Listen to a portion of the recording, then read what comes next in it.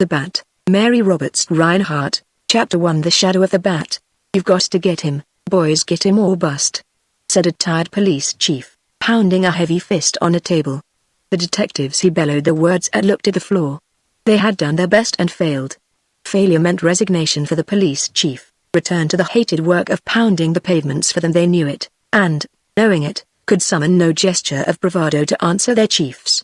Gunmen, thugs, hijackers, loft robbers, murderers, they could get them all in time, but they could not get the man he wanted.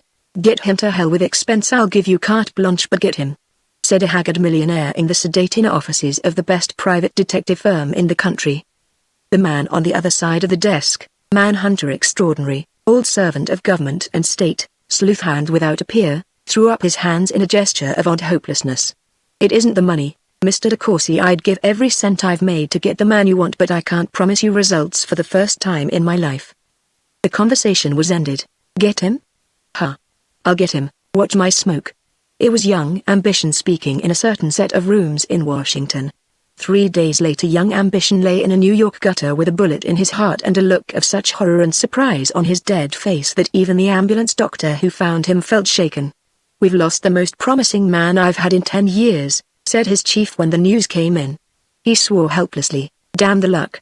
Get him, get him, get him, get him." From 1,000 sources now the clamor arose, press, police, and public alike crying out for the capture of the master criminal of a century, lost voices hounding a spectre down the alleyways of the wind.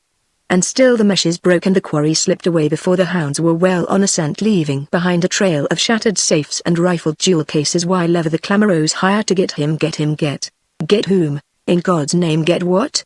Beast, man, or devil? A spectre, a flying shadow, the shadow of a bat. From thieves' hangout to thieves' hangout the word passed along, stirring the underworld like the passage of an electric spark. "There's a bigger guy than Pete Flynn shooting the works, a guy that could have Jim Gunderson for breakfast and not notice he'd it." The underworld heard and waited to be shown. After a little while the underworld began to whisper to itself in tones of awed respect. There were bright stars and flashing comets in the sky of a world of crime, but this new planet rose with the portent of an evil moon. The Bat, they called him the Bat. Like a bat he chose the night hours for his work of rapine. Like a bat he struck and vanished, pouncingly, noiselessly. Like a bat he never showed himself to the face of the day. He'd never been in stir, the bulls had never mugged him. He didn't run with a mob. He played a lone hand, and fenced his stuff so that even the fence couldn't swear he knew his face. Most lone wolves had a mole, at any rate women were their ruin, but if the Bat had a mole, not even the Grapevine Telegraph could locate her. Rat-faced gunmen in the dingy back rooms of saloons muttered over his exploits with bated breath. In tawdrily gorgeous apartments, where gathered the larger figures, the proconsuls of the world of crime, cold, conscienceless brains dissected the work of a colder and swifter brain than theirs, with suave and bitter envy. Evil's 400 chattered, discussed, debated, sent out 1,000 invisible tentacles to clutch at a shadow, to turn this shadow and its distorted genius to their own ends. The tentacles recoiled. Baffled, the Bat worked alone. Not even Evil's 400 could bend him into a willing instrument to execute another's plan. The men higher up waited. They had dealt with lone wolves before and broken them. Some day the Bat would slip and falter, then they would have him. But the weeks passed into months and still the Bat flew free, solitary, untamed, and deadly. At last even his own kind turned upon him. The underworld is like the upper in its fear and distrust of genius that flies alone. But when they turned against him, they turned against a spooky shadow. A cold and bodiless laughter from a pit of darkness answered and mocked at their bungling gestures of hate, and went on, flouting law and lawless alike. Where official trailer and private sleuth had failed, the newspapers might succeed, or so thought the disillusioned young men of the Fourth Estate, the tireless foxes, nose down on the trail of news, the trackers, who never gave up until that news was run to earth. Star reporter, legman, cub, veteran grey in the trade, one and all they tried to pin the Bat like a caught butterfly to the front page of their respective journals. Soon or late each gave up, beaten. He was news, bigger news each week. 1,000 ticking typewriters clicked his adventures. The brief, staccato recital of his career in the morgues of the great dailies grew longer and more incredible each day. But the big news, the scoop of the century, the yearned-for headline, Bat nabbed red-handed, Bat slain in gun duel with police, still eluded the ravenous maw of the linotypes. And meanwhile, Red's score list of his felonies lengthened, and the rewards offered from various sources for any clue which might lead to his apprehension mounted and mounted till they totaled a small fortune.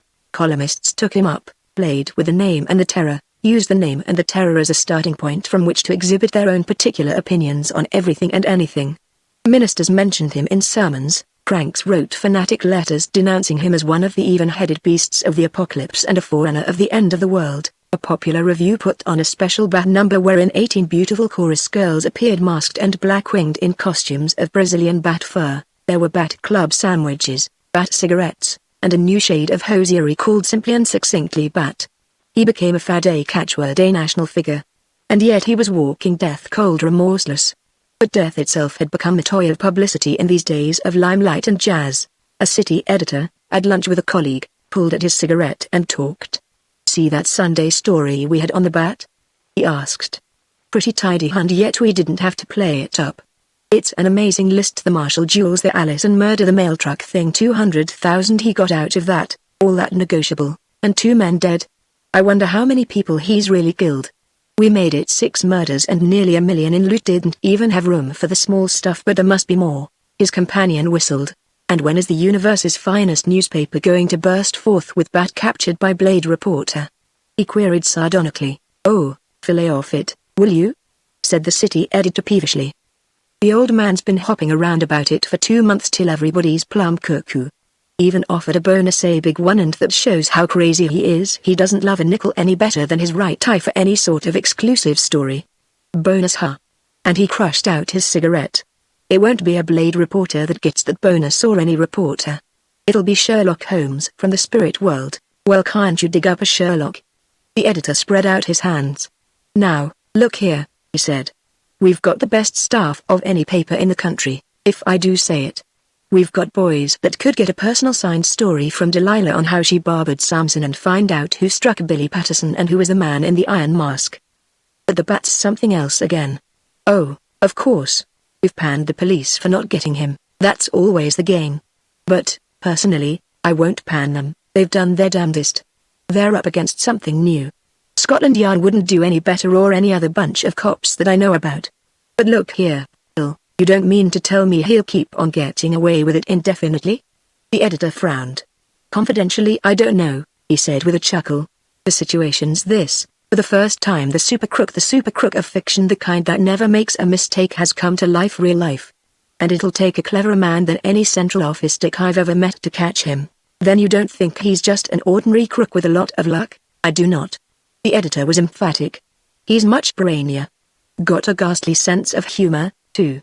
Look at the way he leaves his calling card after every job: a black paper bat inside the Marshall safe, a bat drawn on the wall with a burned match where he jimmied the Cedarburg Bank, a real bat, dead, tacked to the mantelpiece over poor old Allison's body. Oh, he's in a class by himself, and I very much doubt if he was a crook at all for most of his life." "You mean?" "I mean this. The police have been combing the underworld for him. I don't think he comes from there. I think they've got to look higher, up in our world, for a brilliant man with a kink in the brain. He may be a doctor, a lawyer, a merchant, honored in his community by day, good line that, I'll use it sometime, and at night, a bloodthirsty assassin. Deacon Brodie, ever hear of him? There's Scotch deacon that burgled his parishioners' houses on the quiet. Well, that's our man. But my lord, Bill, I know. I've been going around the last month, looking at everybody I knew and thinking, are you the bat? Try it for a while. You'll want to sleep with a light in your room after a few days of it. Look around the university club, that white-haired man over the dignified respectable, is he the bat? Your own lawyer, your own doctor, your own best friend. Can happen, you know. Look at those Chicago boys, the thrill killers. Just brilliant students, likable boys to the people that taught them, and cold-blooded murderers all the same. Bill? You're giving me the shivers, am I? The editor laughed grimly. Think it over. No, it isn't so pleasant. But that's my theory, and I swear I think I'm right. He rose. His companion laughed uncertainly. How about you, Bill? Are you the bat? The editor smiled. See, he said, it's got you already. No, I can prove an alibi. The bat's been laying off the city recently, taking a fling at some of the swell suburbs. Besides, I haven't the brains, I'm free to admit it. He struggled into his coat. Well, let's talk about something else. I'm sick of the bat and his murders. His companion rose as well, but it was evident that the editor's theory had taken firm hold on his mind. As they went out the door together, he recurred to the subject. Honestly, though, Bill, were you serious, really serious, when you said you didn't know of a single detective with brains enough to trap this devil? The editor paused in the doorway. Serious enough, he said. And yet there's one man, I don't know him myself, but from what I've heard of him, he might be able. But what's the use of speculating? I'd like to know all the same, insisted the other, and laughed nervously. We're moving out to the country next week ourselves, right in the Bat's new territory. Well, said the editor, you won't let it go any further? Of course it's just an idea of mine. But if the Bat ever came prowling around our place, the detective I'd try to get in touch with would be. He put his lips close to his companion's ear and whispered a name. The man whose name he whispered, oddly enough, was at that moment standing before his official superior in a quiet room not very far away. Tall, reticently good-looking and well, if inconspicuously, clothed and groomed. He by no means seemed the typical detective that the editor had spoken of so scornfully. He looked something like a college athlete who had kept up his training, something like a pillar of one of the more sedate financial houses. He could assume and discard a dozen manners in as many minutes, but, to the casual observer, the one thing certain about him would probably seem his utter lack of connection with the seamier side of existence. The key to his real secret of life, however, lay in his eyes. When in repose, as now, they were veiled and without unusual quality, but they were the eyes of a man who can wait and a man who can strike. He stood perfectly easy before his chief for several moments before the latter looked up from his papers. Well, Anderson, he said at last, looking up, I got your report on the Wilnery burglary this morning. I'll tell you this about it: if you do a neater and quicker job in the next 10 years, you can take this desk away from me. I'll give it to you. As it is, your name's gone up for promotion today. You deserved it long ago. Thank you, sir, replied the tall man quietly, but I had luck with that case. Of course you had luck, said the chief. Sit down, won't you, and have a cigar if you can stand my brand. Of course you had luck, Anderson, but that isn't the point. It takes a man with brains to use a piece of luck as you used it. I've waited a long time here for a man with your sort of brains and, by Judas, for a while I thought they were all as dead as Pinkerton. But now I know there's one of them alive at any rate, and it's a hell of a relief. Thank you, sir, said the tall man, smiling and sitting down. He took a cigar and lit it. That makes it easier, so you're telling me that? Because I've come to ask a favor. All right, responded the chief promptly. Whatever it is, it's granted. Anderson smiled again. You'd better hear what it is first, sir. I don't want to put anything over on you. Try it, said the chief. What is it? Vacation? Take as long as you like within reason. You've earned it. I'll put it through today. Anderson shook his head. No sir, I don't want a vacation. Well, said the chief impatiently. Promotion? I've told you about that. Expense money for anything. Fill out a voucher and I'll okay it. Be best man at your wedding by Judas. I'll even do that. Anderson laughed. No, sir, I'm not getting married and I'm pleased about the promotion, of course, but it's not that. I want to be assigned to a certain case, that's all. The chief's look grew searching. He said. Well, as I say, anything within reason. What case do you want to be assigned to? The muscles of Anderson's left hand tensed on the arm of his chair. He looked squarely at the chief. I want a chance at the Bat, he replied slowly. The chief's face became expressionless. I said anything within reason, he responded softly, regarding Anderson keenly. I want a chance at the Bat, repeated Anderson stubbornly. If I've done good work so far, I want a chance at the Bat. The chief drummed on the desk. Annoyance and surprise were in his voice when he spoke. But look here, Anderson, he burst out finally. Anything else and I'll bet what's the use? I said a minute ago, you had brains, but now, by Judas, I doubt it. If anyone else wanted a chance at the Bat, I'd give it to them and gladly. I'm hard-boiled. But you're too valuable a man to be thrown away. I'm no more valuable than Wentworth would have been. Maybe not, and look what happened to him. A bullet hole in his heart and 30 years of work that he might have done thrown away. No, Anderson, I've found 2 first-class men since I've been at this desk, Wentworth and you. He asked for his chance, I gave it to him, turned him over to the government and lost him. Good detectives aren't so plentiful that I can afford to lose you both. Wentworth was a friend of mine, said Anderson softly. His knuckles were white dints in the hand that gripped the chair. Ever since the Bat got him, I've wanted my chance. Now my other work's cleaned up and I still want it, but I tell you, began the chief in tones of high exasperation. Then he stopped and looked at his protégé. There was a silence for a time. Oh, well, said the chief finally in a hopeless voice. Go ahead, commit suicide. I'll send you a Gates, a jar and a card. Here lies a damn fool who would have been a great detective if he hadn't been so pig-headed. Go ahead. Anderson rose. Thank you, sir," he said in a deep voice. His eyes had light in them now. "I can't thank you enough, sir." "Don't try," grumbled the chief. "If I weren't as much of a damn fool as you are, I wouldn't let you do it. And if I weren't so damn old, I'd go after the slippery devil myself and let you sit here and watch me get brought in with an infernal paper bat pinned where my shield ought to be. The bat's supernatural, Anderson. You haven't a chance in the world, but it does me good all the same to shake hands with a man with brains and nerve," and he solemnly wrung Anderson's hand in an iron grip. Anderson smiled. "The cagiest bat flies once too often," he said. "I'm not promising anything, Chief, but maybe," said the chief. "Now wait a minute, keep your shirt on, you're not going out bat hunting this minute, you know, sir?" "Well, you're not," said the chief decidedly. "I've still some little respect for my own intelligence, and it tells me to get all the work out of you I can, before you start wild goose chasing after this bat out of hell. The first time he's heard of again, and it shouldn't be long from the fast way he works you're assigned to the case. That's understood. Till then, you do what I tell you and it'll be work, believe me." "All right, sir," Anderson laughed and turned to the door.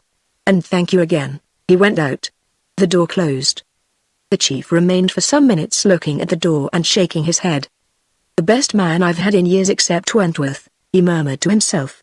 "And throwing himself away to be killed by a cold-blooded devil that nothing human can catch you getting old, John Grogan. But, Judas, you can't blame him, can you?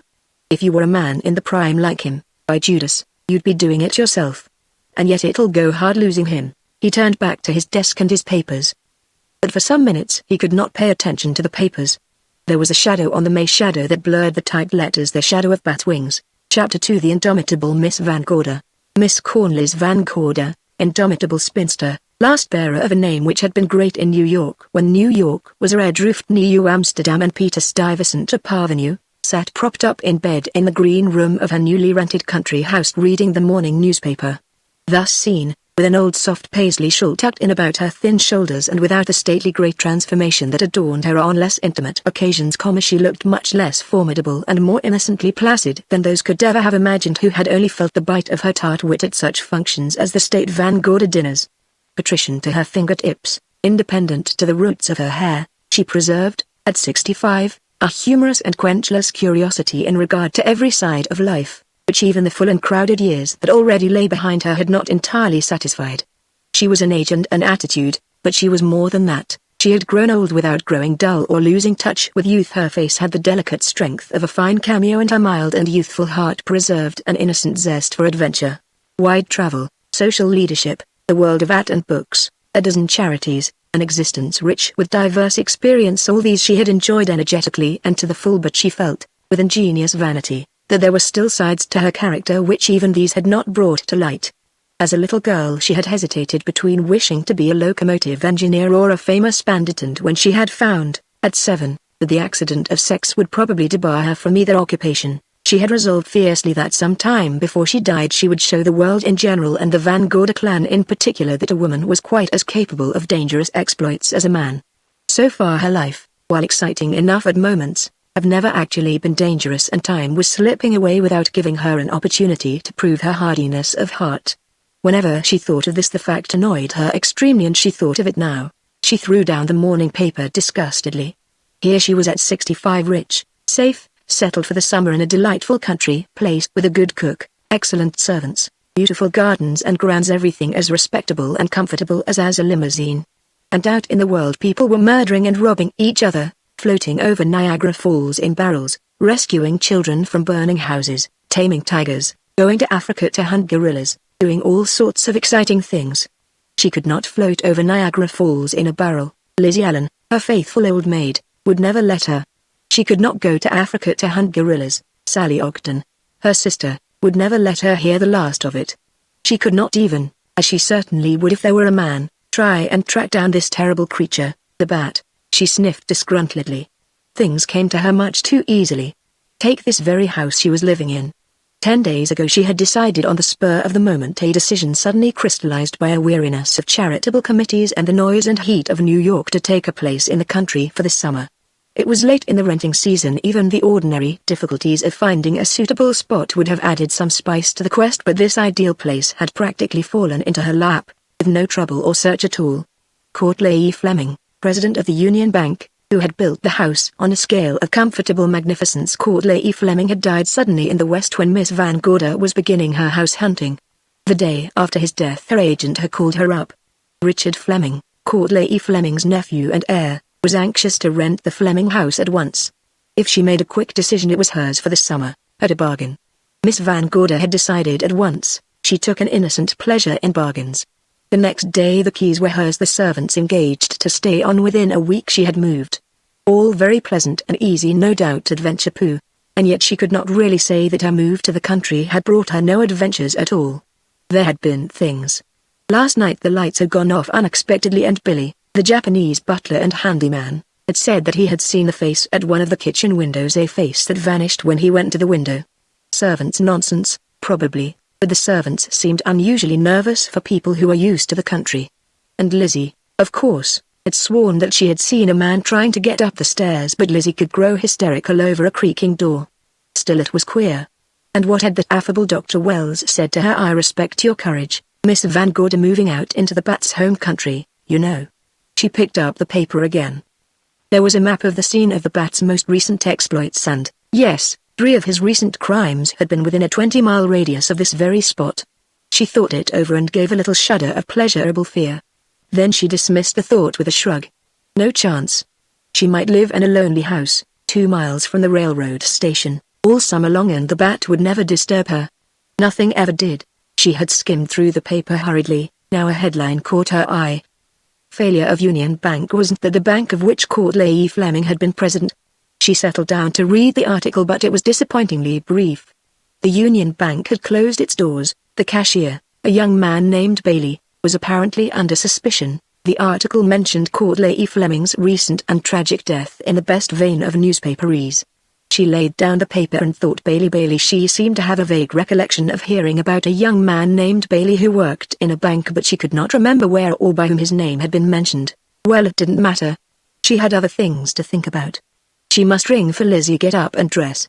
The bright morning sun, streaming in through the long window, made lying in bed an old woman's luxury, and she refused to be an old woman, though the worst old woman I ever knew was a man. She thought with a satiric twinkle. She was glad Sally's daughter, young Dale Ogden, was here in the house with her. The companionship of Dale's bright youth would keep her from getting old womanish if anything could. She smiled, thinking of Dale. Dale was a nice child, her favorite niece. Sally didn't understand her, of course, but Sally wouldn't. Sally read magazine articles on the younger generation and its wild ways. Sally doesn't remember when she was a younger generation herself, thought Miss Cornelia. But I do, and if we didn't have automobiles, we had buggies, and youth doesn't change its ways just because it has cut its hair. Before Mr. and Mrs. Ogden left for Europe, Sally had talked to her sister Cornelia. Long and weightily, on the problem of Dale. Problem of Dale, indeed, thought Miss Cornelia scornfully. Dale's the nicest thing I've seen in some time. She'd be 10 times happier if Sally wasn't always trying to marry her off to some young snip with more of what fools call eligibility than brains. But there, Cornelia Van Gorder, Sally's given you your innings by rampaging off to Europe and leaving Dale with you all summer, and you've a lot less sense than I flatter myself you have, if you can't give your favorite niece a happy vacation from all her immediate family and maybe find her someone who'll make her happy for good and all in the bargain. Miss Cornelia was an incorrigible matchmaker. Nevertheless, she was more concerned with the problem of Dale than she would have admitted. Dale, at her age, with her charm and beauty, why, she ought to behave as if she were walking on air, thought her aunt worriedly. And instead she acts more as if she were walking on pins and needles. She seems to like being here. I know she likes me. I'm pretty sure she's just as pleased to get a little holiday from Sally and Harry. She amuses herself. She falls in with any plan I want to make. And yet Dale was not happy. Miss Cornelia felt sure of it. It isn't natural for a girl to seem so lackluster and quiet at her age, and she's nervous, too, as if something were preying on her mind, particularly these last few days.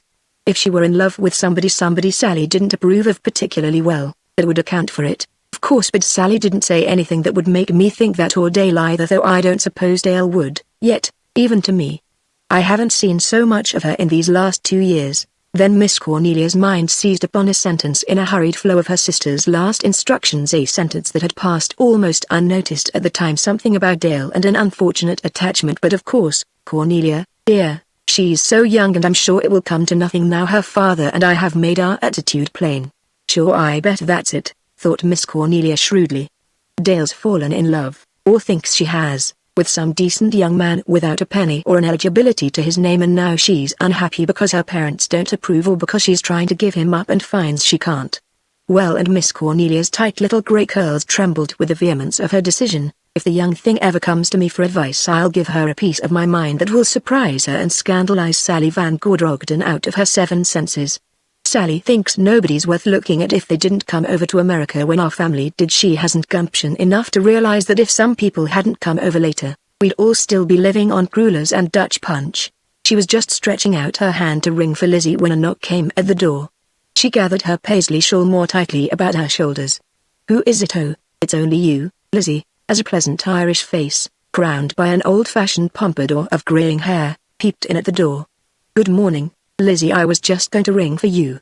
Has Miss Dale had breakfast? I know it's shamefully late." "Good morning, Miss Nearly," said Lizzie, "and a lovely morning it is, too, if that was all of it," she added somewhat tartly as she came into the room with a little silver tray whereupon the morning mail reposed. We have not yet described Lizzie Allen, and she deserves description. A fixture in the Van Gorder household since her 16th year, she had long ere now attained the dignity of a tradition. The slip of a colleen fresh from Kerry had grown old with her mistress, until the casual bond between mistress and servant had changed into something deeper, more in keeping with a better-mannered age than ours. One could not imagine Miss Cornelia without a Lizzie to grumble at and cherish, or Lizzie without a Miss Cornelia to baby and scold with the privileged frankness of such old family servitors. The two were at once a contrast and a complement. 50 years of American ways had not shaken Lizzie's firm belief in banshees and leprechauns or tamed her wild Irish tongue. 50 years of Lizzie had not altered Miss Cornelia's attitude of fond exasperation with some of Lizzie's more startling eccentricities. Together they may have been, as one of the younger Van Gorder cousins had irreverently put it, a scream, but apart each would have felt lost without the other. "Now what do you mean if that were all of it, Lizzie?"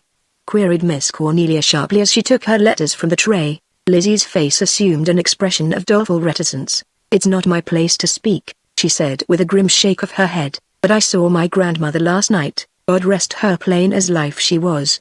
The way she looked when they waked her, and if it was my doing we'd be leaving this house this hour. Cheese pudding for supper. Of course you saw your grandmother," said Miss Cornelia crisply, slitting open the first of her letters with a paper knife. "Nonsense, Lizzie. I'm not going to be scared away from an ideal country place because you happen to have a bad dream. Was it a bad dream I saw on the stairs last night when the lights went out and I was looking for the candles?" said Lizzie heatedly. "Was it a bad dream that ran away from me and out the back door, as fast as Paddy's pig?"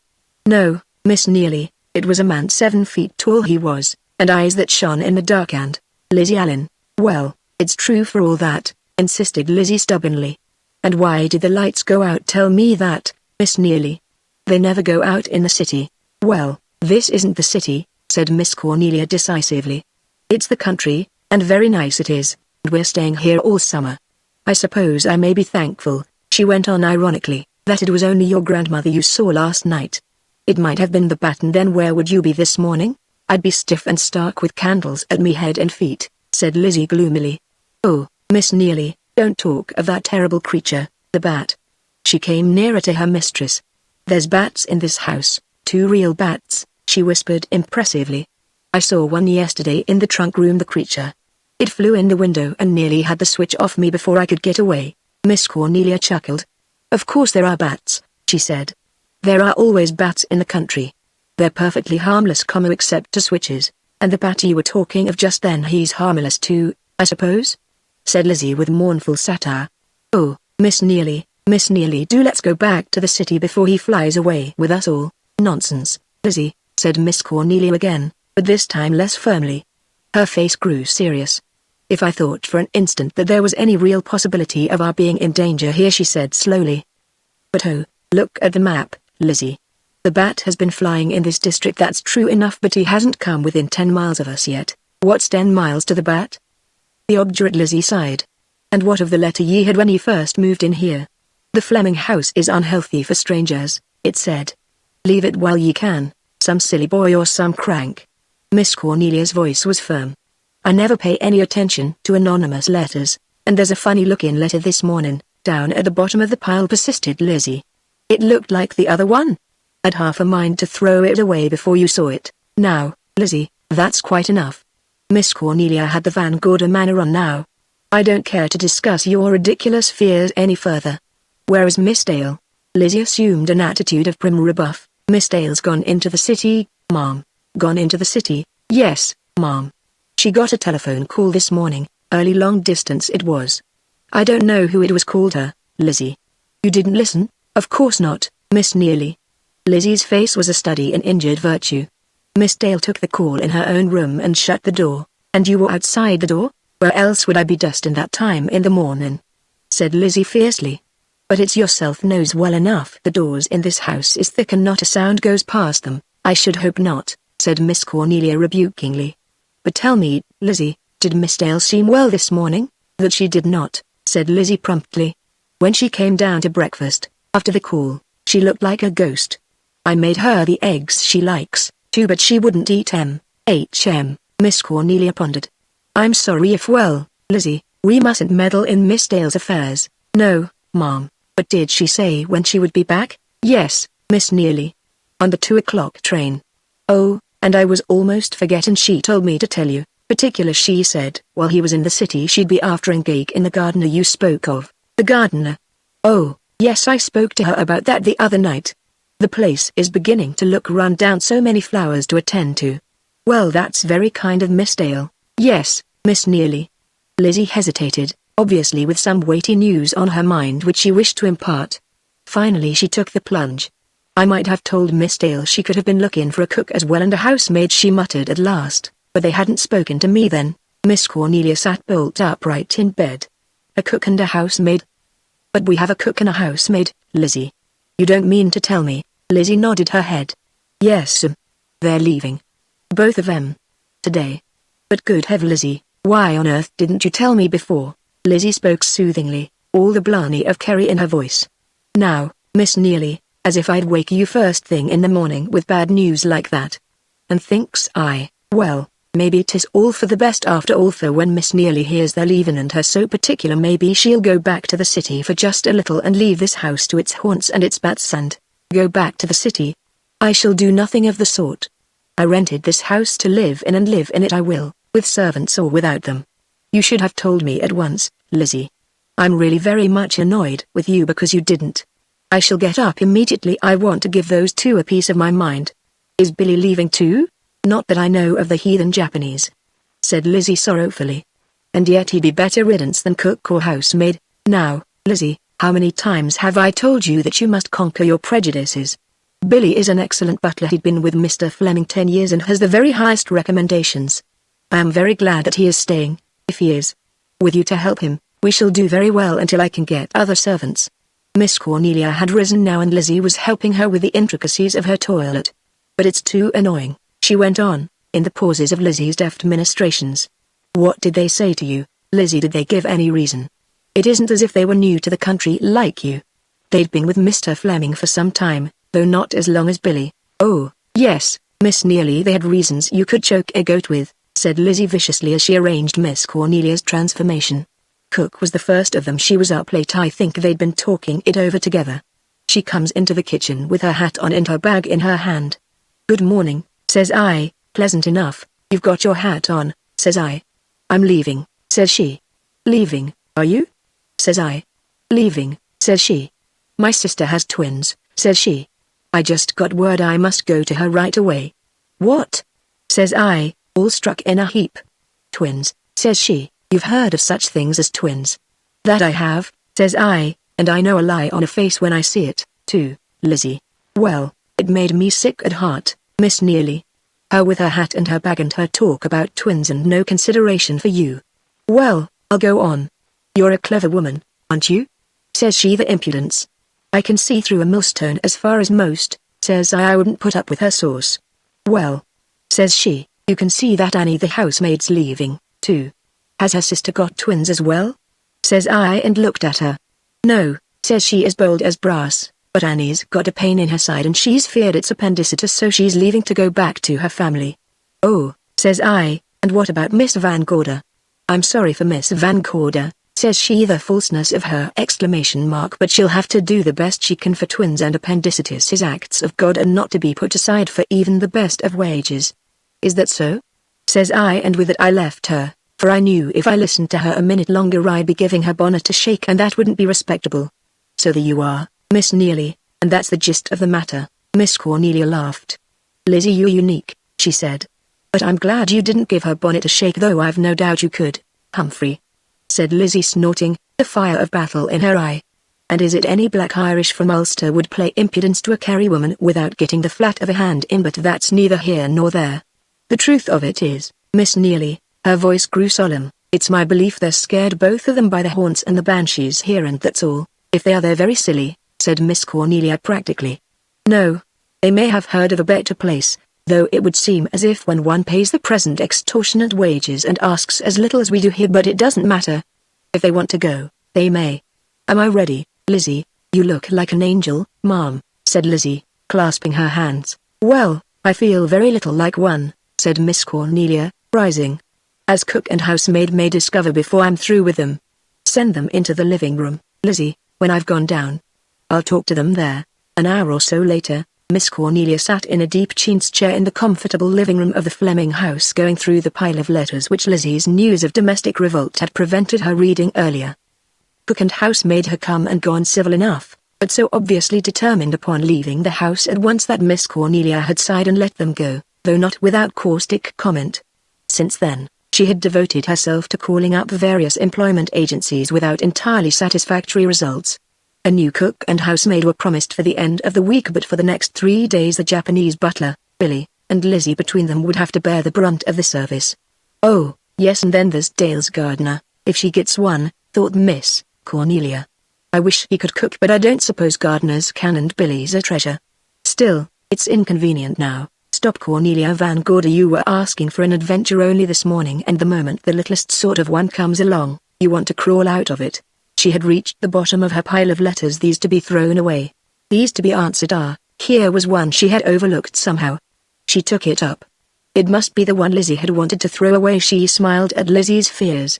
The address was badly typed. On cheap paper she tore the envelope open and drew out a single unsigned sheet. If you stay in this house any longer, death. Go back to the city at once and save your life. Her fingers trembled a little as she turned the missive over, but her face remained calm. She looked at the envelope at the postmark while her heart thudded uncomfortably for a moment and then resumed its normal beat.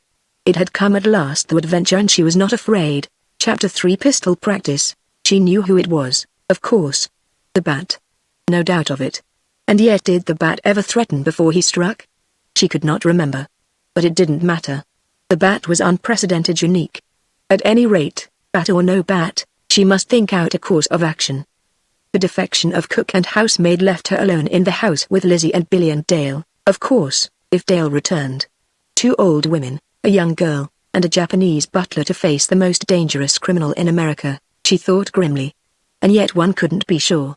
The threatening letter might be only a joke, a letter from a crank after all. Still, she must take precautions, look for aid somewhere. But where could she look for aid? She ran over in her mind the new acquaintances she had made since she moved to the country. There was Dr. Wells, the local physician, who had joked with her about moving into the bat's home territory. He seemed an intelligent man, but she knew him only slightly. She couldn't call a busy doctor away from his patients to investigate something which might only prove to be a mare's nest. The boys Dale had met at the country club. Humphrey. She sniffed. I'd rather trust my gumption than any of theirs. The logical person to call on, of course, was Richard Fleming, Courtleigh Fleming's nephew and heir, who had rented her the house. He lived at the country club. She could probably reach him now. She was just on the point of doing so when she decided against it, partly from delicacy, partly from an indefinable feeling that he would not be of much help.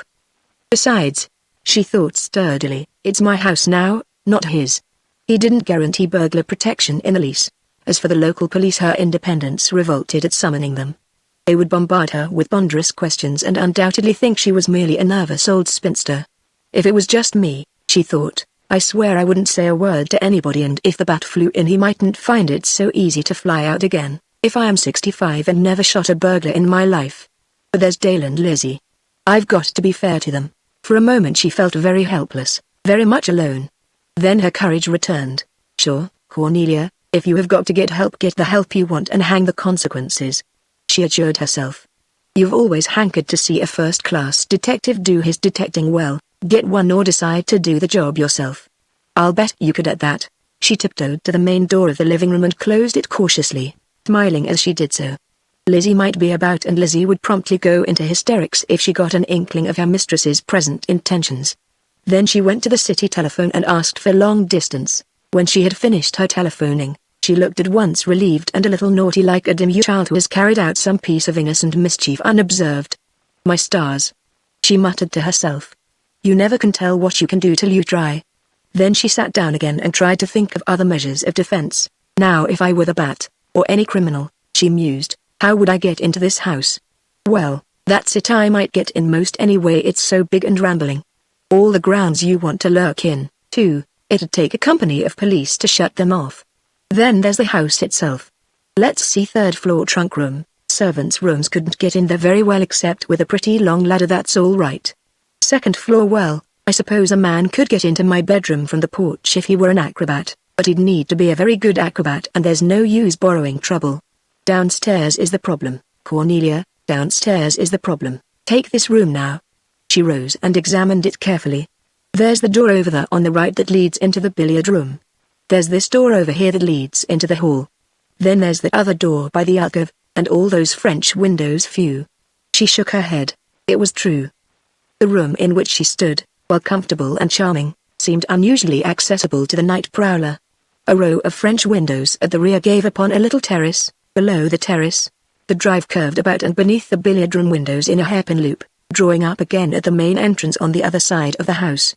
At the left of the French windows, if one faced the terrace as Miss Cornelia was doing, was the alcove door of which she spoke. When open, it disclosed a little alcove, almost entirely devoted to the foot of a flight of stairs that gave direct access to the upper regions of the house. The alcove itself opened on one side upon the terrace and upon the other into a large butler's pantry. The arrangement was obviously designed so that, if necessary, one could pass directly from the terrace to the downstairs service quarters or the second floor of the house without going through the living room, and so that trays could be carried up from the pantry by the side stairs without using the main staircase. The middle pair of French windows were open, forming a double door. Miss Cornelia went over to them, shut them, tried the locks. Humphrey. Flimsy enough, she thought. Then she turned toward the billiard room. The billiard room, as has been said, was the last room to the right in the main wing of the house. A single door led to it from the living room. Miss Cornelia passed through this door, glanced about the billiard room, noting that most of its windows were too high from the ground to greatly encourage a marauder. She locked the only one that seemed to her particularly tempting, the billiard room window on the terrace side of the house. Then she returned to the living room and again considered her defenses. 3 points of access from the terrace to the house: the door that led into the alcove, the French windows of the living room, the billiard room window. On the other side of the house there was the main entrance, the porch, the library and dining room windows. The main entrance led into a hall living room, and the main door of the living room was on the right as one entered, the dining room and library on the left, main staircase in front. My mind is starting to go round like a pinwheel, thinking of all those windows and doors, she murmured to herself.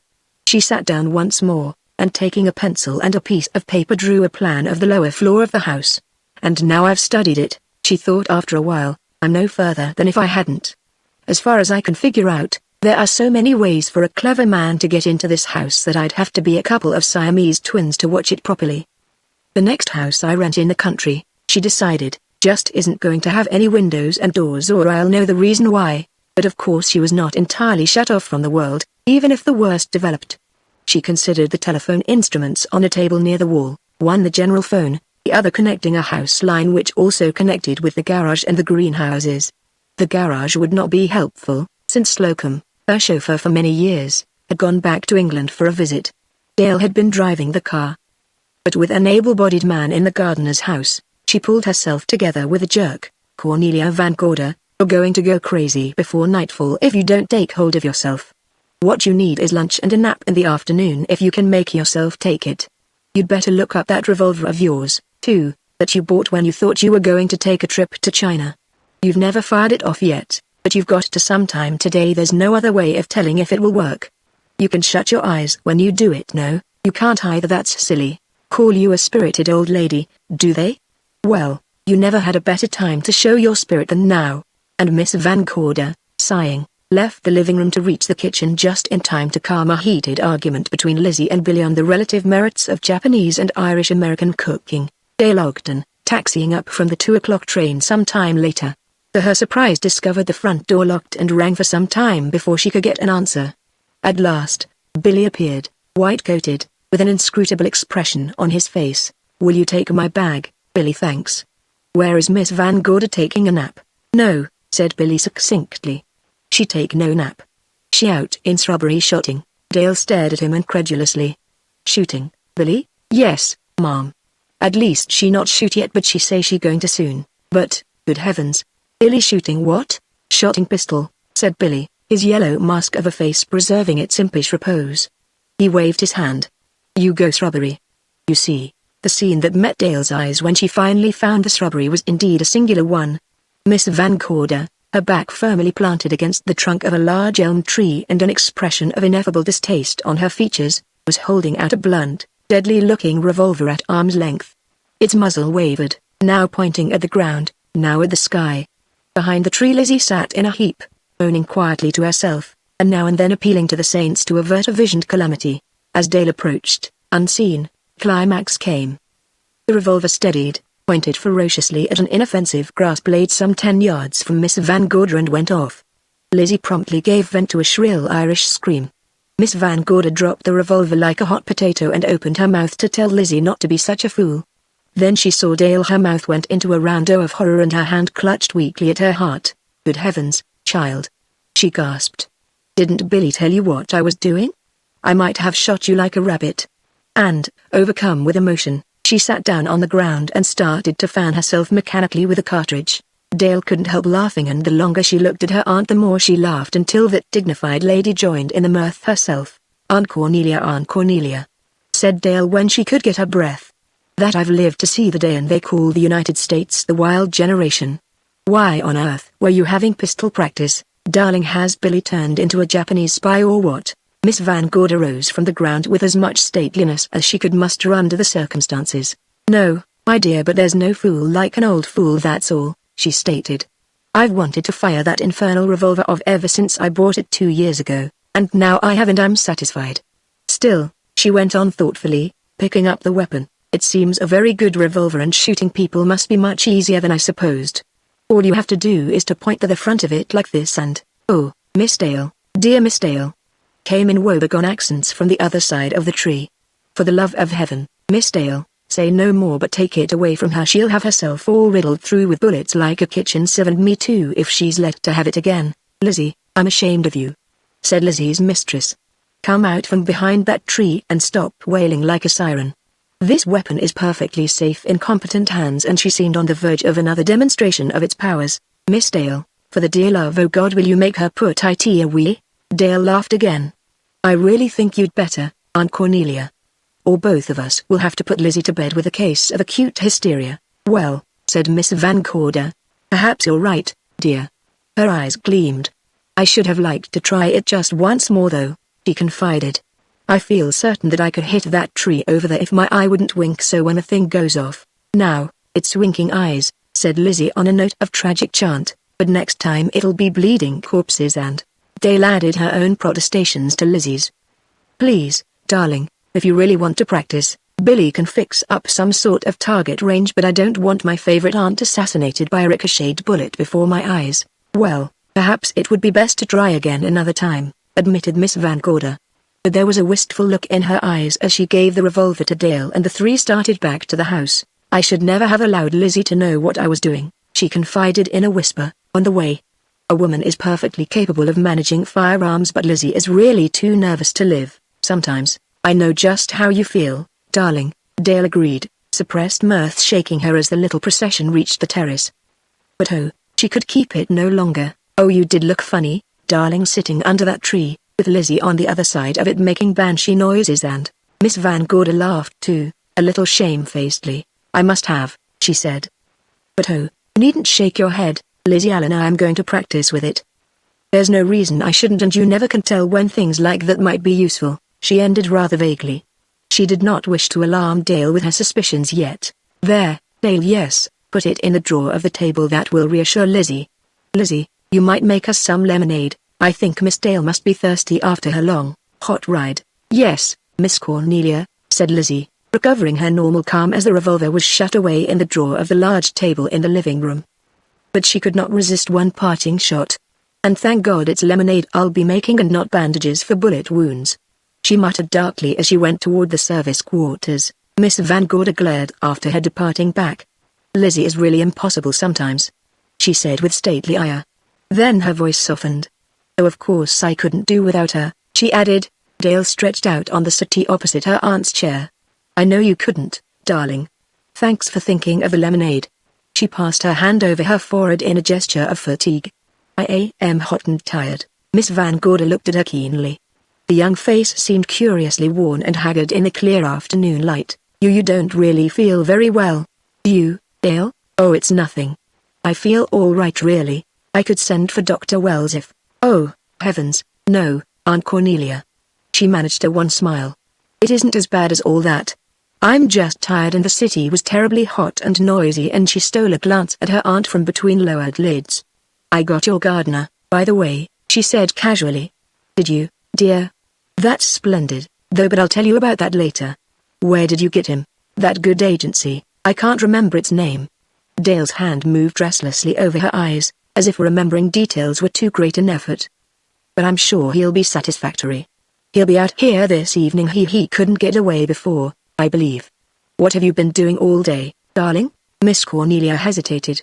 Now that Dale had returned, she suddenly wanted very much to talk over the various odd happenings of the day with her, get the support of her youth and her common sense. Then that independence which was so firmly rooted a characteristic of hers restrained her. No use worrying the child unnecessarily, they all might have to worry enough before tomorrow morning. She compromised. We have had a domestic upheaval, she said. The cook and the housemaid have left. If you'd only waited till the next train you could have had the pleasure of their company into town. Aunt Cornelia, how exciting. I'm so sorry. Why do they leave? Why do servants ever leave a good place? Asked Miss Cornelia grimly. Because if they had sense enough to know when they were well off, they wouldn't be servants. Anyhow, they've gone. We'll have to depend on Lizzie and Billy the rest of this week. I telephoned, but they couldn't promise me any others before Monday, and I was in town and could have seen people for you if I'd only known, said Dale remorsefully. Only, she hesitated, I mightn't have had time. At least I mean there were some other things I had to do, besides getting the gardener. And she rose.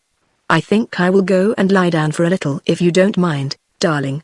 Miss Van Gorder was concerned. Of course I don't mind, but won't you even have your lemonade? Oh, I'll get some from Lizzie in the pantry before I go up. Dale managed to laugh. I think I must have a headache after all, she said. Maybe I'll take an aspirin. Don't worry, darling, I shan't. I only wish there was something I could do for you, my dear. Dale stopped in the alcove doorway.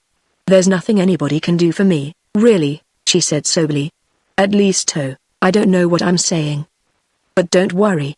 I'm quite all right. I may go over to the country club after dinner and dance. Won't you come with me, Aunt Cornelia? Depends on your escort, said Miss Cornelia tartly. If our landlord, Mr. Richard Fleming, is taking you, I certainly shall. I don't like his looks and never did. Dale laughed. Oh, he's all right, she said. Drinks a good deal and wastes a lot of money, but harmless enough.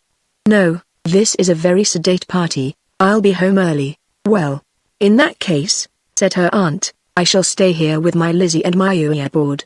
Lizzie deserves some punishment for the very cowardly way she behaved this afternoon, and the board will furnish it. She's scared to death to touch the thing. I think she believes it's alive. Well, maybe I'll send you a message on it from the country club, said Dale lightly. She had paused, halfway up the flight of side stairs in the alcove, and her aunt noticed how her shoulders drooped, belying the lightness of her voice. Oh, she went on, by the way, have the afternoon papers come yet? I didn't have time to get one when I was rushing for the train. I don't think so, dear, but I'll ask Lizzie. Miss Cornelia moved toward a bell push. Oh, don't bother, it doesn't matter. Only if they have, would you ask Lizzie to bring me one when she brings up the lemonade? I want to read about the bat. He fascinates me. There was something else in the paper this morning, said Miss Cornelia idly. Oh, yes, the Union Bank. The bank Mr. Fleming, Sr., was president of has failed. They seem to think the cashier robbed it. Did you see that, Dale? The shoulders of the girl on a staircase straightened suddenly. Then they drooped again. Yes, I saw it, she said in a queerly colorless voice. Too bad. It must be terrible to have everyone suspect you and hunt you, as I suppose they're hunting that poor cashier. Well, said Miss Cornelia, a man who wrecks a bank deserves very little sympathy to my way of thinking. But they're now old-fashioned. Well, dear, I won't keep you. Run along, and if you want an aspirin, there's a box in my top bureau drawer. Thanks, darling. Maybe I'll take one and maybe I won't. All I really need is to lie down for a while. She moved on up the staircase and disappeared from the range of Miss Cornelia's vision, leaving Miss Cornelia to ponder many things. Her trip to the city had done Dale no good, of a certainty. If not actually ill, she was obviously under some considerable mental strain. And why this sudden interest, first in the bat, then in the failure of the Union Bank? Was it possible that Dale, too, had been receiving threatening letters? I'll be glad when that gardener comes, she thought to herself. He'll make a man in the house at any rate. When Lizzie at last came in with the lemonade, she found her mistress shaking her head. Cornelia, Cornelia, she was murmuring to herself, you should have taken to pistol practice when you were younger. It just shows how children waste their opportunities. Chapter 4. The storm gathers. The long summer afternoon wore away, sunset came, red and angry, a sunset presaging storm. A chill crept into the air with the twilight. When night fell, it was not a night of silver patterns in sky, but a dark and cloudy cloak where a few stars glittered fitfully. Miss Cornelia, at dinner, saw a bat swoop past the window of the dining room in its scurrying flight, and narrowly escaped oversetting her glass of water with a nervous start. The tension of waiting for some vague menace which might not materialize after all had begun to prey on her nerves. She saw Dale off to the country club with relief. The girl looked a little better after her nap. She was still not her normal self. When Dale was gone, she wandered restlessly for some time between living room and library, now giving an unnecessary dusting to a piece of bric-a-brac with her handkerchief, now taking a book from one of the shelves in the library only to throw it down before she read a page. This house was queer. She would not have admitted it to Lizzie, for her soul's salvation, but, for the first time in her sensible life, she listened for creakings of woodwork, rustling of leaves, stealthy steps outside, beyond the safe, bright squares of the windows for anything that was actual, tangible, not merely formless fear. There's too much room in the country for things to happen to you, she confided to herself with a shiver. Even the night, whenever I look out, it seems to me as if the night were 10 times bigger and blacker than it ever is in New York. To comfort herself, she mentally rehearsed her telephone conversation of the morning, the conversation she had not mentioned to her household. At the time it had seemed to her most reassuring, the plans she had based upon it adequate and sensible in the normal light of day. But now the light of day had been blotted out, and with it her security. Her plans seemed weapons of paper against the sinister might of the darkness beyond her windows. A little wind wailed somewhere in that darkness like a beaten child beyond the hills. Thunder rumbled, drawing near, and with it lightning and the storm. She made herself sit down in the chair beside her favorite lamp on the center table and take up her knitting with stiff fingers. Knit to purl to her hands fell into the accustomed rhythm. Mackenacle's spy, peering in through the French windows, would have deemed her the picture of calm. But she had never felt less calm in all the long years of her life. She wouldn't ring for Lizzie to come and sit with her, she simply wouldn't. But she was very glad, nevertheless, when Lizzie appeared at the door. Miss Nearly. Yes, Lizzie. Miss Cornelia's voice was composed, but her heart felt a throb of relief. Can I sit in here with you, Miss Nearly, just a minute? Lizzie's voice was plaintive. I've been sitting out in the kitchen watching that Jap read his funny newspaper the wrong way and listening for ghosts till I'm nearly crazy. Why, certainly, Lizzie, said Miss Cornelia primly. Though, she added doubtfully, I really shouldn't pamper your absurd fears, I suppose, but, oh, please, Miss Nearly. Very well, said Miss Cornelia brightly. You can sit here, Lizzie, and help me work the Ouija board. That will take your mind off listening for things. Lizzie groaned. You know I'd rather be shot than touch that uncanny Ouija, she said dolefully.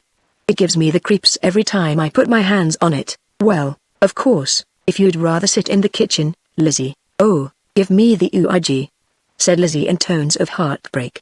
I'd rather be shot and stabbed than stay in the kitchen any more. Very well, said Miss Cornelia, it's your own decision, Lizzie, remember that. Her needles clicked on. I'll just finish this row before we start, she said. You might call out the light company in the meantime, Lizzie. There seems to be a storm coming up and I want to find out if they intend to turn out the lights tonight as they did last night. Tell them I find it most inconvenient to be left without light that way. It's worse than inconvenient, muttered Lizzie. It's criminal, that's what it is, turning off all the lights in a haunted house. Like this one. As if spooks wasn't bad enough with the lights on, Lizzie. Yes, Miss Neely. I wasn't going to say another word. She went to the telephone. Miss Cornelia knitted on knit to purl to. In spite of her experiments with the Ouija board, she didn't believe in ghosts, and yet there were things one couldn't explain by logic. Was there something like that in this house? A shadow walking the corridors, a vague shape of evil, drifting like mist from room to room, till its cold breath whispered on one's back, and there. She had ruined her knitting. Last 2 rows would have to be ripped out. That came of mooning about ghosts like a ninny. She put down the knitting with an exasperated little gesture. Lizzie had just finished her telephoning and was hanging up the receiver. Well, Lizzie, yes'm, said the latter, glaring at the phone. That's what he says. They turned off the lights last night because there was a storm threatening. He says it burns out their fuses if they leave them on in a storm. A louder roll of thunder punctuated her words. There, said Lizzie. They'll be going off again tonight. She took an uncertain step toward the French windows. Humphrey, said Miss Cornelia, I hope it will be a dry summer. Her hands tightened on each other. Darkness inside this house of whispers to match with the darkness outside. She forced herself to speak in a normal voice. Ask Billy to bring some candles, Lizzie, and have them ready. Lizzie had been staring fixedly at the French windows. At Miss Cornelia's command she gave a little jump of terror and moved closer to her mistress. You're not going to ask me to go out in that hall alone? She said in a hurt voice. It was too much. Miss Cornelia found vent for her feelings in crisp exasperation. What's the matter with you anyhow, Lizzie Allen? The nervousness in her own tones infected Lizzie's. She shivered frankly. Oh, Miss Neely, she pleaded. I don't like it. I want to go back to the city. Miss Cornelia braced herself. I have rented this house for 4 months and I am going to stay, she said firmly. Her eyes sought Lizzie's, striving to pour some of her own inflexible courage into the latter's quaking form. But Lizzie would not look at her. Suddenly she started and gave a low scream. There's somebody on the terrace. She breathed in a ghastly whisper, clutching at Miss Cornelia's arm. For a second Miss Cornelia sat frozen. Then, don't do that, she said sharply. What nonsense. But she looked over her shoulder as she said it, and Lizzie saw the look. Both waited, in pulsing stillness. 1 second too. I guess it was the wind, said Lizzie at last, relieved, her grip on Miss Cornelia relaxing. She began to look a trifle ashamed of herself, and Miss Cornelia seized the opportunity. You were born on a brick pavement, she said crushingly. You get nervous out here at night whenever a cricket begins to sing or scrape his legs or whatever it is they do. Lizzie bowed before the blast of her mistress's scorn and began to move gingerly toward the alcove door. But obviously she was not entirely convinced. Oh, it's more than that, Miss Neely, she mumbled. Miss Cornelia turned to her fiercely. If Lizzie was going to behave like this, they might as well have it out now between them before Dale came home. What did you really see last night? She said in a monitory voice. The instant relief on Lizzie's face was ludicrous. She so obviously preferred discussing any subject at any length to braving the dangers of the other part of the house unaccompanied. I was standing right there at the top of the staircase, she began, gesticulating toward the alcove stairs in the manner of one who embarks upon the narration of an epic. Standing there with your switch in my hand, Miss Neely, and then I looked down and, her voice dropped, I saw a gleaming eye. It looked at me and winked. I tell you this house is haunted. A flirtatious ghost? Queried Miss Cornelia skeptically. She snorted. Humphrey. Why didn't you yell? I was too scared to yell. And I'm not the only one. She started to back away from the alcove, her eyes still fixed upon its haunted stairs. Why do you think the servants left so sudden this morning? She went on. Do you really believe the housemaid had appendicitis? Or the cook's sister had twins? She turned and gestured at her mistress with a long, pointed forefinger. Her voice had a note of doom. I'd better send the cook never had any sister and the sister never had any twins, she said impressively. No, Miss Neely, they couldn't put it over on me like that. They were scared away. They saw it, she concluded her epic and stood nodding her head, an Irish Cassandra who had prophesied the evil to come. Fiddlesticks, said Miss Cornelia briskly, more shaken by the recital than she would have admitted. She tried to think of another topic of conversation. What time is it? She asked. Lizzie glanced at the mantel clock. 10:30, Miss Neely. Miss Cornelia yawned, a little dismally. She felt as if the last 2 hours had not been hours but years. Miss Dale won't be home for half an hour, she said reflectively. And if I have to spend another 30 minutes listening to Lizzie shiver, she thought, Dale will find me a nervous wreck when she does come home. She rolled up her knitting and put it back in her knitting bag. It was no use going on, doing work that would have to be ripped out again, and yet she must do something to occupy her thoughts. She raised her head and discovered Lizzie returning toward the alcove stairs with the stealthy tread of a panther. The sight exasperated her. "Now, Lizzie Allen," she said sharply, "you forget all that superstitious nonsense and stop looking for ghosts. There's nothing in that sort of thing." She smiled. She would punish Lizzie for her obdurate timorousness. "Where's that Ouija board?" she questioned, rising, with determination in her eye. Lizzie shuddered violently. "It's up there with a prayer book on it to keep it quiet," she groaned, jerking her thumb in the direction of the farther bookcase. "Bring it here," said Miss Cornelia implacably. Then, as Lizzie still hesitated, Lizzie, shivering, every movement of her body a conscious protest, Lizzie slowly went over to the bookcase, lifted off the prayer book, and took down the Ouija board. Even then she would not carry it normally but bore it over to Miss Cornelia at arm's length, as if any closer contact would blast her with lightning, her face a comic mask of loathing and repulsion. She placed the lettered board in Miss Cornelia's lap with a sigh of relief. "You can do it yourself. I'll have none of it," she said firmly. "It takes two people and you know it, Lizzie Allen." Miss Cornelia's voice was stern but it was also amused. Lizzie groaned, but she knew her mistress. She obeyed. She carefully chose the farthest chair in the room and took a long time bringing it over to where her mistress sat waiting. "I've been working for you for 20 years, she muttered. "I've been your goat for 20 years and I've got a right to speak my mind." Miss Cornelia cut her off. "You haven't got a mind.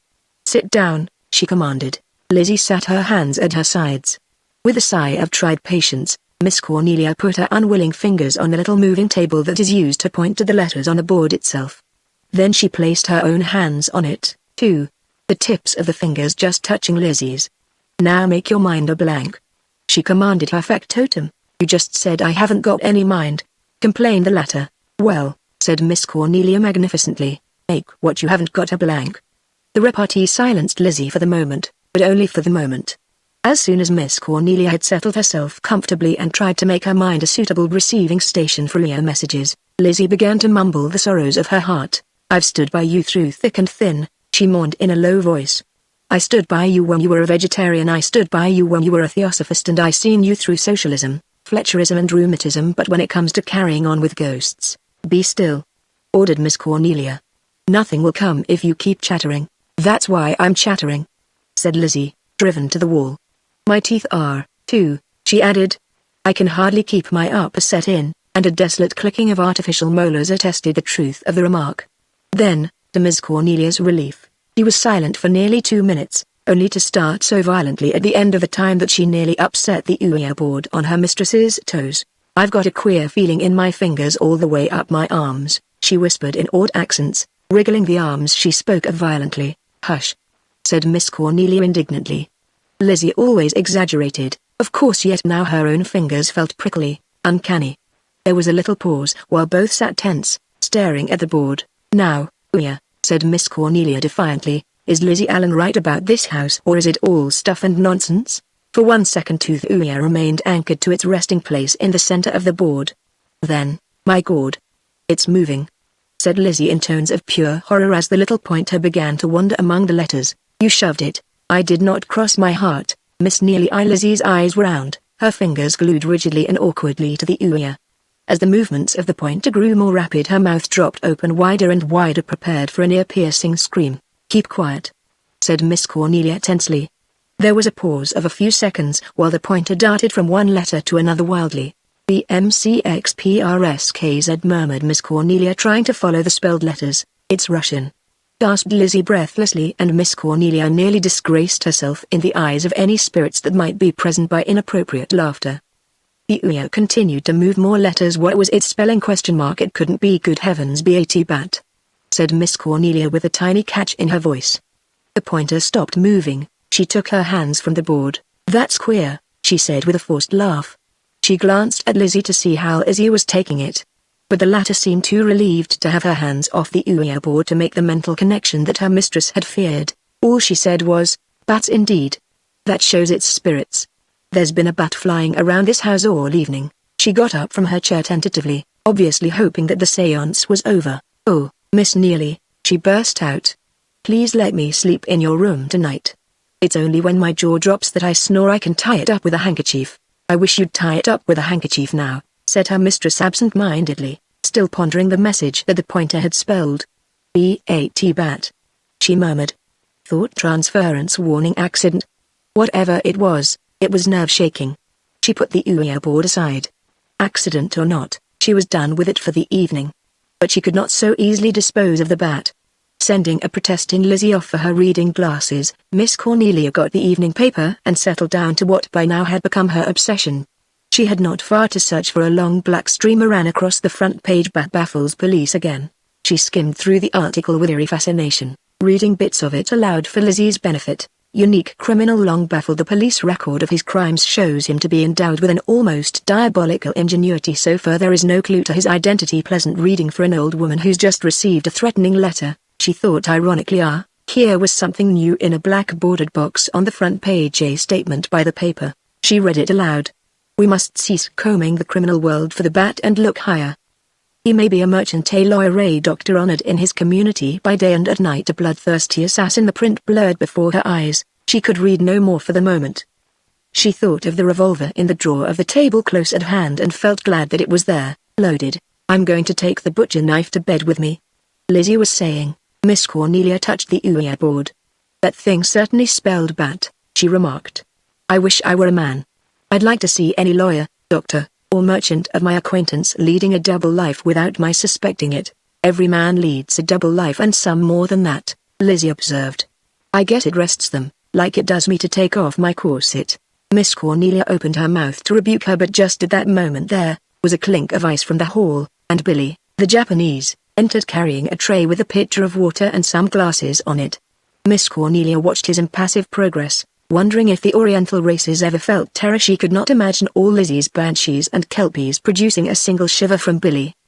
He set down the tray and was about to go as silently as he had come when Miss Cornelia spoke to him on impulse. Billy, what's all this about the cook's sister not having twins? She said in an offhand voice. She had not really discussed the departure of the other servants with Billy before. Did you happen to know that this interesting event was anticipated? Billy drew in his breath with a polite hiss. Maybe she have twins, he admitted. It happened sometime. Mostly not expected. Do you think there was any other reason for her leaving? Maybe, said Billy blandly. Well, what was the reason? All say the same thing, house haunted. Billy's reply was prompt as it was calm. Miss Cornelia gave a slight laugh. You know better than that, though, don't you? Billy's Oriental placidity remained unruffled. He neither admitted nor denied. He shrugged his shoulders. Funny house, he said laconically. Find window open, nobody there. Door slam, nobody there. On the heels of his words came a single, startling bang from the kitchen quarters, the bang of a slammed door. Chapter 5. Alopecia and Rubiola. Miss Cornelia dropped her newspaper. Lizzie, frankly frightened, gave a little squeal and moved closer to her mistress. Only Billy remained impassive, but even he looked sharply in the direction whence the sound had come. Miss Cornelia was the first of the others to recover her poise. Stop that. It was the wind, she said, a little irritably. The stop that. Addressed to Lizzie, who seemed on the point of squealing again. I think not wind, said Billy. His very lack of perturbation added weight to the statement. It made Miss Cornelia uneasy. She took out her knitting again. How long have you lived in this house, Billy? Since Mr. Fleming built H.M. Miss Cornelia pondered. And this is the first time you have been disturbed? Last 2 days only. Billy would have made an ideal witness in a courtroom. He restricted himself so precisely to answering what was asked of him in as few words as possible. Miss Cornelia ripped out a row in her knitting. She took a deep breath. What about that face Lizzie said you saw last night at the window? She asked in a steady voice. Billy grinned, as if slightly embarrassed. Just face, that's all. A man's face? He shrugged again. Don't know, maybe. It there. It gone. Miss Cornelia did not want to believe him, but she did. Did you go out after it? She persisted. Billy's yellow grin grew wider. No thanks, he said cheerfully with ideal succinctness. Lizzie, meanwhile, had stood first on one foot and then on the other during the interrogation, terror and morbid interest fighting in her for mastery. Now she could hold herself in no longer. Oh, Miss Nearly. She exploded in a graveyard moan. Last night when the lights went out I had a token. My oil lamp was full of oil, but, do what I would, it kept going out. To the minute I shut my eyes out that lamp would go. There ain't a surer token of death. The Bible says, "Let your light shine, and when a hand you can't see puts your lights out, good night." She ended in a hushed whisper, and even Billy looked a trifle uncomfortable after her climax. "Well, now that you've cheered us up," began Miss Cornelia undauntedly, but a long, ominous roll of thunder that rattled the panes in the French windows drowned out the end of her sentence. Nevertheless, she welcomed the thunder as a diversion. At least its menace was a physical one to be guarded against by physical means. She rose and went over to the French windows. That flimsy bolt. She parted the curtains and looked out. A flicker of lightning stabbed the night. The storm must be almost upon them. "Bring some candles, Billy," she said. "The lights may be going out any moment." And Billy, as he started to leave, "As a gentleman arriving on the last train. After he comes you may go to bed. I'll wait up for Miss Daylow," and Billy, arresting him at the door, "see that all the outer doors on this floor are locked and bring the keys here." Billy nodded and departed. Miss Cornelia took a long breath. Now that the moment for waiting had passed, the moment for action come, she felt suddenly indomitable, prepared to face a dozen bats. Her feelings were not shared by her maid. "I know what all this means," moaned Lizzie. "I tell you there's going to be a death, sure." "There certainly will be if you don't keep quiet," said her mistress acidly. "Lock the billiard room windows and go to bed." But this was the last straw for Lizzie. A picture of the two long, dark flights of stairs up which she had to pass to reach her bedchamber rose before her, and she spoke her mind. "I am not going to bed," she said wildly. "I'm going to pack up tomorrow and leave this house." That such a threat would never be carried out while she lived made little difference to her. She was beyond the need of truth's consolations. "I asked you on my bended knees not to take this place 2 miles from a railroad," she went on heatedly. "For mercy's sake, Miss Neely, let's go back to the city before it's too late." Miss Cornelia was inflexible. "I'm not going. You can make up your mind to that.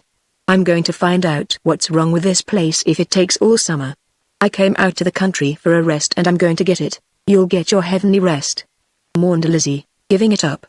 She looked pitifully at her mistress's face for a sign that the latter might be weakening, but no such sign came. Instead, Miss Cornelia seemed to grow more determined. "Besides," she said, suddenly deciding to share the secret she had hugged to herself all day, "I might as well tell you, Lizzie. I'm having a detective sent down tonight from police headquarters in the city." "A detective?" Lizzie's face was horrified. "Miss Neely, you're keeping something from me. You know something I don't know." "I hope so. I dare say he will be stupid enough. Most of them are. But at least we can have one proper night's sleep." "Not I. I trust no man," said Lizzie. But Miss Cornelia had picked up the paper again. The bat's last crime was a particularly atrocious one, she read. The body of the murdered man. But Lizzie could bear no more. "Why don't you read the funny page once in a while?" she wailed, and hurried to close the windows in the billiard room. The door leading into the billiard room shut behind her. Miss Cornelia remained reading for a moment. Then was that a sound from the alcove? She dropped the paper, went into the alcove and stood for a moment at the foot of the stairs, listening. No, it must have been imagination. But, while she was here, she might as well put on the spring lock that bolted the door from the alcove to the terrace. She did so, returned to the living room and switched off the lights for a moment to look out at the coming storm. It was closer now, the lightning flashes more continuous. She turned on the lights again as Billy re-entered with 3 candles and a box of matches. He put them down on a side table. "New gardener come," he said briefly to Miss Cornelia's back. Miss Cornelia turned. "Nice hour for him to get here." "What's his name?" "Say his name, Brooke," said Billy, a little doubtful. English names still bothered him. He was never quite sure of them at first, Miss Cornelia thought. "Ask him to come in," she said. "And Billy, where are the keys?" Billy silently took 2 keys from his pocket and laid them on the table. Then he pointed to the terrace door which Miss Cornelia had just bolted. "Door up the spring lock," he said. "Yes." She nodded. "And the new bolt you put on today makes it fairly secure. One thing is fairly sure, Billy.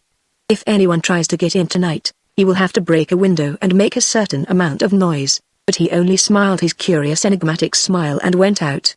And no sooner had Miss Cornelia seated herself when the door of the billiard room slammed open suddenly and Lizzie burst into the room as if she had been shot from a gun, her hair wild, her face stricken with fear. "I heard somebody yell out in the grounds away down by the gate," she informed her mistress in a loud stage whisper which had a curious note of pride in it, as if she were not too displeased at seeing her doleful predictions so swiftly coming to pass. Miss Cornelia took her by the shoulder, half startled, half dubious. "What did they yell?" "Just yelled a yell, Lizzie.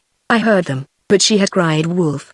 Too often. You take a liver pill, said her mistress disgustedly, and go to bed. Lizzie was about to protest both the verdict on her story and the judgment on herself when the door in the hall was opened by Billy to admit the new gardener. A handsome young fellow, in his late 20s, he came 2 steps into the room and then stood there respectfully with his cap in his hand, waiting for Miss Cornelia to speak to him. After a swift glance of observation that gave her food for thought, she did so. You are Brooks, the new gardener? The young man inclined his head. Yes, madame. The butler said you wanted to speak to me. Miss Cornelia regarded him anew. His hands look soft for a gardener's, she thought. And his manners seem much too good for one still. Come in, she said briskly. The young man advanced another 2 steps. You're the man my niece engaged in the city this afternoon? Yes, madame. He seemed a little uneasy under her searching scrutiny.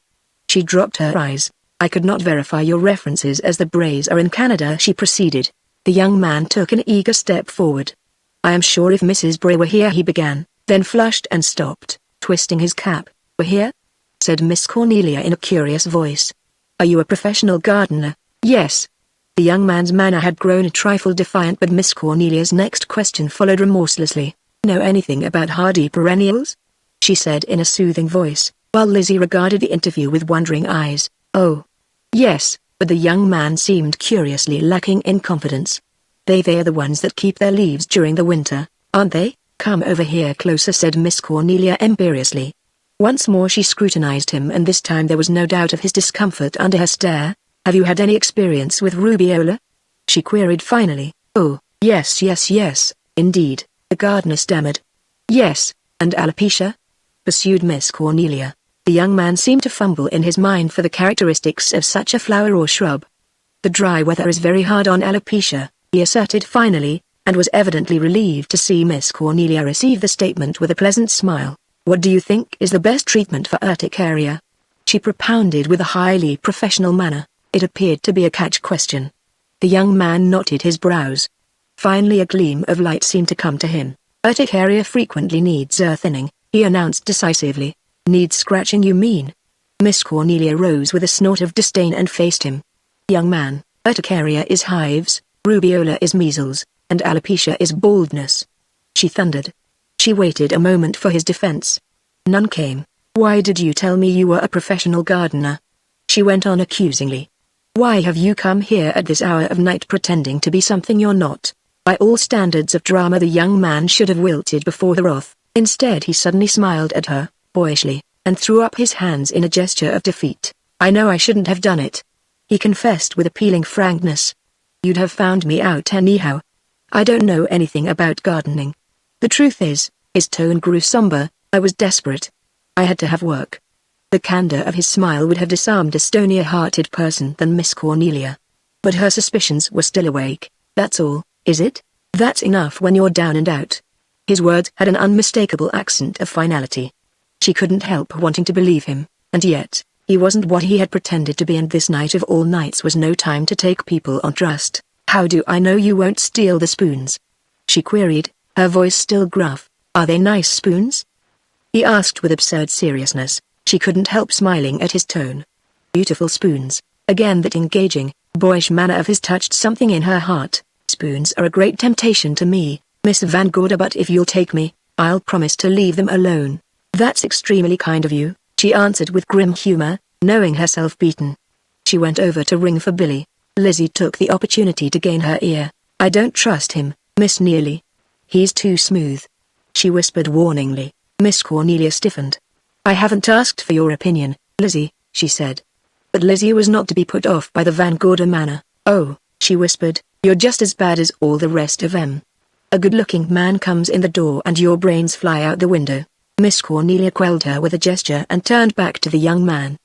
He was standing just where she had left him, his cap in his hands, but, while her back had been turned, his eyes has made a stealthy survey of the living room, a survey that would have made it plain to Miss Cornelia, if she had seen him, that his interest in the Fleming establishment was not merely the casual interest of a servant in his new place of abode. But she had not seen, and she could have told nothing from his present expression. Have you had anything to eat lately? She asked in a kindly voice. He looked down at his cap. Not since this morning, he admitted as Billy answered the bell. Miss Cornelia turned to the impassive Japanese. Billy, Give this man something to eat and then show him where he is to sleep. She hesitated. The gardener's house was some distance from the main building, and with the night and the approaching storm she felt her own courage weakening. Into the bargain, whether this stranger had lied about his gardening or not, she was curiously attracted to him. I think, she said slowly, that I'll have you sleep in the house here, at least for tonight. Tomorrow we can the housemaid's room, Billy, she told the butler.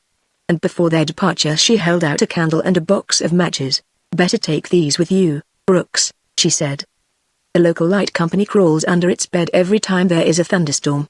Good night, Brooks. Good night, Mom, said the young man smiling. Following Billy to the door, he paused. You're being mighty good to me, he said diffidently, smiled again, and disappeared after Billy. As the door closed behind them, Miss Cornelia found herself smiling too. That's a pleasant young fellow no matter what he is, she said to herself decidedly, and not even Lizzie's feverish. Haven't you any sense taking strange men into the house? How do you know he isn't the Bat? Could draw a reply from her. Again the thunder rolled as she straightened the papers and magazines on the table, and Lizzie gingerly took up the Ouija board to replace it on the bookcase with the prayer book firmly on top of it.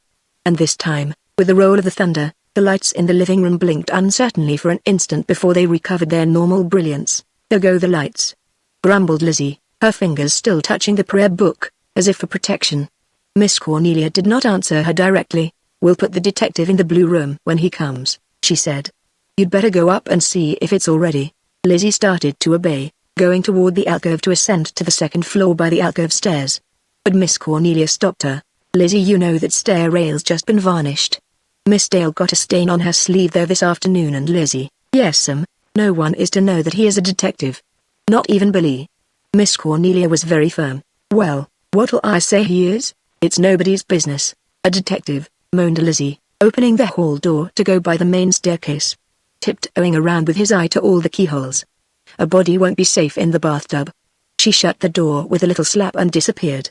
Miss Cornelia sat down. She had many things to think over. If I ever get time really to think of anything again, she thought, because with gardeners coming who aren't gardeners and Lizzie hearing yells in the grounds, and she started slightly.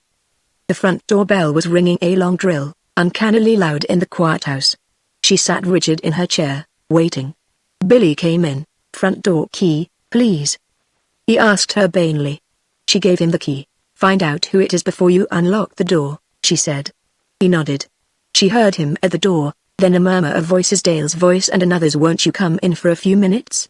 Oh, thank you. She relaxed. The door opened. It was Dale.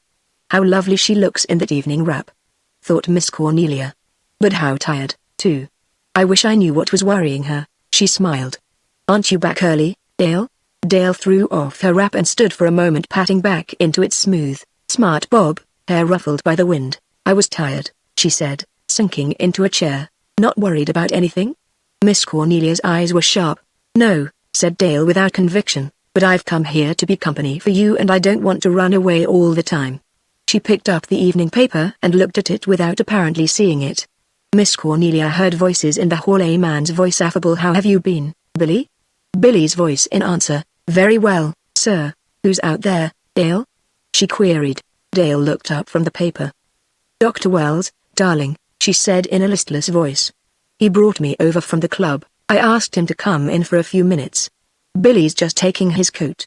She rose, threw the paper aside, came over and kissed Miss Cornelia suddenly and passionately. Then before Miss Cornelia, a little startled, could return the kiss, went over and sat on the settee by the fireplace near the door of the billiard room.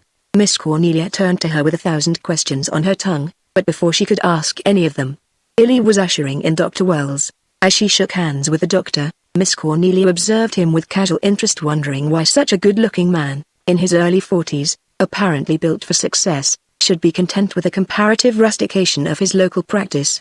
That shrewd, rather aquiline face, with its keen grey eyes, would have found itself more at home in a wider sphere of action. She thought there was just the touch of ruthlessness about it which makes or mars a captain in the world's affairs.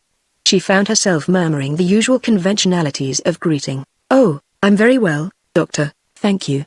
Well, many people at the country club? Not very many, he said, with a shake of his head. This failure of the Union Bank has knocked a good many of the club members sky high. Just how did it happen? Miss Cornelia was making conversation. Oh, the usual thing, The doctor took out his cigarette case. The cashier, a young chap named Bailey, looted the bank to the tune of over $1 million. Dale turned sharply toward them from her seat by the fireplace. "How do you know the cashier did it?" she said in a low voice. The doctor laughed. "Well, he's run away, for one thing. The bank examiners found the deficit. Bailey, the cashier, went out on an errand and didn't come back. The method was simple enough: worthless bonds substituted for good ones with a good bond on the top and bottom of each package, so the packages would pass a casual inspection. Probably been going on for some time." The fingers of Dale's right hand drummed restlessly on the edge of her settee. "Couldn't somebody else have done it?" she queried tensely. The doctor smiled, a trifle patronizingly. "Of course the president of the bank had access to the vaults," he said. "But, as you know, Mr. Courtleigh Fleming, the late president, was buried last Monday." Miss Cornelia had seen her niece's face light up oddly at the beginning of the doctor's statement, to relapse into lassitude again at its conclusion. Bailey, she was sure she remembered that name on Dale's lips. "Dale, dear, did you know this young Bailey?" she asked point blank. The girl had started to light a cigarette. The flame wavered in her fingers. The match went out. "Yes, slightly," she said. She bent to strike another match, averting her face. Miss Cornelia did not press her. "What with bank robberies and communism and the income tax," she said, turning the subject, "the only way to keep your money these days is to spend it, or not to have any, like myself." The doctor agreed. "It seems strange," Miss Cornelia went on, "living in Courtleigh Fleming's house. A month ago I'd never even heard of Mr. Fleming, though I suppose I should have, and now why, I'm as interested in the failure of his bank as if I were a depositor." The doctor regarded the end of his cigarette. "As a matter of fact," he said pleasantly, "Dick Fleming had no right to rent you the property before the estate was settled. He must have done it the moment he received my telegram announcing his uncle's death." "Were you with him when he died?" "Yes, in Colorado. He had angina pectoris and took me with him for that reason. But with care he might have lived a considerable time. The trouble was that he wouldn't use ordinary care. He ate and drank more than he should, and so, I suppose," pursued Miss Cornelia, watching Dale out of the corner of her eye, "there is no suspicion that Courtleigh Fleming robbed his own bank?" "Well, if he did," said the doctor amicably, "I can testify that he didn't have the loot with him." His tone grew more serious. "No. He had his faults, but not that." Miss Cornelia made up her mind.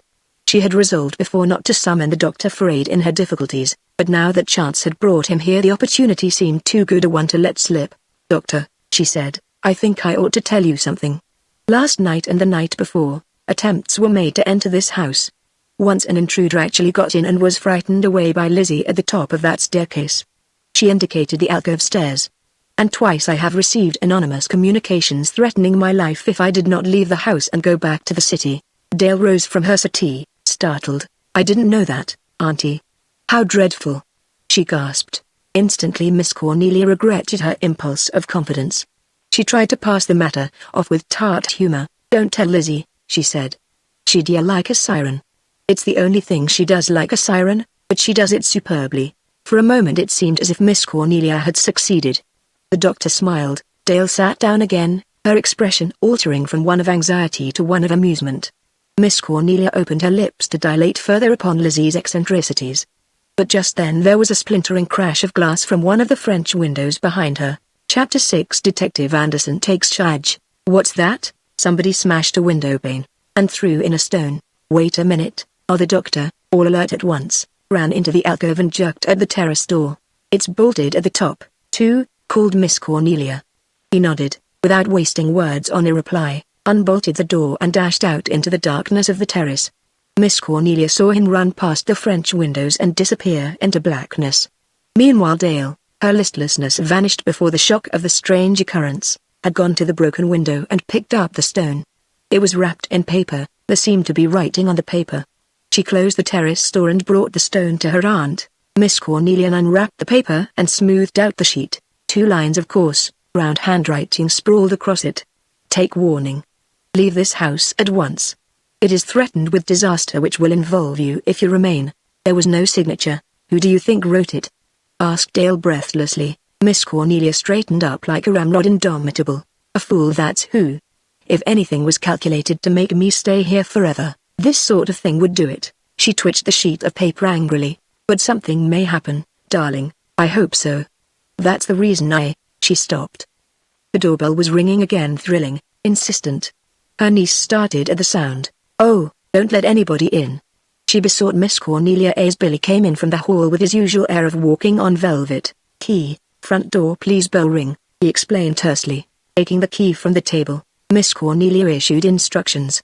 "See that the chain is on the door, Billy. Don't open it all the way. And get the visitor's name before you let him in." She lowered her voice. "If he says he is Mr. Anderson, let him in and take him to the library." Billy nodded and disappeared. Dale turned to her aunt, the color out of her cheeks. "Anderson? Who is Mr.?" Miss Cornelia did not answer. She thought for a moment. Then she put her hand on Dale's shoulder in a gesture of protective affection. "Dale, dear, you know how I love having you here, but it might be better if you went back to the city tonight, darling." Dale managed a wan smile. But Miss Cornelia seemed serious. "There's something behind all this disturbance, something I don't understand. But I mean to." She glanced about to see if the doctor was returning. She lowered her voice. She drew Dale closer to her. "The man in the library is a detective from police headquarters," she said. She had expected Dale to show surprise excitement, but the white mask of horror which the girl turned toward her appalled her. The young body trembled under her hand for a moment like a leaf in the storm. "Not the police," breathed Dale in tones of utter consternation. Miss Cornelia could not understand why the news had stirred her niece so deeply. But there was no time to puzzle it out. She heard crunching steps on the terrace. The doctor was returning. "SSH," she whispered. "It isn't necessary to tell the doctor. I think he's a sort of perambulating bedside gossip, and once it's known the police are here, we'll never catch the criminals." When the doctor entered from the terrace, brushing drops of rain from his no longer immaculate evening clothes, Dale was back on her favorite settee and Miss Cornelia was poring over the mysterious missive that had been wrapped about the stone. "He got away in the shrubbery," said the doctor disgustedly, taking out a handkerchief to fleck the spots of mud from his shoes. Miss Cornelia gave him the letter of warning. "Read this," she said. The doctor adjusted a pair of pince-nez. "Read the two crude sentences over once, twice." Then he looked shrewdly at Miss Cornelia. "Were the others like this?" he queried. She nodded. "Practically." He hesitated for a moment like a man with an unpleasant social duty to face. "Miss Van Corder, may I speak frankly?" "Generally speaking, I detest frankness," said that lady grimly. "But go on." The doctor tapped the letter. His face was wholly serious. "I think you ought to leave this house," he said bluntly. "Because of that letter?" Humphrey. His very seriousness, perversely enough, made her suddenly wish to treat the whole matter as lightly as possible. The doctor repressed the obvious annoyance of a man who sees a warning, given in all sobriety, unexpectedly taken as a quip. "There is some deviltry afoot," he persisted. "You are not safe here, Miss Van Corder." But if he was persistent in his attitude, so was she in hers. "I've been safe in all kinds of houses for 60-odd years," she said lightly. "It's time I had a bit of a change. Besides," she gestured toward her defenses, "this house is as nearly impregnable as I can make it. The window locks are sound enough, the doors are locked, and the keys are there." She pointed to the keys lying on the table. "As for the terrace door you just used," she went on, "I had Billy put an extra bolt on it today. By the way, did you bolt that door again?" She moved toward the alcove. "Yes, I did," said the doctor quickly, still seeming unconvinced of the wisdom of her attitude. "Miss Van Corder, I confess I'm very anxious for you," he continued. "This letter is ominous. Have you any enemies? Don't insult me." "Of course I have. Enemies are an indication of character." The doctor's smile held both masculine pity and equally masculine exasperation. He went on more gently.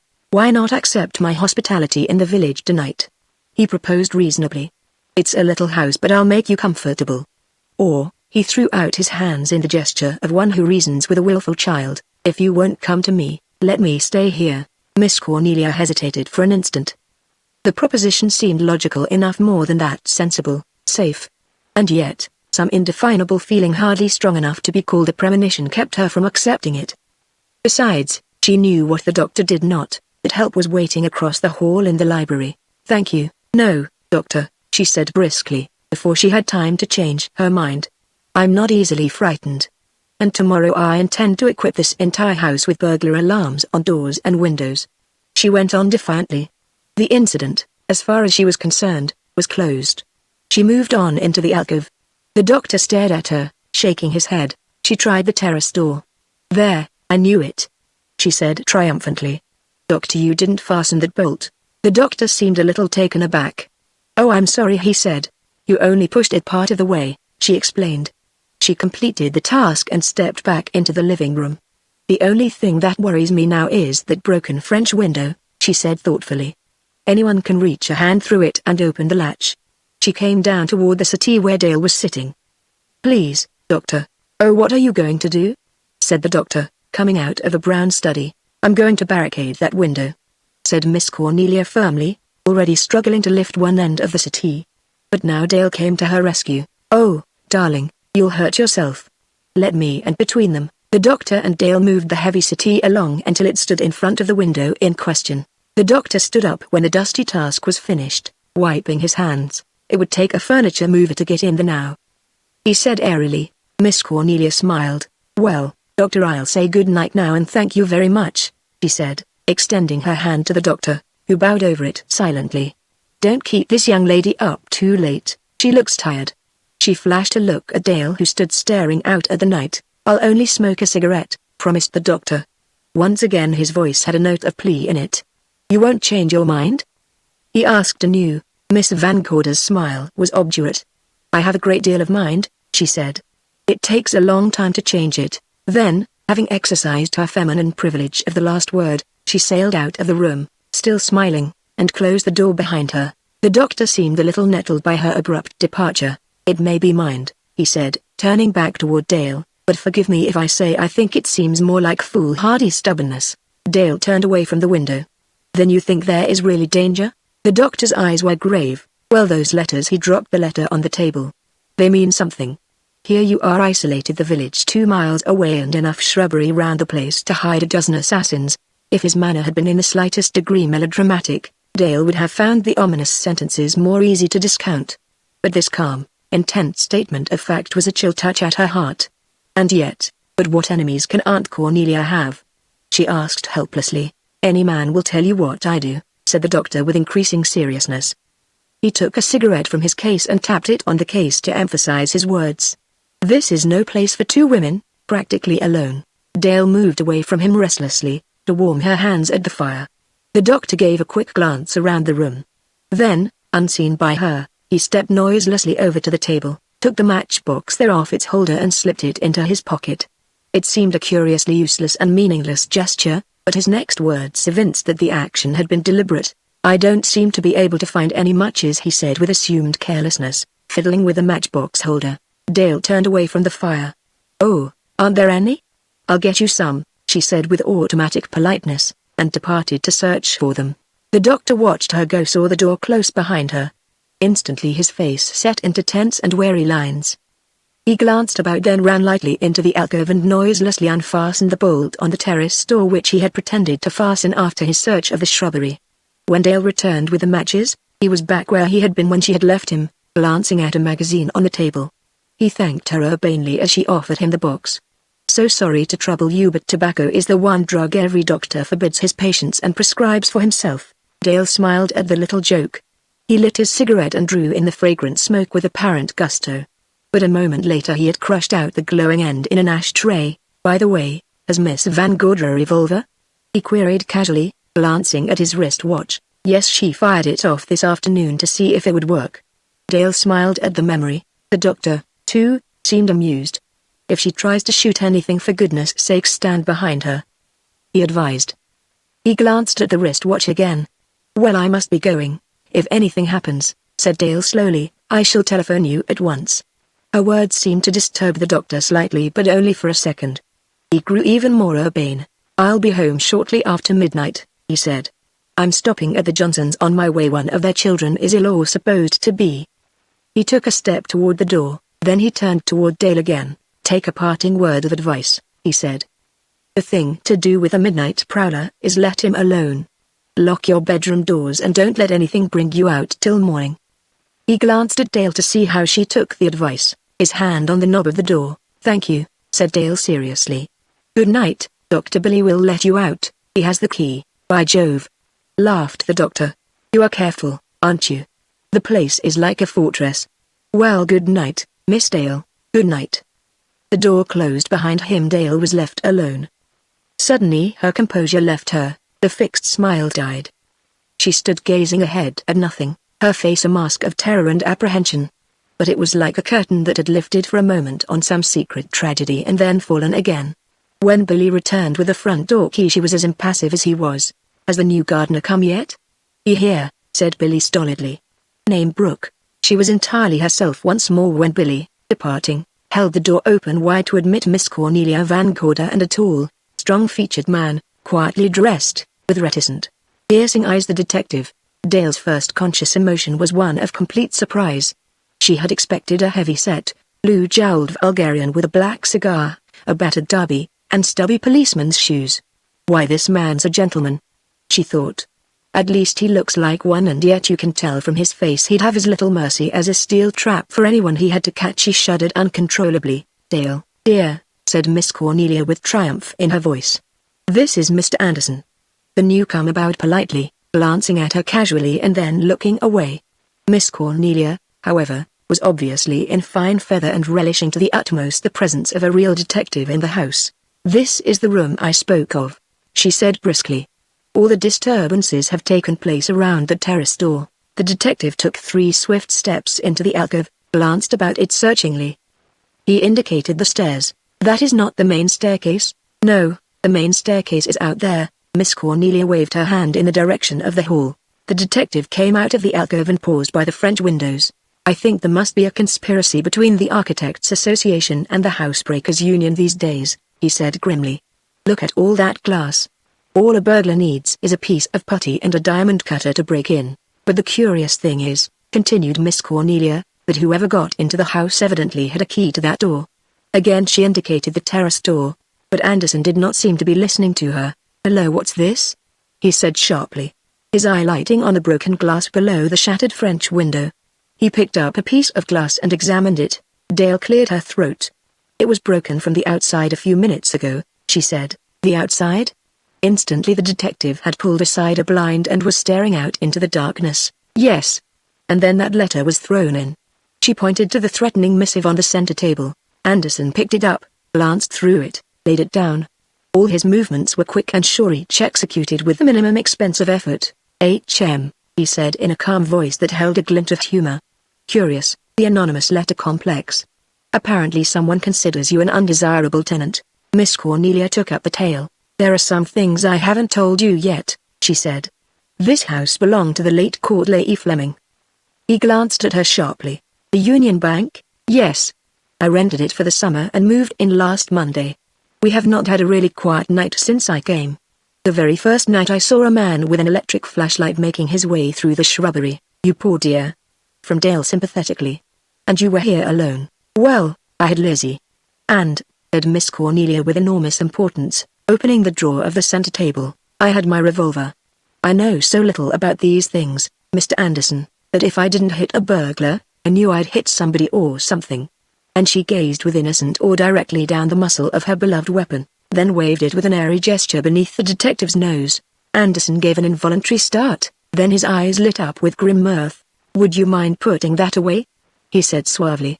"I like to get in the papers as much as anybody, but I don't want to have them say I'm at Flowers." Miss Cornelia gave him a glare of offended pride, but he endured it with such quiet equanimity that she merely replaced the revolver in the drawer, with a hurt expression, and waited for him to open the next topic of conversation. He finished his preliminary survey of the room and returned to her. "Now you say you don't think anybody has got upstairs yet?" he queried.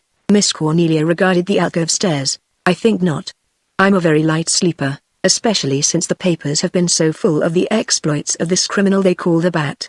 He's in them again tonight." She nodded toward the evening paper. The detective smiled faintly. "Yes. He's contrived to surround himself with such an air of mystery that it verges on the supernatural or seems that way to newspapermen. I confess," admitted Miss Cornelia, "I've thought of him in this connection." She looked at Anderson to see how he would take the suggestion, but the latter merely smiled again, this time more broadly. "That's going rather a long way for a theory," he said. "And the Bat is not in the habit of giving warnings. Nevertheless," she insisted, "somebody has been trying to get into this house, night after night." Anderson seemed to be revolving a theory in his mind. "Any liquor stored here?" he asked. Miss Cornelia nodded. "Yes." "What?" Miss Cornelia beamed at him maliciously.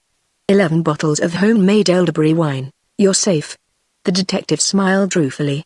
He picked up the evening paper, glanced at it, shook his head. I'd forget the bat in all this. You can always tell when the bat has had anything to do with a crime. When he's through, he signs his name to it. Miss Cornelia sat bolt upright. His name? I thought nobody knew his name? The detective made a little gesture of apology. That was a figure of speech. The newspapers named him the Bat because he moved with incredible rapidity, always at night, and by signing his name I mean he leaves the symbol of his identity, the bat, which can see in the dark. I wish I could, said Miss Cornelia, striving to seem unimpressed. These country lights are always going out. Anderson's face grew stern. Sometimes he draws the outline of a bat at the scene of the crime. Once, in some way, he got hold of a real bat, and nailed it to the wall. Dale, listening, could not repress a shudder at the gruesome picture, and Miss Cornelia's hands gave an involuntary twitch as her knitting needles clicked together. Anderson seemed by no means unconscious of the effect he had created. How many people in this house, Miss Van Gorder? My niece and myself. Miss Cornelia indicated Dale, who had picked up her wrap and was starting to leave the room. Lizzie Allen, who has been my personal maid ever since I was a child, the Japanese butler, and the gardener. The cook and the housemaid left this morning frightened away. She smiled as she finished her description. Dale reached the door and passed slowly out into the hall. The detective gave her a single, sharp glance as she made her exit. He seemed to think over the factors Miss Cornelia had mentioned. Well, he said, after a slight pause, you can have a good night's sleep tonight. I'll stay right here in the dark and watch. Would you like some coffee to keep you awake? Anderson nodded. Thank you. His voice sank lower. Do the servants know who I am? Only Lizzie, my maid. His eyes fixed hers. I wouldn't tell anyone I'm remaining up all night, he said. A formless fear rose in Miss Cornelia's mind. You don't suspect my household? She said in a low voice. He spoke with emphasis all the more pronounced because of the quietude of his tone. I'm not taking any chances, he said determinedly. Chapter 7 Cross Questions and Crooked Answers. All unconscious of the slur just cast upon her 40 years of single-minded devotion to the Van Gorder family, Lizzie chose that particular moment to open the door and make a little bob at her mistress and the detective. The gentleman's room is ready, she said meekly. In her mind she was already beseeching her patron saint that she would not have to show the gentleman to his room. Her ideas of detectives were entirely drawn from sensational magazines, and her private opinion was that Anderson might have anything in his pocket from a set of terrifying false whiskers to a bomb. Miss Cornelia, obedient to the detective's instructions, promptly told the whitest of fibs for Lizzie's benefit. The maid will show you to your room now and you can make yourself comfortable for the night. But that would mislead Lizzie, without being quite a lie. My toilet is made for an occasion like this when I've got my gun loaded, answered Anderson carelessly. The allusion to the gun made Lizzie start nervously, unhappily for her, for it drew his attention to her and he now transfixed her with a stare. This is the maid you referred to? He inquired. Miss Cornelia assented. He drew nearer to the unhappy Lizzie. What's your name? He asked, turning to her. Elizabeth Ellen, stammered Lizzie, feeling like a small and distrustful sparrow in the toils of an officious python. Anderson seemed to run through a mental rogues gallery of other criminals named Elizabeth Allen that he had known. How old are you? He proceeded. Lizzie looked at her mistress despairingly. Have I got to answer that? She wailed. Miss Cornelia nodded inexorably. Lizzie braced herself. 32, she said, with an arch toss of her head. The detective looked surprised and slightly amused. She's 50 if she's a day, said Miss Cornelia treacherously in spite of a look from Lizzie that would have melted a stone. The trace of a smile appeared and vanished on the detective's face. Now, Lizzie, he said sternly. Do you ever walk in your sleep? I do not, said Lizzie indignantly. Don't care for the country, I suppose? I do not. Or detectives? Anderson deigned to be facetious. I do not. There could be no doubt as to the sincerity of Lizzie's answer. All right, Lizzie. Be calm. I can stand it, said the detective with treacherous suavity. But he favored her with a long and careful scrutiny before he moved to the table and picked up the note that had been thrown through the window. Quietly he extended it beneath Lizzie's nose. Ever see this before? He said crisply, watching her face. Lizzie read the note with bulging eyes, her face horror-stricken. When she had finished, she made a gesture of wild disclaimer that nearly removed a portion of Anderson's left ear. Mercy on us. She moaned, mentally invoking not only her patron saint but all the rosary of heaven to protect herself and her mistress. But the detective still kept his eye on her. Didn't write it yourself, did you? He queried curtly. I did not, said Lizzie angrily. I did not. And you are sure you don't walk in your sleep? The bare idea strained Lizzie's nerves to the breaking point. When I get into bed in this house I wouldn't put my feet out for $1 million. She said with heartfelt candor. Even Anderson was compelled to grin at this. Then I won't ask you to, he said, relaxing considerably. That's more money than I'm worth, Lizzie. Well, I'll say it is, quoth Lizzie, now thoroughly aroused, and flounced out of the room in high dudgeon, her pompadour bristling. Before he had time to interrogate her further, he replaced the note on the table and turned back to Miss Cornelia. If he had found any clue to the mystery in Lizzie's demeanor, she could not read it in his manner. Now, what about the butler? He said. Nothing about him except that he was Courtleigh Fleming's servant. Anderson paused. Do you consider that significant? A shadow appeared behind him deep in the alcove, a vague, listening figure, Dale on tiptoe, conspiratorial, taking pains not to draw the attention of the others to her presence. But both Miss Cornelia and Anderson were too engrossed in their conversation to notice her. Miss Cornelia hesitated. Isn't it possible that there is a connection between the colossal theft at the Union Bank and these disturbances? She said. Anderson seemed to think over the question. What do you mean? He asked as Dale slowly moved into the room from the alcove, silently closing the alcove doors behind her, and still unobserved. Suppose, said Miss Cornelia slowly, that Courtleigh Fleming took that money from his own bank and concealed it in this house? The eavesdropper grew rigid. That's the theory you gave headquarters, isn't it? Said Anderson. But I'll tell you how headquarters figures it out. In the first place, the cashier is missing. In the second place, if Courtleigh Fleming did it and got as far as Colorado, he had it with him when he died, and the facts apparently don't bear that out. In the third place, suppose he had hidden the money in or around this house. Why did he rent it to you? But he didn't, said Miss Cornelia obstinately. I leased this house from his nephew, his heir. The detective smiled tolerantly. Well, I wouldn't struggle like that for a theory, he said, the professional note coming back to his voice. The cashier's missing, that's the answer. Miss Cornelia resented his offhand demolition of the mental card castle she had erected with such pride. I have read a great deal on the detection of crime, she said hotly, and, well, we all have our little hobbies, he said tolerantly. A good many people rather fancy themselves as detectives and run around looking for clues under the impression that a clue is a big and vital factor that sticks up like a sore thumb. The fact is that the criminal takes care of the big and important factors. It's only the little ones he may overlook. To go back to your friend the Bat, it's because of his skill in little things that he's still at large. Then you don't think there's a chance that the money from the Union Bank is in this house? Persisted Miss Cornelia. I think it very unlikely. Miss Cornelia put her knitting away and rose. She still clung tenaciously to her own theories, but her belief in them had been badly shaken. If you'll come with me, I'll show you to your room, she said a little stiffly. The detective stepped back to let her pass. Sorry to spoil your little theory, he said, and followed her to the door. If either had noticed the unobtrusive listener to their conversation, neither made a sign. The moment the door had closed on them, Dale sprang into action.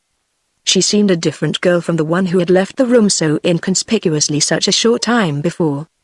There were 2 bright spots of color in her cheeks and she was obviously laboring under great excitement. She went quickly to the alcove doors. They opened softly, disclosing the young man who had said that he was Brooks, the new gardener, and yet not the same young man, for his assumed air of servitude had dropped from him like a cloak, revealing him as a young fellow at least of the same general social class as Dale's, if not a fellow inhabitant of the select circle where Van Gorders revolved about Van Gorders, and a man's great-grandfather was more important than the man himself. Dale cautioned him with a warning finger as he advanced into the room. S.H. She whispered. Be careful.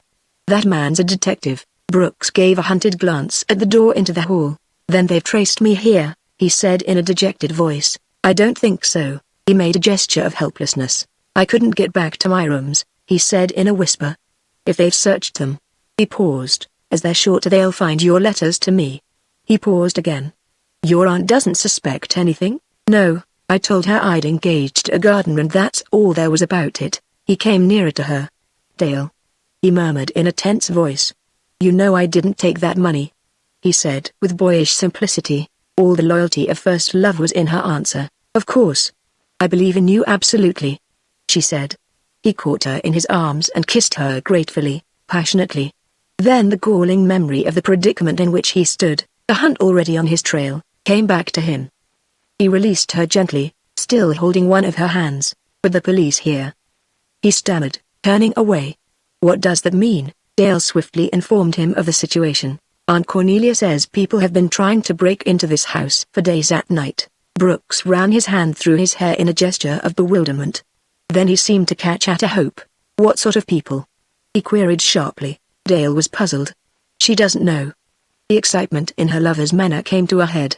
That proves exactly what I've contended right along, he said, thudding one fist softly in the palm of the other. Through some underneath channel old Fleming has been selling those securities for months, turning them into cash.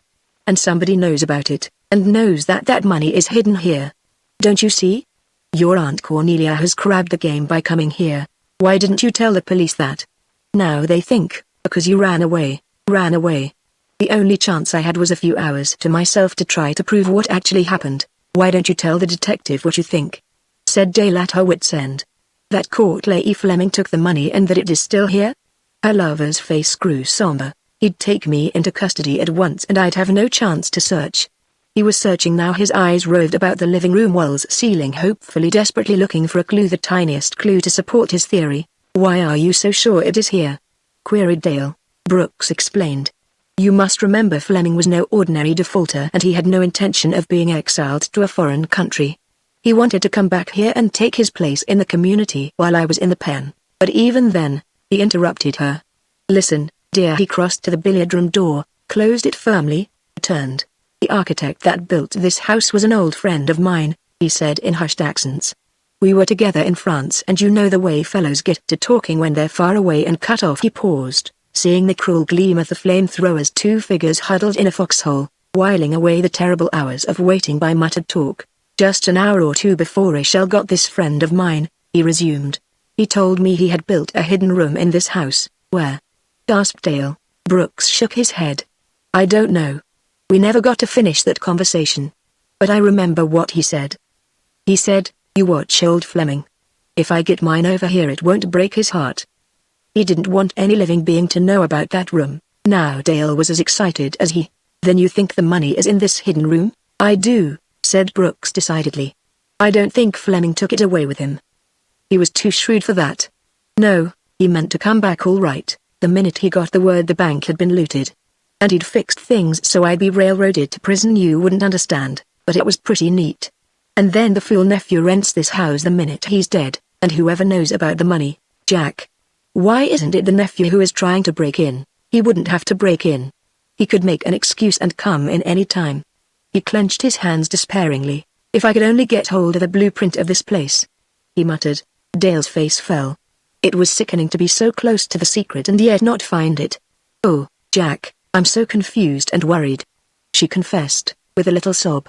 Brooks put his hands on her shoulders in an effort to cheer her spirits. Now listen, dear, he said firmly, this isn't as hard as it sounds.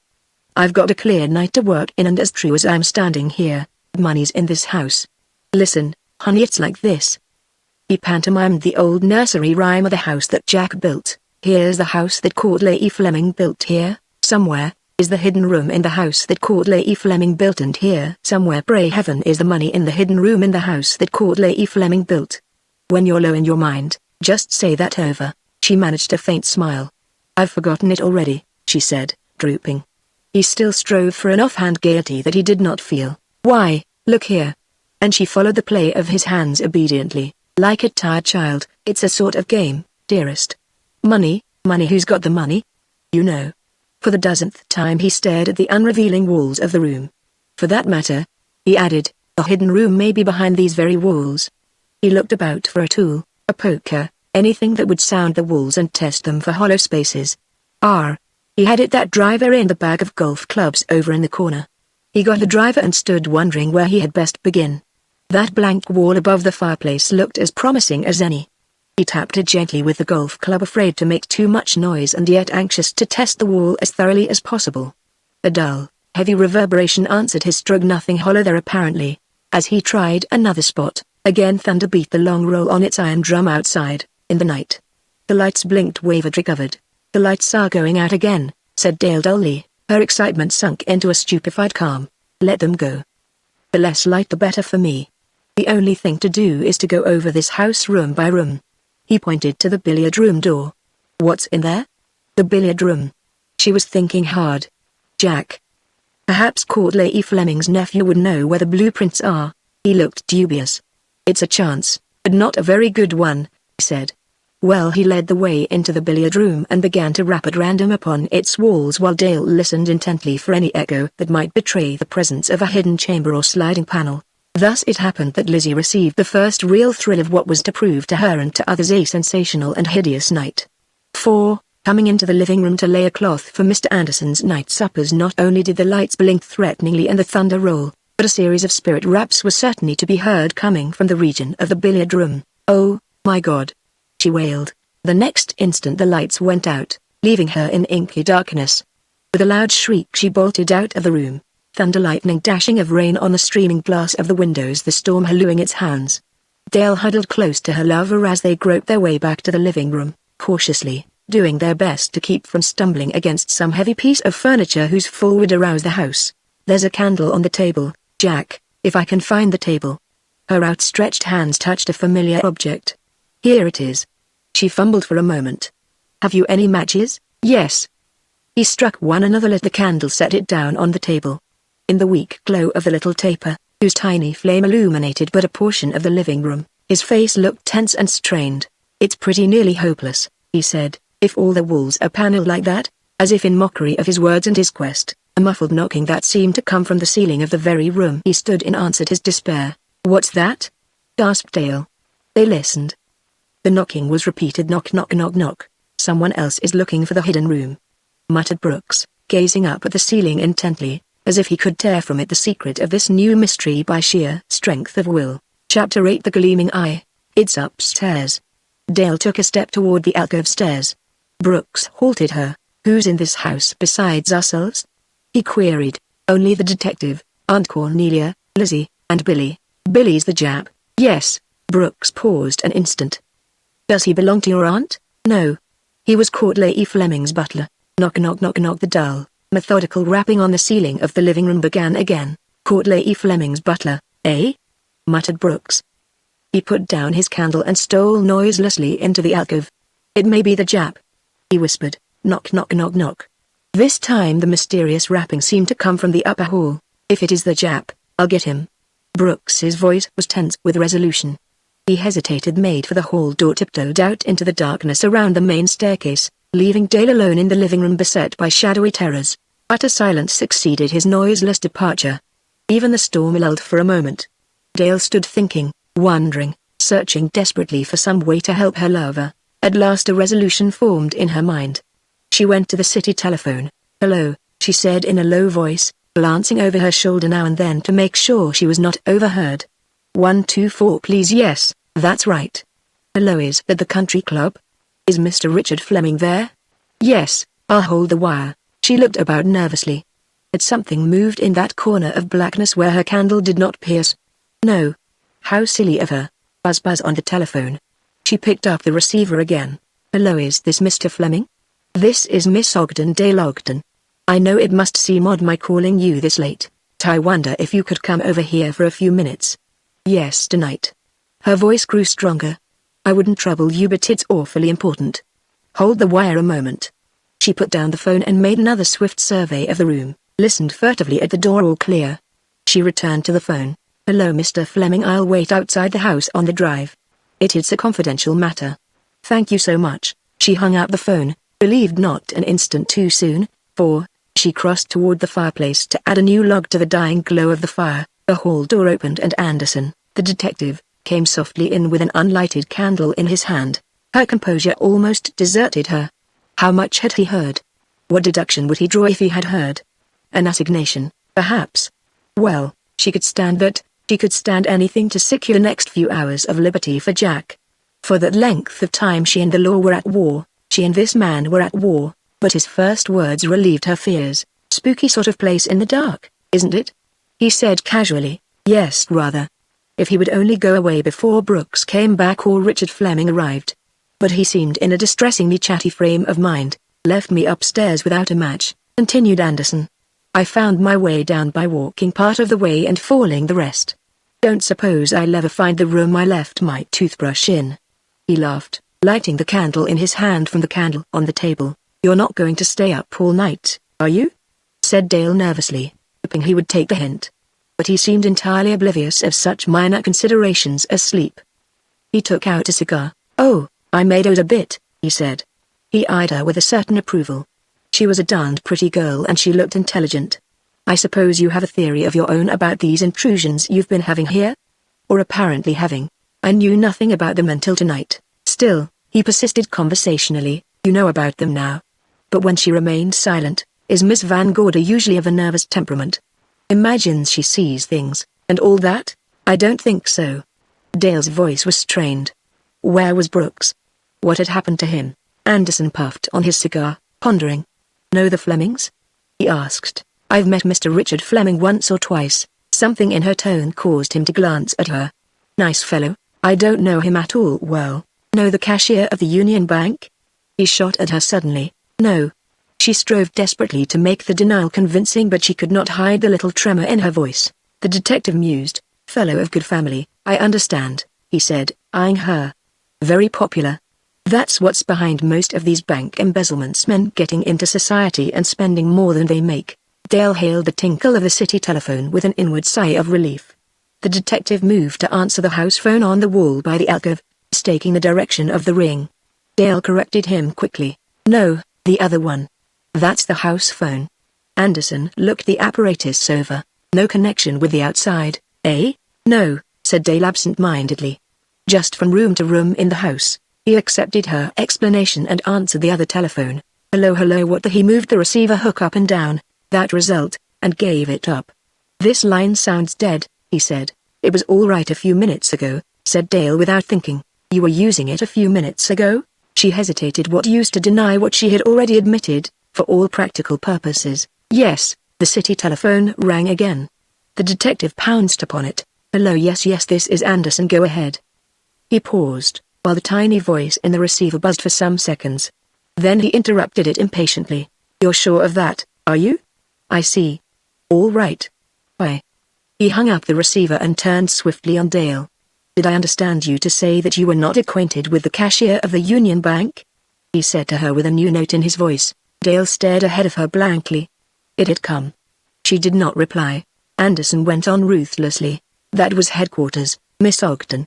They have found some letters in Bailey's room which seem to indicate that you were not telling the entire truth just now." He paused, waiting for her answer. "What letters?" she said wearily. "From you to Jack Bailey, showing that you had recently become engaged to him." Dale decided to make a clean breast of it, or as clean a one as she dared. "Very well," she said in an even voice, "that's true. Why didn't you say so before?" There was menace beneath his suavity. She thought swiftly. Apparent frankness seemed to be the only resource left her. She gave him a candid smile. "It's been a secret. I haven't even told my aunt yet." Now she let indignation color her tones. "How can the police be so stupid as to accuse Jack Bailey, a young man and about to be married? Do you think he would wreck his future like that?" "Some people wouldn't call it wrecking a future to lay away $1 million, said Anderson ominously. He came closer to Dale, fixing her with his eyes. "Do you know where Bailey is now?" He spoke slowly and menacingly. She did not flinch. "No." The detective paused. "Miss Ogden," he said, still with that hidden threat in his voice, "in the last minute or so the Union Bank case and certain things in this house have begun to tie up pretty close together. Bailey disappeared this morning. Have you heard from him since?" Her eyes met his without weakening. Her voice was cool and composed. "No." The detective did not comment on her answer. She could not tell from his face whether he thought she had told the truth or lied. He turned away from her brusquely. "I'll ask you to bring Miss Van Gorder here," he said in his professional voice. "Why do you want her?" Dale blazed at him rebelliously. He was quiet. "Because this case is taking on a new phase. You don't think I know anything about that money?" she said, a little wildly, hoping that a display of sham anger might throw him off the trail he seemed to be following. He seemed to accept her words, cynically, at their face value. "No," he said, "but you know somebody who does." Dale hesitated, sought for a biting retort, found none. It did not matter, any respite, no matter how momentary, from these probing questions, would be a relief. She silently took one of the lighted candles and left the living room to search for her aunt. Left alone, the detective reflected for a moment, then picking up the one lighted candle that remained, commenced a systematic examination of the living room. His methods were thorough, but if, when he came to the end of his quest, he had made any new discoveries. The reticent composure of his face did not betray the fact. When he had finished, he turned patiently toward the billiard room. The little flame of his candle was swallowed up in its dark recesses. He closed the door of the living room behind him. The storm was dying away now, but a few flashes of lightning still flickered, lighting up the darkness of the deserted living room now and then with a harsh, brief glare. A lightning flash, a shadow cast abruptly on the shade of one of the French windows, to disappear as abruptly as the flash was blotted out. The shadow of a man, a prowler, feeling his way through the lightning/darkness to the terrace door. The detective? Brooks. The bat? The lightning flash was too brief for any observer to have recognized the stealing shape if any observer had been there, but the lack of an observer was promptly remedied. Just as the shadowy shape reached the terrace door and its shadow fingers closed over the knob, Lizzie entered the deserted living room on stumbling feet. She was carrying a tray of dishes and food, some cold meat on a platter, a cup and saucer, a roll, a butter pattern. She walked slowly, with terror only one leap behind her and blank darkness ahead. She had only reached the table and was preparing to deposit her tray and beat a shameful retreat, when a sound behind her made her turn. The key in the door from the terrace to the alcove had clicked. Paralyzed with fright, she stared and waited, and the next moment a formless thing, a blacker shadow in a world of shadows, passed swiftly in and up the small staircase. But not only a shadow. To Lizzie's terrified eyes it bore an eye, a single gleaming eye, just above the level of the stair rail, and this eye was turned on her. It was too much. She dropped the tray on the table with a crash and gave vent to a piercing shriek that would have shamed the siren of a fire engine. Miss Cornelia and Anderson, rushing in from the hall and the billiard room respectively, each with a lighted candle, found her gasping and clutching at the table for support. "For the love of heaven, what's wrong?" cried Miss Cornelia irritatedly. The coffee pot she was carrying in her other hand spilled a portion of its boiling contents on Lizzie's shoe, and Lizzie screamed anew and began to dance up and down on the uninjured foot. "Oh, my foot, my foot!" she squealed hysterically. "My foot!" Miss Cornelia tried to shake her back to her senses. "My patience! Did you yell like that because you stubbed your toe? You scalded it!" cried Lizzie wildly. "It went up the staircase." "Your toe went up the staircase?" "No, no. An eye as big as a saucer. It ran right up that staircase." She indicated the alcove with a trembling forefinger. Miss Cornelia put her coffee pot and her candle down on the table and opened her mouth to express her frank opinion of her factotum's sanity. But here the detective took charge. "Now see here," he said with some sternness to the quaking Lizzie, "stop this racket and tell me what you saw." "A ghost," persisted Lizzie, still hopping around on one leg. "It came right through that door and ran up the stairs." "Oh," and she seemed prepared to scream again as Dale, white-faced, came in from the hall, followed by Billy and Brooks, the latter holding still another candle. "Who screamed?" said Dale tensely. "I did," Lizzie wailed. "I saw a ghost."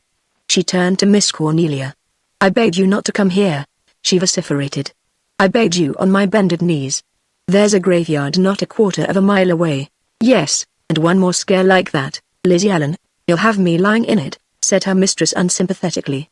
She moved up to examine the scene of Lizzie's ghostly misadventure, while Anderson began to interrogate its heroine. "Now, Lizzie," he said, forcing himself to urbanity, "what did you really see?" "I told you what I saw." His manner grew somewhat threatening. "You're not trying to frighten Miss Van Gorder into leaving this house and going back to the city?" "Well, if I am," said Lizzie with grim, unconscious humor, "I'm giving myself an awful good scare, too, ain't I?" The two glared at each other as Miss Cornelia returned from her survey of the alcove. "Somebody who had a key could have got in here, Mr. Anderson," she said annoyedly. "That terrace door's been unbolted from the inside," Lizzie groaned. "I told you so," she wailed. "I knew something was going to happen tonight. I heard rappings all over the house today, and the Ouija board spelled bat." The detective recovered his poise.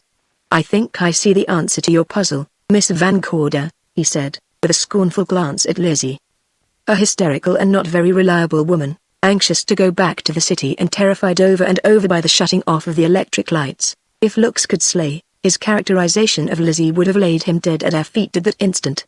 Miss Van Gorder considered his theory. "I wonder," he said. The detective rubbed his hands together more cheerfully. "A good night's sleep," and he began, but the irrepressible Lizzie interrupted him. "My God, we're not going to bed, are we?" she said, with her eyes as big as saucers. He gave her a kindly pat on the shoulder, which she obviously resented. "You'll feel better in the morning," he said. "Lock your door and say your prayers. Leave the rest to me." Lizzie muttered something inaudible and rebellious, But now Miss Cornelia added her protestations to his. "That's very good advice," she said decisively. "You take her, Dale." Reluctantly, the dragging of feet and scared glances cast back over her shoulder, Lizzie allowed herself to be drawn toward the door and the main staircase by Dale. But she did not depart without one Parthian shot. "I'm not going to bed," she wailed as Dale's strong young arm helped her out into the hall. "Do you think I want to wake up in the morning with my throat cut?" Then the creaking of the stairs, and Dale's soothing voice reassuring her as she painfully clambered toward the third floor, announced that Lizzie, for some time at least, had been removed as an active factor from the puzzling equation of Cedar Crest. Anderson confronted Miss Cornelia with certain relief. "There are certain things I want to discuss with you, Miss Van Corder," he said. "But they can wait until tomorrow morning." Miss Cornelia glanced about the room. His manner was reassuring. "Do you think all this pure imagination?" she said. "Don't you?" She hesitated. "I'm not sure," he laughed. "I'll tell you what I'll do. You go upstairs and go to bed comfortably. I'll make a careful search of the house before I settle down, and if I find anything at all suspicious, I'll promise to let you know." She agreed to that, and after sending the Jap out for more coffee prepared to go upstairs. Never had the thought of her own comfortable bed appealed to her so much.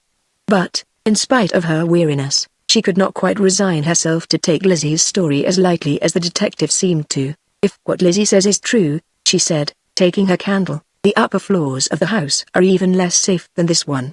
I imagine Lizzie's account just now is about as reliable as her previous one as to her age," Anderson assured her.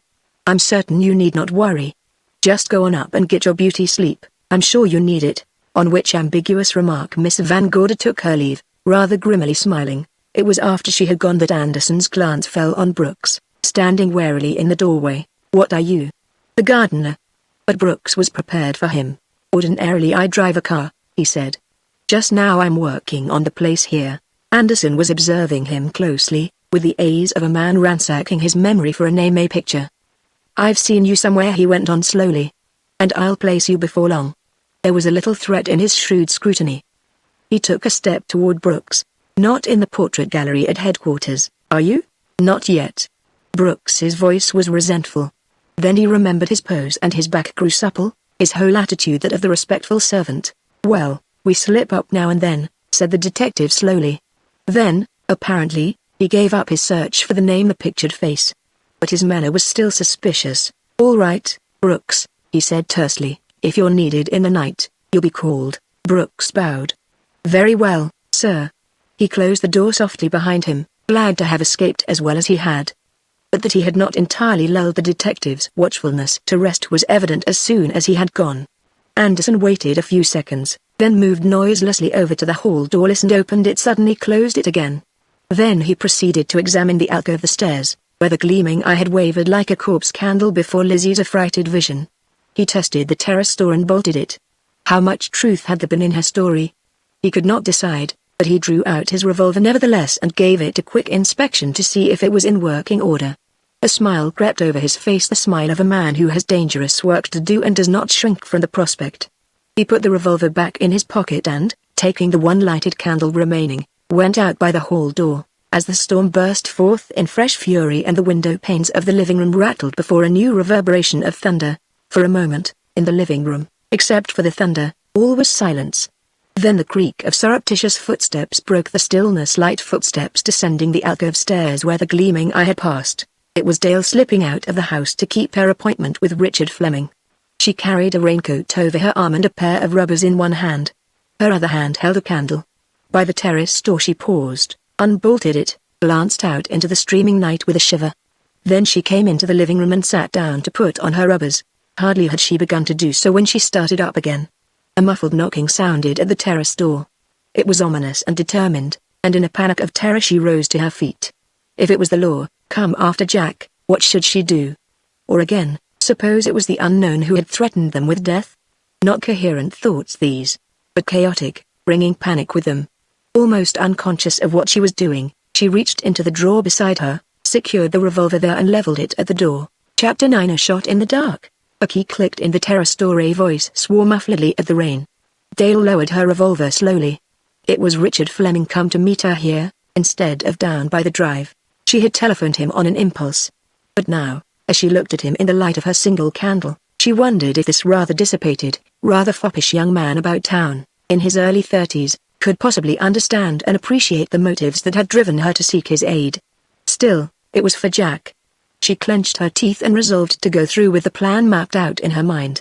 It might be a desperate expedient, but she had nowhere else to turn. Fleming shut the terrace door behind him and moved down from the alcove, trying to shake the rain from his coat. "Did I frighten you?" "Oh, Mr. Fleming, yes." Dale laid her aunt's revolver down on the table. Fleming perceived her nervousness and made a gesture of apology. "I'm sorry," he said. "I rapped but nobody seemed to hear me, so I used my key." "You're wet through." "I'm sorry," said Dale with mechanical politeness. He smiled. "Oh, no."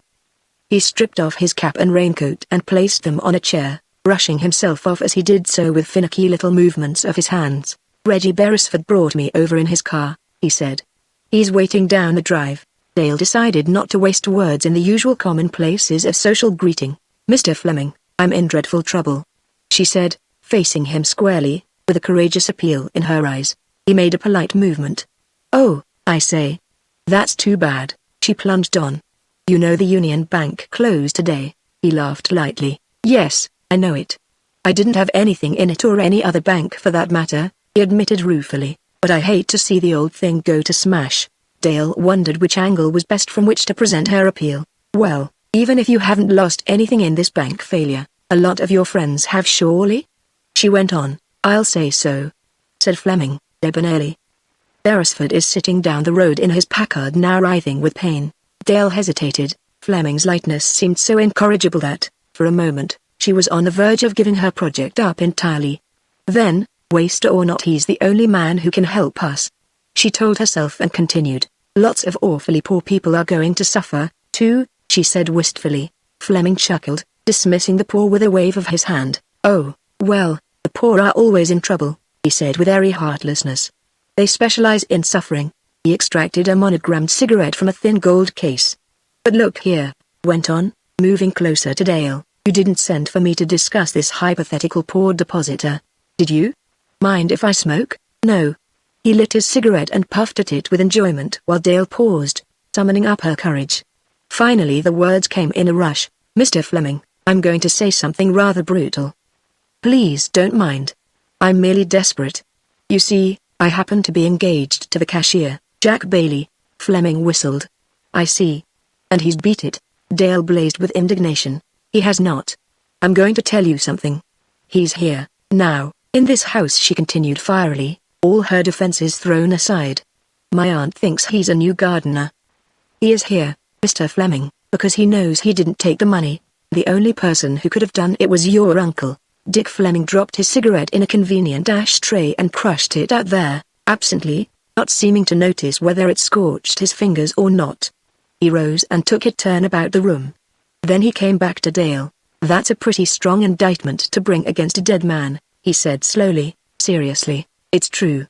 Dale insisted stubbornly, giving him glance for glance. Fleming nodded. "All right."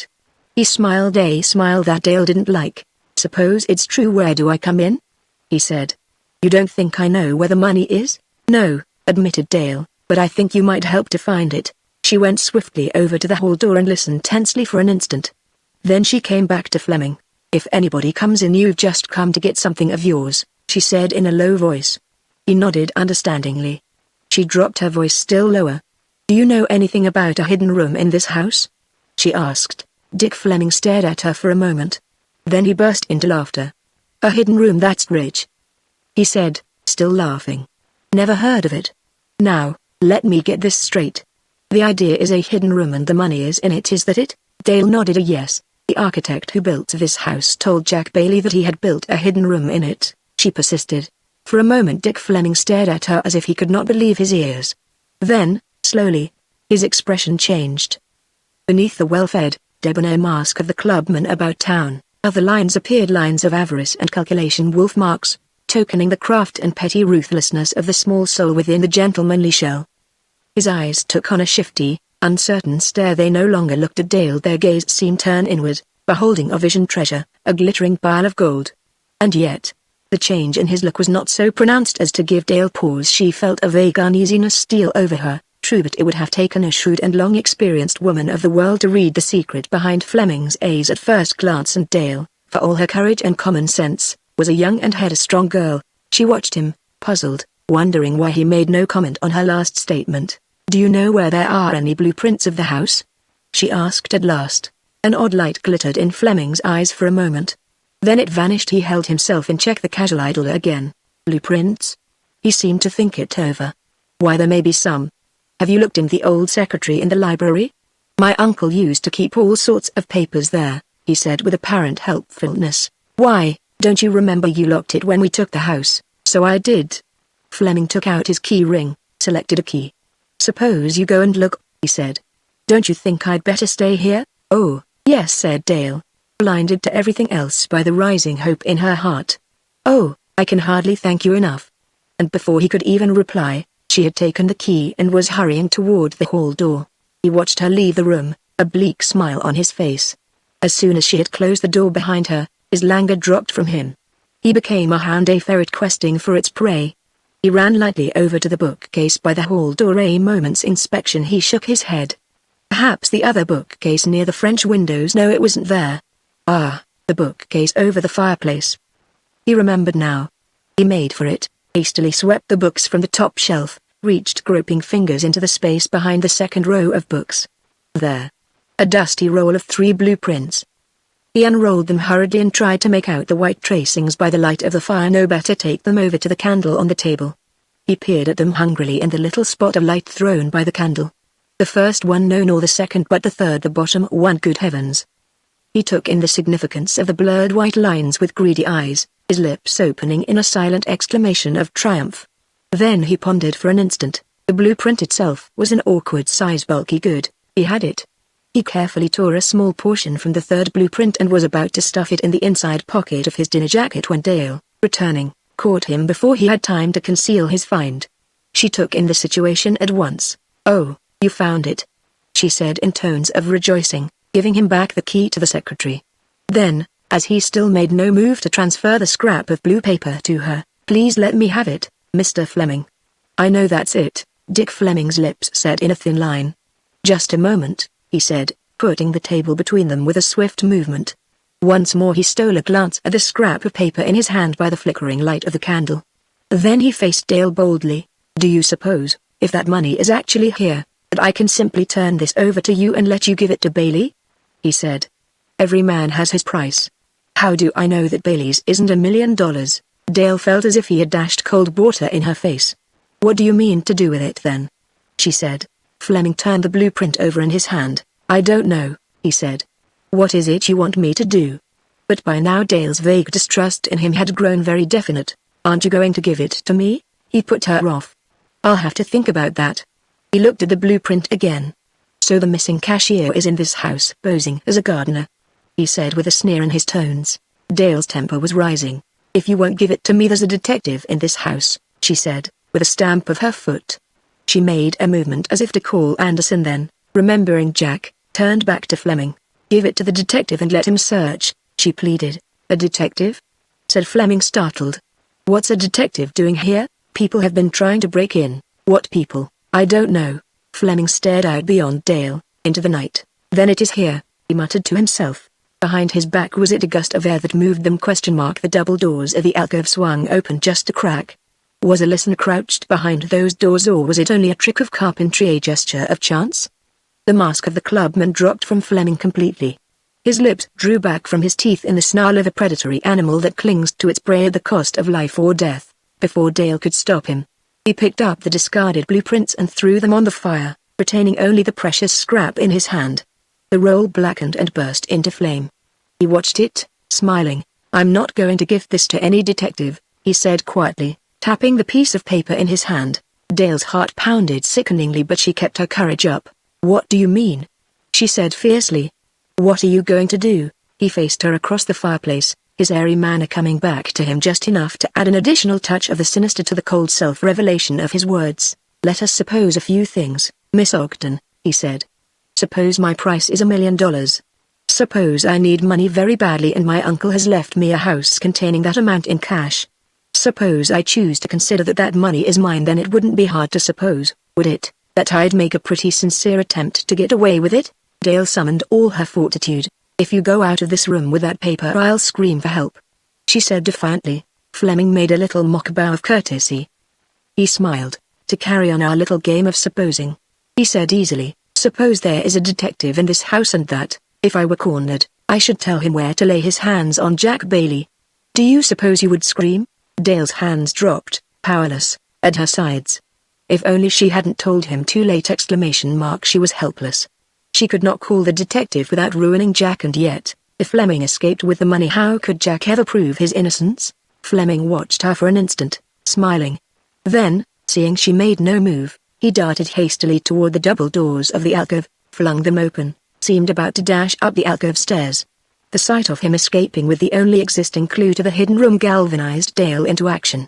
She followed him, hurriedly snatching up Miss Cornelia's revolver from the table as she did so, in a last gesture of desperation.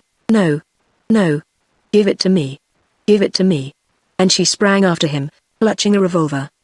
He waited for her on the bottom step of the stairs, a slight smile still on his face, panting breaths in the darkness of the alcove. A short, furious scuffle. He had wrested the revolver away from her, but in doing so had unguarded the precious blueprint. She snatched at it desperately, tearing most of it away, leaving only a corner in his hand. He swore tried to get it back. She jerked away. Then suddenly a bright shaft of light split the darkness of the alcove stairs like a sword, a spot of brilliance centered on Fleming's face like the glare of a flashlight focused from above by an invisible hand. For an instant it revealed him, his features distorted with fury, about to rush down the stairs again and attack the trembling girl at their foot. A single shot rang out. For a second, the fury on Fleming's face seemed to change to a strange look of bewilderment and surprise. Then the shaft of light was extinguished as suddenly as the snuffing of a candle, and he crumpled forward to the foot of the stairs, struck lay on his face in the darkness, just inside the double doors. Dale gave a little whimpering cry of horror. Oh, no, no, no, she whispered from a dry throat, automatically stuffing her portion of the precious scrap of blueprint into the bosom of her dress. She stood frozen, not daring to move, not daring even to reach down with her hand and touch the body of Fleming to see if he was dead or alive. A murmur of excited voices sounded from the hall. The door flew open, feet stumbled through the darkness. The noise came from this room. That was Anderson's voice. Holy Virgin! That must be Lizzie. Even as Dale turned to face the assembled household, the house lights, extinguished since the storm, came on in full brilliance, revealing her to them, standing beside Fleming's body with Miss Cornelia's revolver between them. She shuddered, seeing Fleming's arm flung out awkwardly by his side. No living man could lie in such a posture. I didn't do it. I didn't do it, she stammered, after a tense silence that followed the sudden re-illumining of the lights. Her eyes wandered from figure to figure idly, noting unimportant details. Billy was still in his white coat, and his face, impassive as ever, showed not the slightest surprise. Brooks and Anderson were likewise completely dressed, but Miss Cornelia had evidently begun to retire for the night when she had heard the shot. Her transformation was askew and she wore a dressing gown. As for Lizzie, that worthy shivered in a gaudy wrapper adorned with incredible orange flowers, with her hair done up in curlers.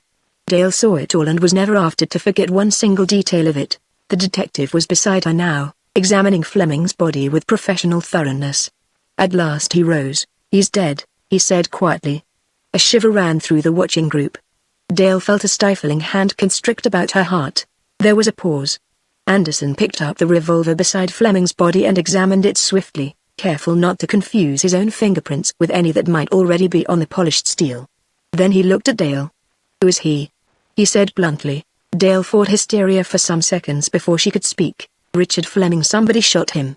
She managed to whisper at last. Anderson took a step toward her. What do you mean by somebody? He said. The world to Dale turned into a crowd of threatening, accusing eyes, a multitude of shadowy voices, shouting, guilty. Guilty.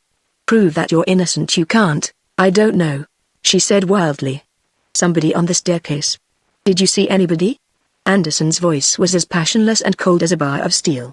No, but there was a light from somewhere like a pocket flash. She could not go on.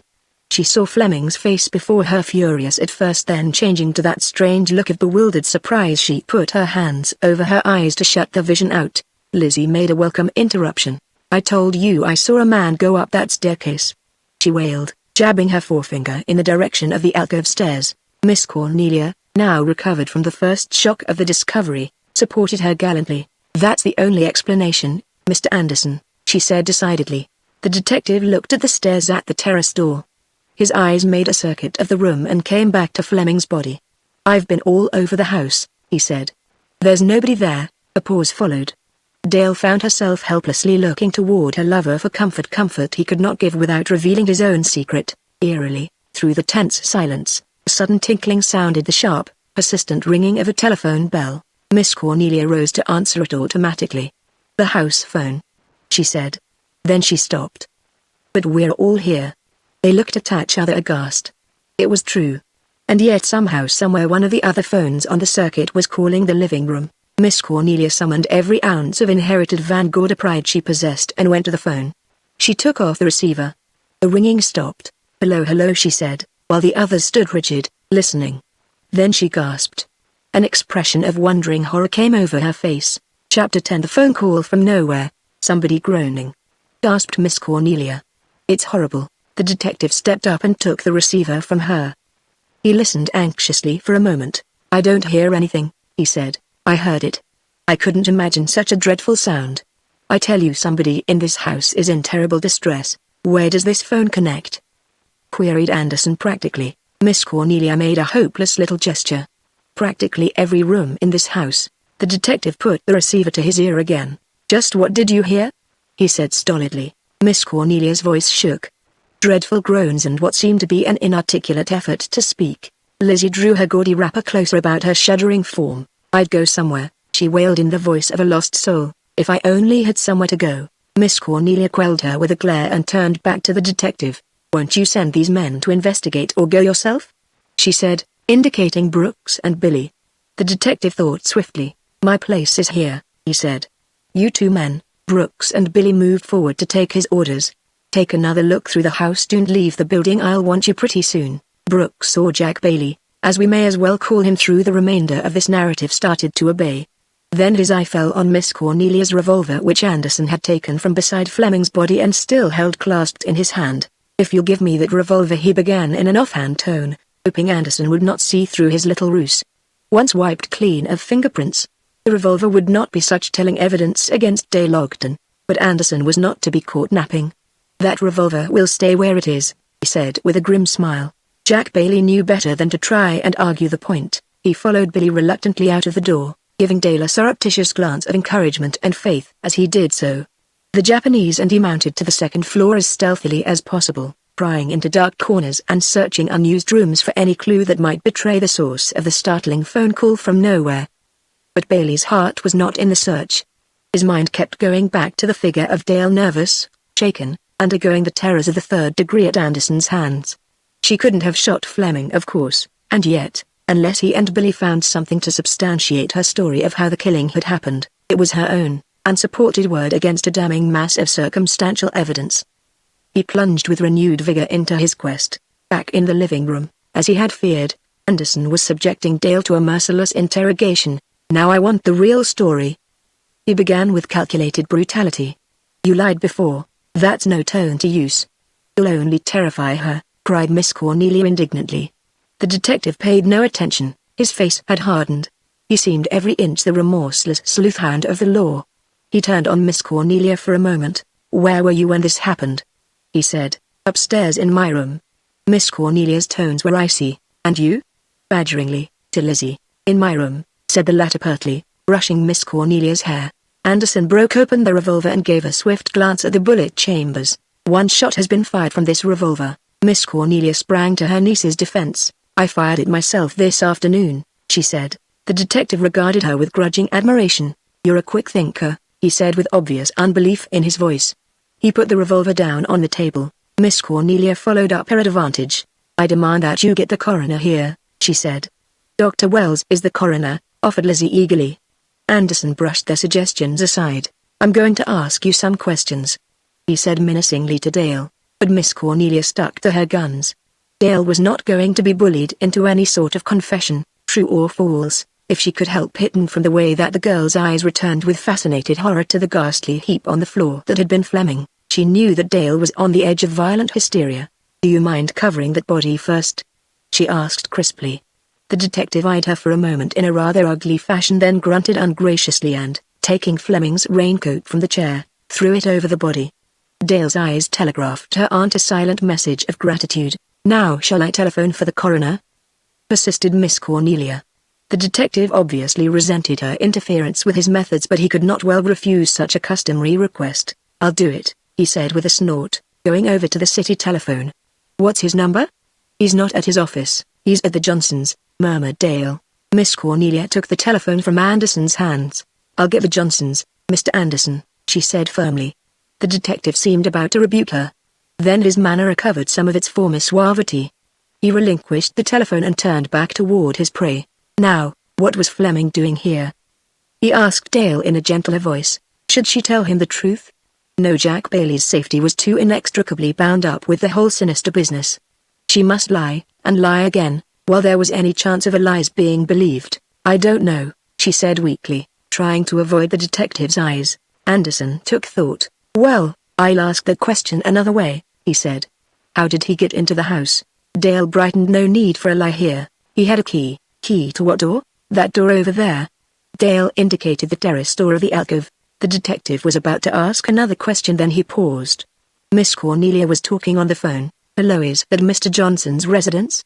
Is Dr. Wells there?" "No?" Her expression was puzzled. "Oh, all right, thank you, good night." Meanwhile Anderson had been listening but thinking as well. Dale saw his sharp glance travel over to the fireplace, rest for a moment, with an air of discovery, on the fragments of the roll of blueprints that remained unburned among ashes. Return. She shut her eyes for a moment, trying tensely to summon every atom of shrewdness she possessed to aid her. He was hammering at her with questions again. "When did you take that revolver out of the table drawer?" "When I heard him outside on the terrace," said Dale promptly and truthfully. "I was frightened." Lizzie tiptoed over to Miss Cornelia. "You wanted a detective," she said in an ironic whisper. "I hope you're happy now you've got one." Miss Cornelia gave her a look that sent her scuttling back to her former post by the door. But nevertheless, internally, she felt thoroughly in accord with Lizzie. Again Anderson's questions pounded at the rigid Dale, striving to pierce her armor of mingled truth and falsehood. "When Fleming came in, what did he say to you?" "Just something about the weather," said Dale weakly. The whole scene was still too horribly vivid before her eyes for her to furnish a more convincing alibi. "You didn't have any quarrel with him?" Dale hesitated. "No. He just came in that door, said something about the weather, and was shot from that staircase." "Is that it?" said the detective in tones of utter incredulity. Dale hesitated again. Thus baldly put, her story seemed too flimsy for words. She could not even blame Anderson for disbelieving it. And yet what other story could she tell that would not bring ruin on Jack? Her face whitened. She put her hand on the back of a chair for support. "Yes, that's it," she said at last, and swayed where she stood. Again Miss Cornelia tried to come to the rescue. "Are all these questions necessary?" she queried sharply.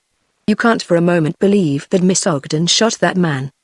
But by now, though she did not show it, she too began to realize the strength of the appalling net of circumstances that drew with each minute tighter around the unhappy girl. Dale gratefully seized the momentary respite and sank into a chair. The detective looked at her. "I think she knows more than she's telling. She's concealing something," he said with deadly intentness. "The nephew of the president of the Union Bank shot in his own house the day the bank has failed. That's queer enough." Now he turned back to Miss Cornelia.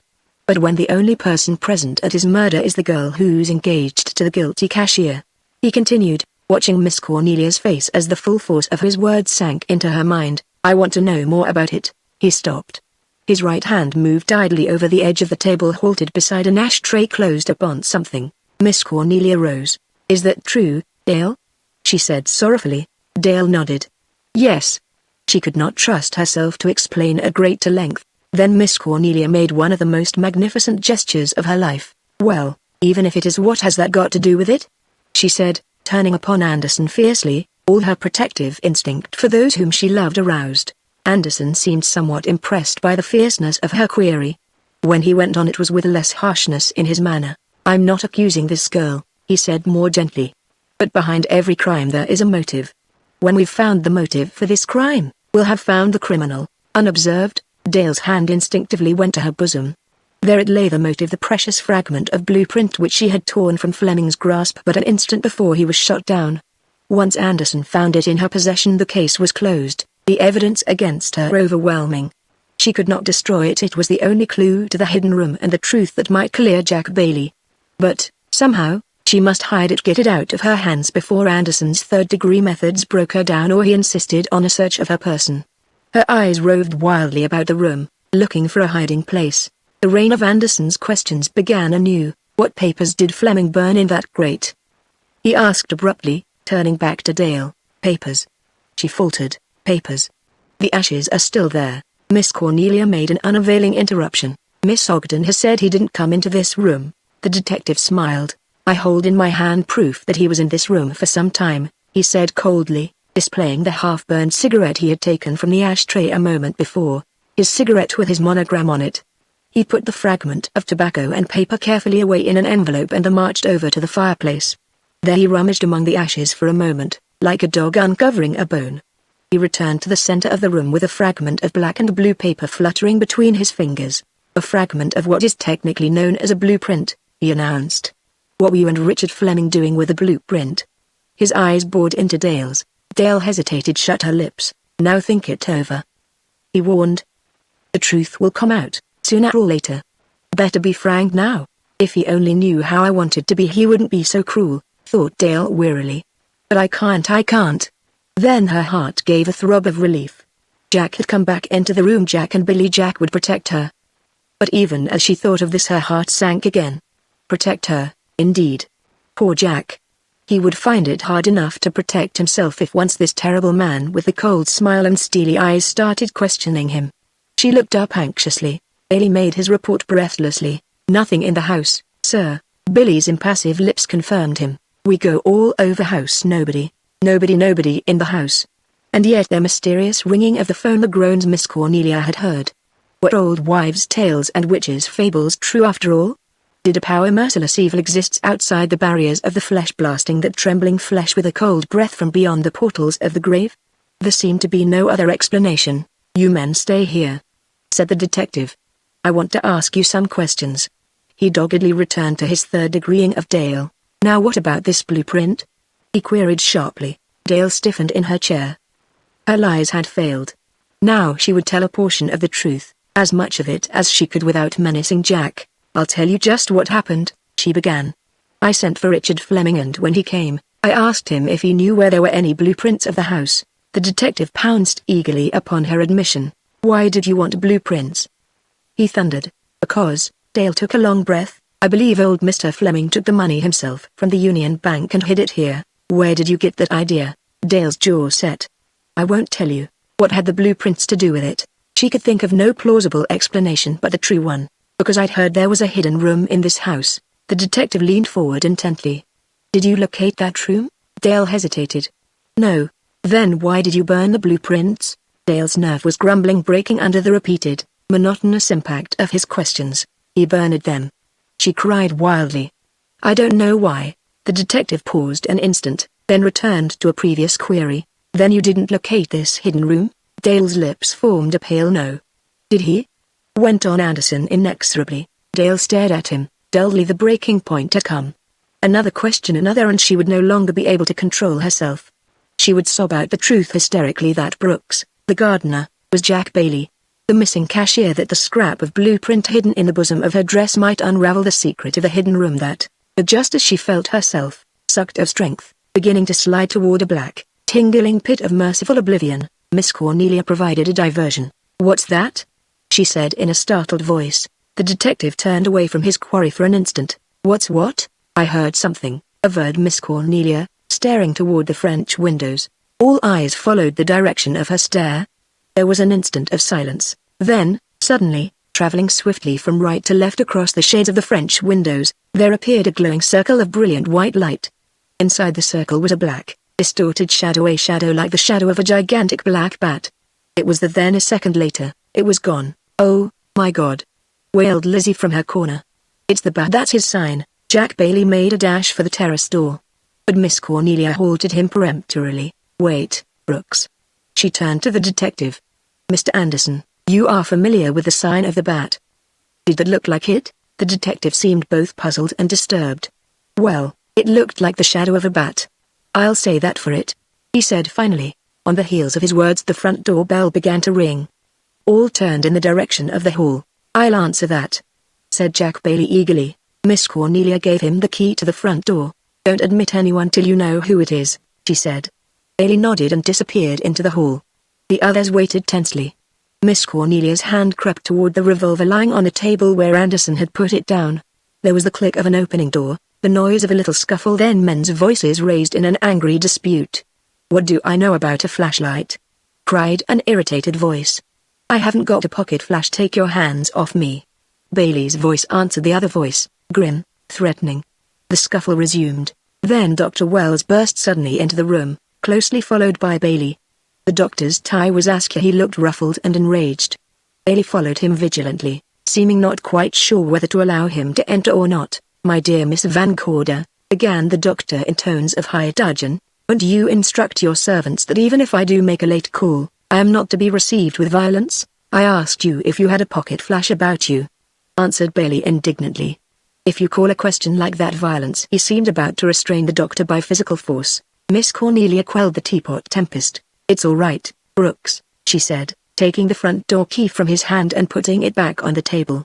She turned to Dr. Wells. "You see, Dr. Wells," she explained, "just a moment before you rang the doorbell a circle of white light was thrown on those window shades." The doctor laughed with a certain relief. "Why, it was probably the searchlight from my car," he said. "I noticed as I drove up that it fell directly on that window." His explanation seemed to satisfy all present but Lizzie. She regarded him with a deep suspicion. "He may be a lawyer, a merchant, a doctor," she chanted ominously to herself. Miss Cornelia, too, was not entirely at ease. In the center of this ring of light, she proceeded, her eyes on the doctor's calm countenance, was an almost perfect silhouette of a bat. A bat. The doctor seemed at sea. "Ah, I see the symbol of the criminal of that name." He laughed again. "I think I can explain what you saw. Quite often my headlights collect insects at night, and a large moth, spread on the glass, would give precisely the effect you speak of. Just to satisfy you, I'll go out and take a look." He turned to do so. Then he caught sight of the raincoat-covered huddle on the floor. "Why," he said in a voice that mingled astonishment with horror. He paused. His glance slowly traversed the circle of silent faces. Chapter 11. Billy practices jiu-jitsu. "We have had a very sad occurrence here, Doctor," said Miss Cornelia gently. The doctor braced himself. "Who? Richard Fleming?" "Richard Fleming?" gasped the doctor in tones of incredulous horror. "Shot and killed from that staircase," said Miss Cornelia tonelessly. The detective demurred. "Shot and killed, anyhow," he said in accents of significant omission. The doctor knelt beside the huddle on the floor. He removed the fold of the raincoat that covered the face of the corpse and stared at the dead, blank mask. Till a moment ago, even at the height of his irritation with Bailey, he had been blithe and offhand, a man who seemed comparatively young for his years.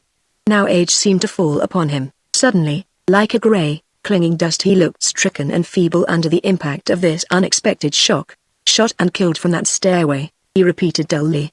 He rose from his knees and glanced at the fatal stairs. What was Richard Fleming doing in this house at this hour? He said.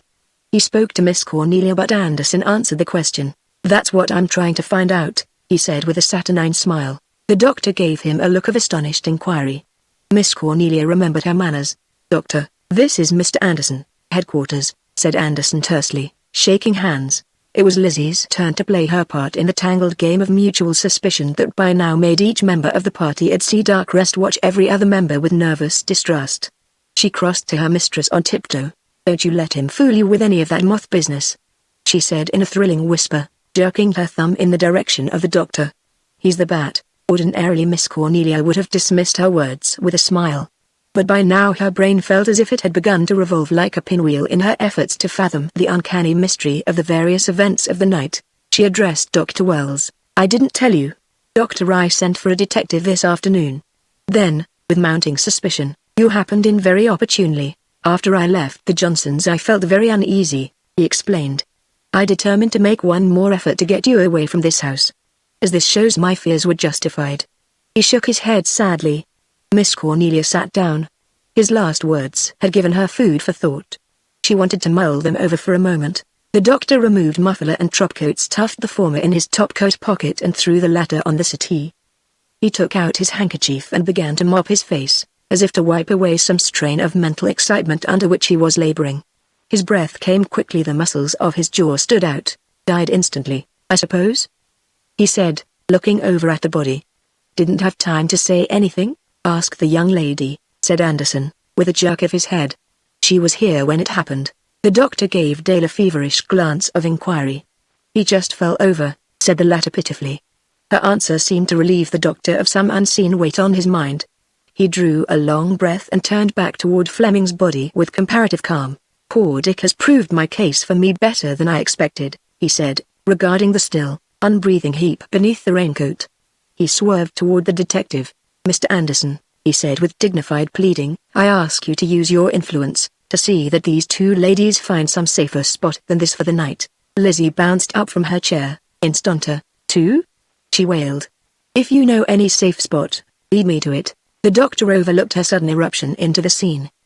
He wandered back again toward the huddle under the raincoat, as if still unable to believe that it was or rather had been Richard Fleming. Miss Cornelia spoke suddenly in a low voice, without moving a muscle of her body. I have a strange feeling that I'm being watched by unfriendly eyes, she said. Lizzie clutched at her across the table. I wish the lights would go out again. She pattered. No, I don't neither. As Miss Cornelia gave the clutching hand a nervous little slap. During the little interlude of comedy, Billy, the Japanese, unwatched by the others, had stolen to the French windows, pulled aside a blind, looked out. When he turned back to the room, his face had lost a portion of its oriental calm. There was suspicion in his eyes.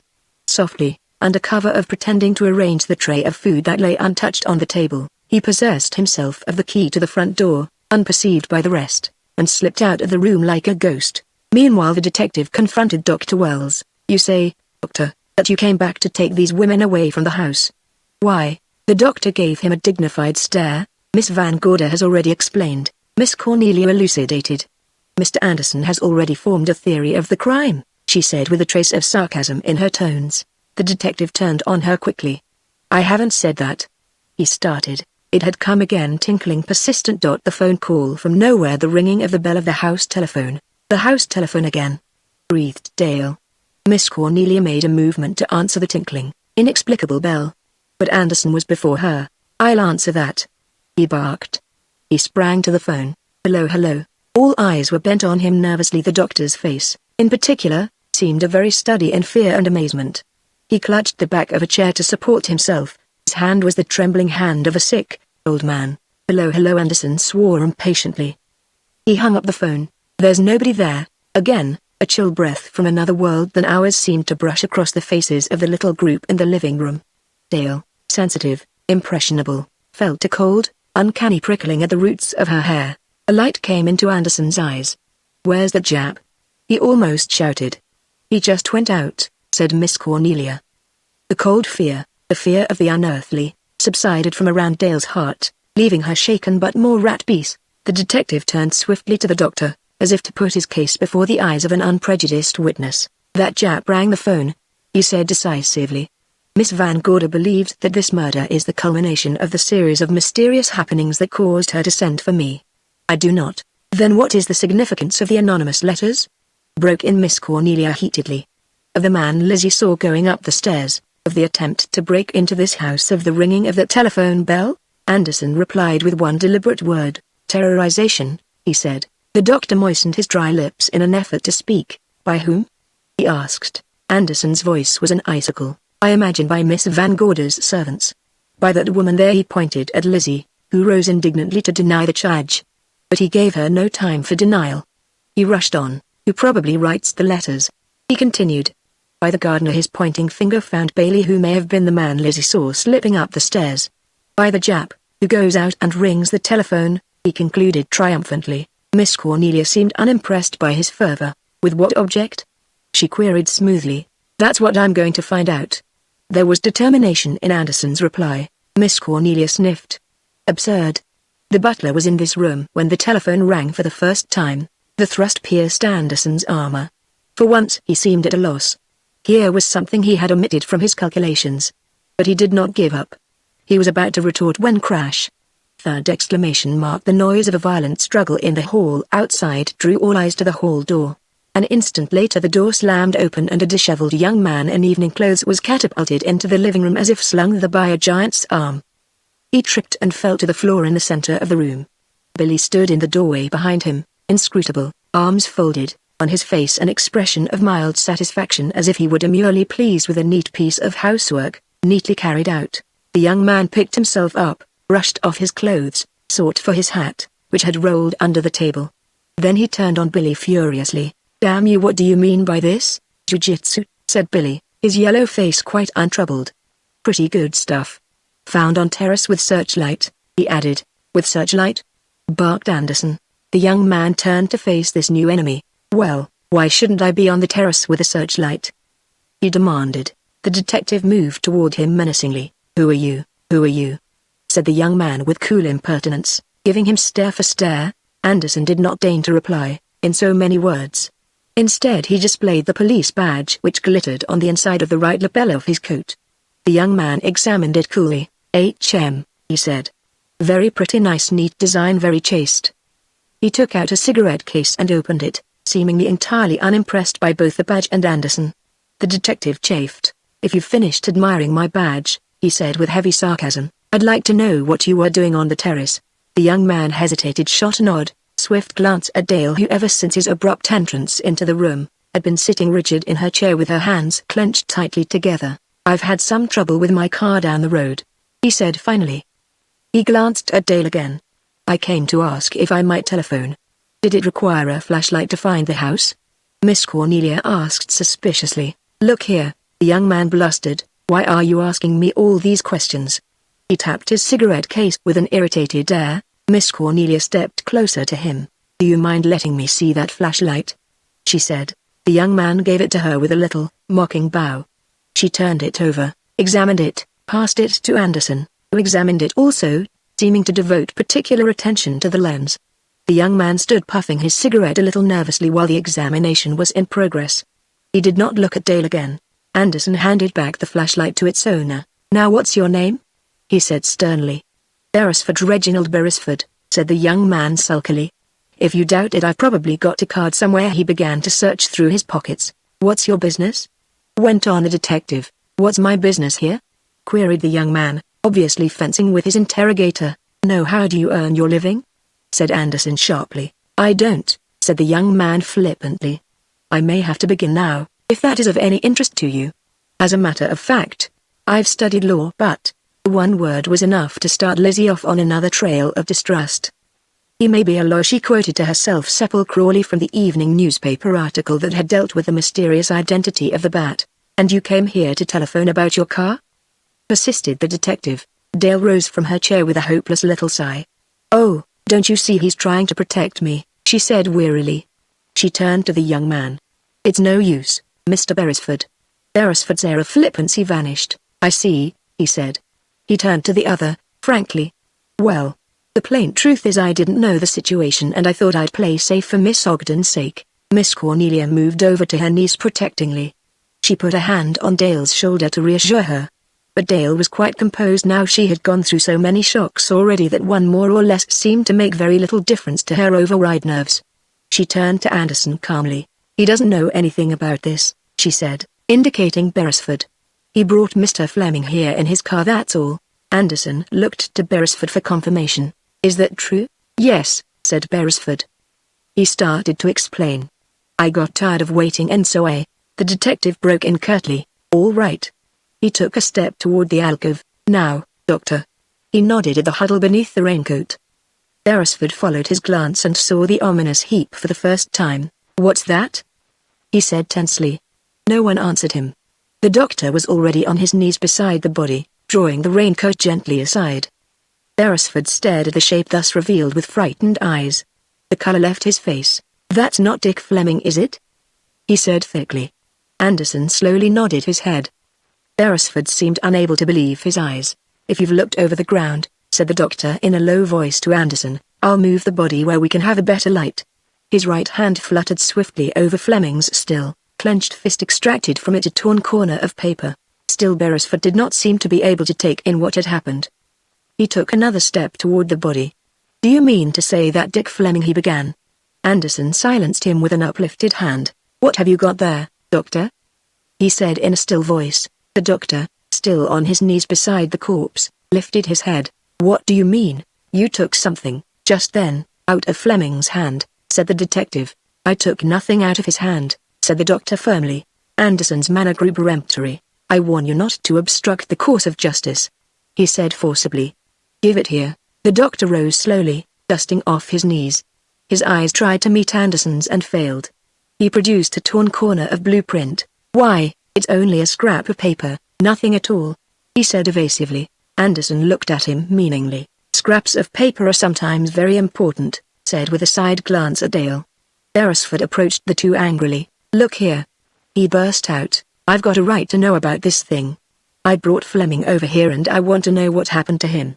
You don't have to be a mind reader to know that," moaned Lizzie, overcome. As usual, her comment went unanswered. Beresford persisted in his questions. "Who killed him?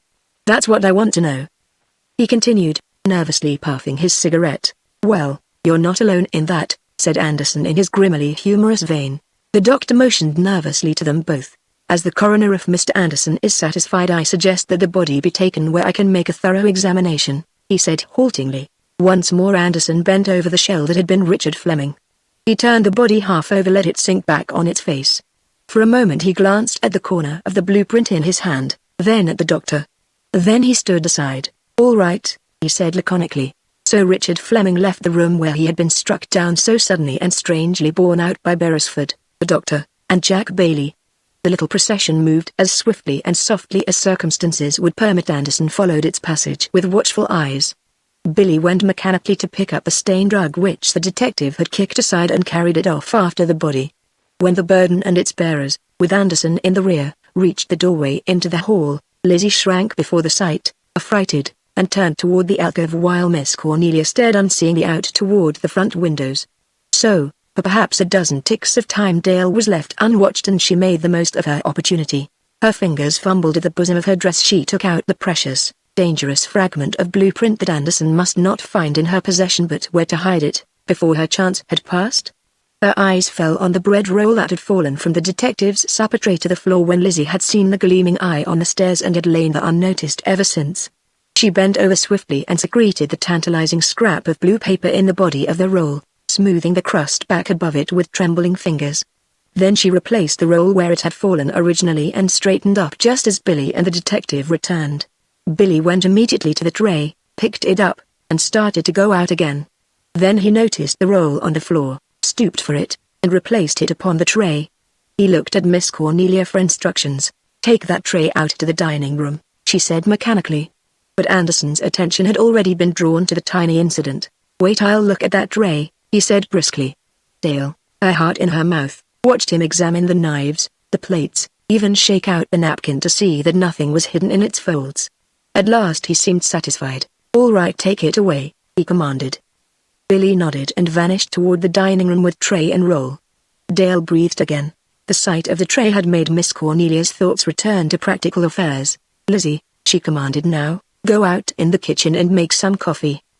"I'm sure we all need it," she sighed. Lizzie bristled at once. "Go out in that kitchen alone? Billy's there," said Miss Cornelia wearily.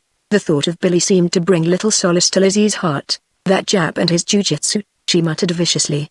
"One twist and I'd be folded up like a pretzel." But Miss Cornelia's manner was imperative, and Lizzie slowly dragged herself kitchenward, yawning and promising the saints repentance of every sin she had or had not committed if she were allowed to get there without something grabbing at her ankles in the dark corner of the hall.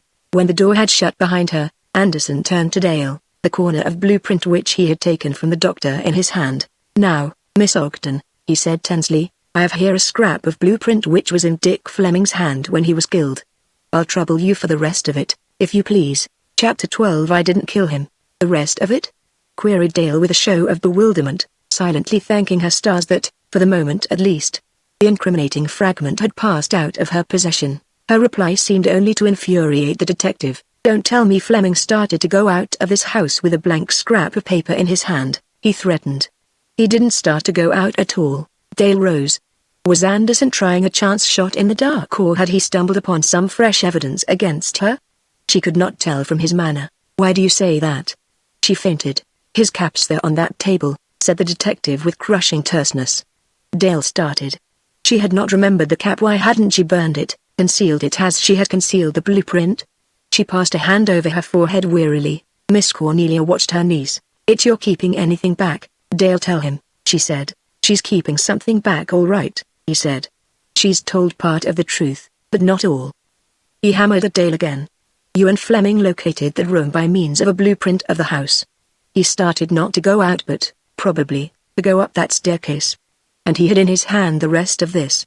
Again he displayed the blank corner of blue paper. Dale knew herself cornered at last. The detective's deductions were too shrewd. Do what she would, she could keep him away from the truth no longer. He was going to take the money and go away with it. She said rather pitifully, feeling a certain relief of despair steal over her, now that she no longer needed to go on lying involving herself in an inextricable web of falsehood. "Dale," gasped Miss Cornelia, alarmed. But Dale went on, reckless of consequences to herself, though still warily shielding Jack. He changed the minute he heard about it. He was all kindness before that, but afterwards she shuddered, closing her eyes. Fleming's face rose before her again, furious, distorted with passion and greed, then, suddenly, quenched of life. Anderson turned to Miss Cornelia triumphantly. "She started to find the money and save Bailey," he explained, building up his theory of the crime. "But to do it she had to take Fleming into her confidence," and he turned yellow. "Rather than let him get away with it, he made an expressive gesture toward his hip pocket." Dale trembled, feeling herself already in the toils. She had not quite realized, until now, how damningly plausible such an explanation of Fleming's death could sound. It fitted the evidence perfectly. It took account of every factor but one. The factor left unaccounted for was one which even she herself could not explain. "Isn't that true?" demanded Anderson. Dale already felt the cold clasp of handcuffs on her slim wrists. What use of denial when every tiny circumstance was so leagued against her? And yet she must deny. "I didn't kill him," she repeated perplexedly, weakly. "Why didn't you call for help?" You knew I was here." Dale hesitated. I couldn't." The moment the words were out of her mouth she knew from his expression that they had only cemented his growing certainty of her guilt. "Dale, be careful what you say," warned Miss Cornelia agitatedly. Dale looked dumbly at her aunt. Her answers must seem the height of reckless folly to Miss Cornelia. "Oh, if there were only someone who understood." Anderson resumed his grilling. "Now I mean to find out two things," he said, advancing upon Dale. "Why you did not call for help and what you have done with that blueprint." "Suppose I could find that piece of blueprint for you?" said Dale desperately. "Would that establish Jack Bailey's innocence?" The detective stared at her keenly for a moment. "If the money's yes." Dale opened her lips to reveal the secret, reckless of what might follow. As long as Jack was cleared, what matter what happened to herself? But Miss Cornelia nipped the heroic attempt at self-sacrifice in the bud. She put herself between her niece and the detective, shielding Dale from his eager gaze, but her own guilt. She said in tones of great dignity, "No, Mr. Anderson, granting that she knows where that paper is and she has not said that she does, I shall want more time and much legal advice before I allow her to turn it over to you." All the unconscious note of command that long-inherited wealth and the pride of a great name can give was in her voice, and the detective, for the moment, bowed before it, defeated. Perhaps he thought of men who had been broken from the force for injudicious arrests, perhaps he merely bided his time. At any rate, he gave up his grilling of Dale for the present and turned to question the doctor and Beresford, who had just returned, with Jack Bailey, from their grim task of placing Fleming's body in a temporary resting place in the library. "Well, doctor?" he grunted. The doctor shook his head. "Poor fellow, straight through the heart." "Were there any powder marks?" queried Miss Cornelia. "No, and the clothing was not burned. He was apparently shot from some little distance, and I should say from above." The detective received this information without the change of a muscle in his face. He turned to Beresford, resuming his attack on Dale from another angle.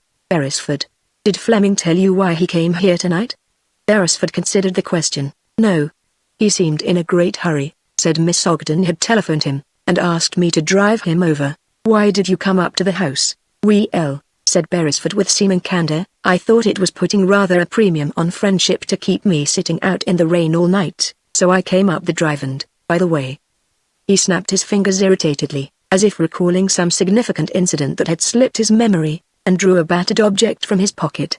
"I picked this up, about 100 feet from the house," he explained. "A man's watch. It was partly crushed into the ground, and, as you see, it's stopped running." The detective took the object and examined it carefully. A man's open-face gold watch, crushed and battered in as if it had been trampled upon by a heavy heel. Yes, he said thoughtfully. Stop running at 10:30. Beresford went on, with mounting excitement. I was using my pocket flash to find my way, and what first attracted my attention was the ground torn up, you know, all around it. Then I saw the watch itself. Anybody here recognize it? The detective silently held up the watch so that all present could examine it. He waited. But if anyone in the party recognized the watch, no one moved forward to claim it. You didn't hear any evidence of a struggle, did you? Went on Beresford. The ground looked as if a fight had taken place. Of course it might have been a dozen other things. Miss Cornelia started. Just about 10:30 Lizzie heard somebody cry out, in the grounds, she said. The detective looked Beresford over till the latter grew a little uncomfortable. I don't suppose it has any bearing on the case, admitted the latter uneasily. But it's interesting. The detective seemed to agree. At least he slipped the watch in his pocket. Do you always carry a flashlight, Mr. Beresford? Asked Miss Cornelia a trifle suspiciously. Always at night, in the car.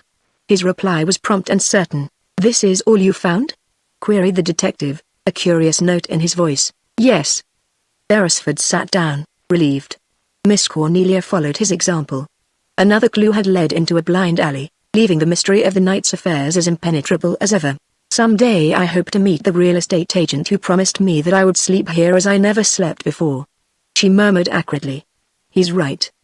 I've slept with my clothes on every night since I came. As she ended, Billy darted in from the hall, his beady little black eyes gleaming with excitement, a long, wicked-looking butcher knife in his hand. Key, kitchen door, please, he said, addressing his mistress. Key? Said Miss Cornelia, startled. What for? For once Billy's polite little grin was absent from his countenance. Somebody outside trying to get in. He chattered. I see knob turn, so, illustrated with the butcher knife, and so 3 times. The detective's hand went at once to his revolver. You're sure of that, are you? He said roughly to Billy. Sure. Where's that hysterical woman Lizzie? Queried Anderson. She may get a bullet in her if she's not careful. She see too. She shut in closet say prayers, maybe, said Billy, without a smile. The picture was a ludicrous one, but not one of the little group laughed. Doctor, have you a revolver? Anderson seemed to be going over the possible means of defense against this new peril. No, how about you, Beresford? Beresford hesitated. Yes, he admitted finally. Always carry one at night in the country.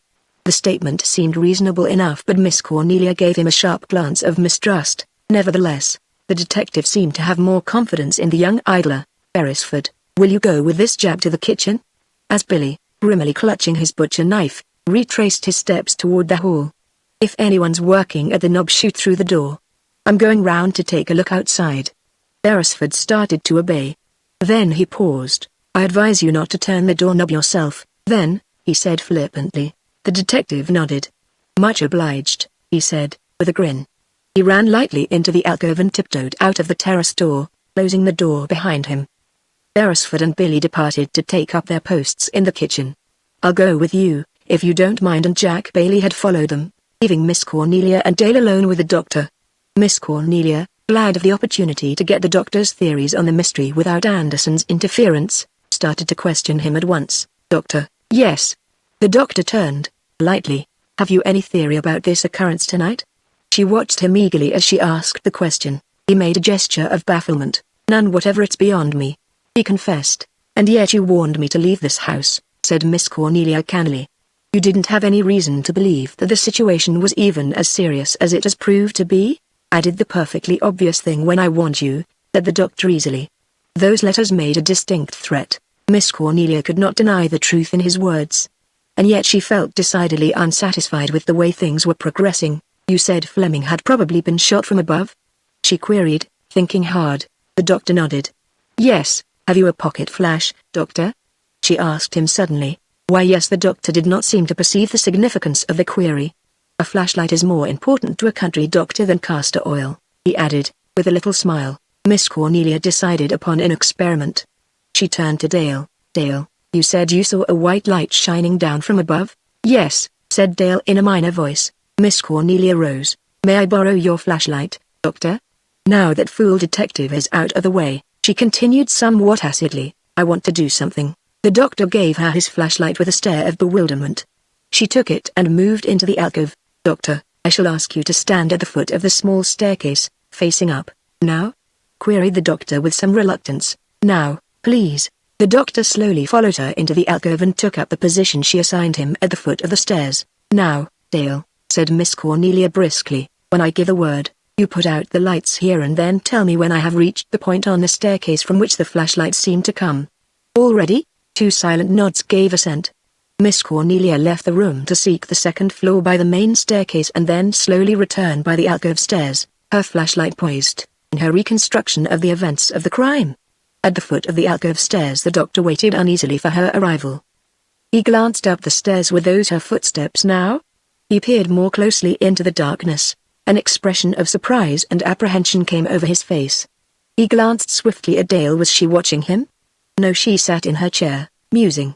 He turned back toward the stairs and made a frantic, insistent gesture. "Go back, go back," it said, plainer than words, to something in the darkness by the head of the stairs. Then his face relaxed. He gave a noiseless sigh of relief. Dale, rousing from her brown study, turned out the floor lamp by the table and went over to the main light switch, awaiting Miss Cornelia's signal to plunge the room in darkness. The doctor stole another glance at her. Had his gestures been observed? Apparently not, unobserved by either, as both waited tensely for Miss Cornelia's signal. A hand stole through the broken pane of the shattered French window behind their backs and fumbled for the knob which unlocked the window door. It found the catch, unlocked it. The window door swung open, noiselessly, just enough to admit a crouching figure that cramped itself uncomfortably behind the settee which Dale and the doctor had placed to barricade those very doors. When it had settled itself, unperceived, in its lurking place, the hand stole out again, closed the window door, relocked it. Hand or claw? Hand of man or woman or paw of beast? "In the name of God, whose hand?" Miss Cornelia's voice from the head of the stairs broke the silence. "All right. Put out the lights." Dale pressed the switch. Heavy darkness. The sound of her own breathing. A mutter from the doctor. Then, abruptly, a white, piercing shaft of light cut the darkness of the stairs, horribly reminiscent of that other light shaft that had signaled Fleming's doom. Was it here? Miss Cornelia's voice came muffledly from the head of the stairs. Dale considered. "Come down a little," she said. The white spot of light wavered, settled on the doctor's face. "I hope you haven't a weapon." The doctor called up the stairs with an unsuccessful attempt at jocularity. Miss Cornelia descended another step. "How's this?" "That's about right," said Dale uncertainly. Miss Cornelia was satisfied. "Lights, please." She went up the stairs again to see if she could puzzle out what course of escape the man who had shot Fleming had taken after his crime. If it had been a man. Dale switched on the living room lights with a sense of relief. The reconstruction of the crime had tried her sorely. She sat down to recover her poise. "Doctor, I'm so frightened," she confessed. The doctor at once assumed his best manner of professional reassurance. "Why, my dear child?" he asked lightly. "Because you happened to be in the room when a crime was committed? But he has a perfect case against me," sighed Dale. "That's absurd." "No, you don't mean?" said the doctor aghast. Dale looked at him with horror in her face. "I didn't kill him," she insisted anew. "But, you know the piece of blueprint you found in his hand?" "Yes," from the doctor tensely. Dale's nerves, too bitterly tested, gave way at last under the strain of keeping her secret. She felt that she must confide in someone or perish. The doctor was kind and thoughtful. More than that, he was an experienced man of the world. If he could not advise her, who could? Besides, a doctor was in many ways like a priest, both sworn to keep inviolate the secrets of their respective confessionals. There was another piece of blueprint, a larger piece, said Dale slowly. I tore it from him just before. The doctor seemed greatly excited by her words. But he controlled himself swiftly. "Why did you do such a thing?" "Oh, I'll explain that later," said Dale tiredly, only too glad to be talking the matter out at last, to pay attention to the logic of her sentences. "It's not safe where it is," she went on, as if the doctor already knew the whole story. "Billy may throw it out or burn it without knowing." "Let me understand this," said the doctor. "The butler has the paper now? He doesn't know he has it?" "It was in one of the rolls that went out on the tray." The doctor's eyes gleamed. He gave Dale's shoulder a sympathetic pat. "Now don't you worry about it, I'll get it," he said. Then, on the point of going toward the dining room, he turned. "But you oughtn't to have it in your possession," he said thoughtfully. "Why not let it be burned?" Dale was on the defensive at once. "Oh, no. It's important, it's vital," she said decidedly. The doctor seemed to consider ways and means of getting the paper. "The tray is in the dining room?" he asked. "Yes," said Dale. He thought a moment, then left the room by the hall door. Dale sank back in her chair and felt a sense of overpowering relief steal over her whole body, as if new life had been poured into her veins. The doctor had been so helpful. Why had she not confided in him before? He would know what to do with the paper. She would have the benefit of his counsel through the rest of this troubled time. For a moment she saw herself and Jack, exonerated, their worries at an end, wandering hand in hand over the green lawns of Cedarcrest in the cheerful sunlight of morning. Behind her, mockingly, the head of the unknown concealed behind the settee lifted cautiously until, if she had turned, he would have just been able to perceive the top of its skull. Chapter 13 The Blackened Bag. As it chanced, she did not turn. The hall door opened. The head behind the settee sank down again. Jack Bailey entered, carrying a couple of logs of firewood. Dale moved toward him as soon as he had shut the door. "Oh, things have gone awfully wrong, haven't they?" she said with a little break in her voice. He put his finger to his lips. "Be careful," he whispered. He glanced about the room cautiously. "I don't trust even the furniture in this house tonight," he said. He took Dale hungrily in his arms and kissed her once, swiftly, on the lips. Then they parted. His voice changed to the formal voice of a servant. "Miss Van Gorder wishes the fire kept burning," he announced, with a whispered play up. To Dale. Dale caught his meaning at once. "Put some logs on the fire, please," she said loudly, the benefit of any listening ears. Then in an undertone to Bailey, "Jack, I'm nearly distracted." Bailey threw his wood on the fire, which received it with appreciative crackles and sputterings.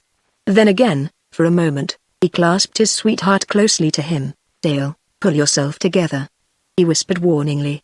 "We've got a fight ahead of us." He released her and turned back toward the fire.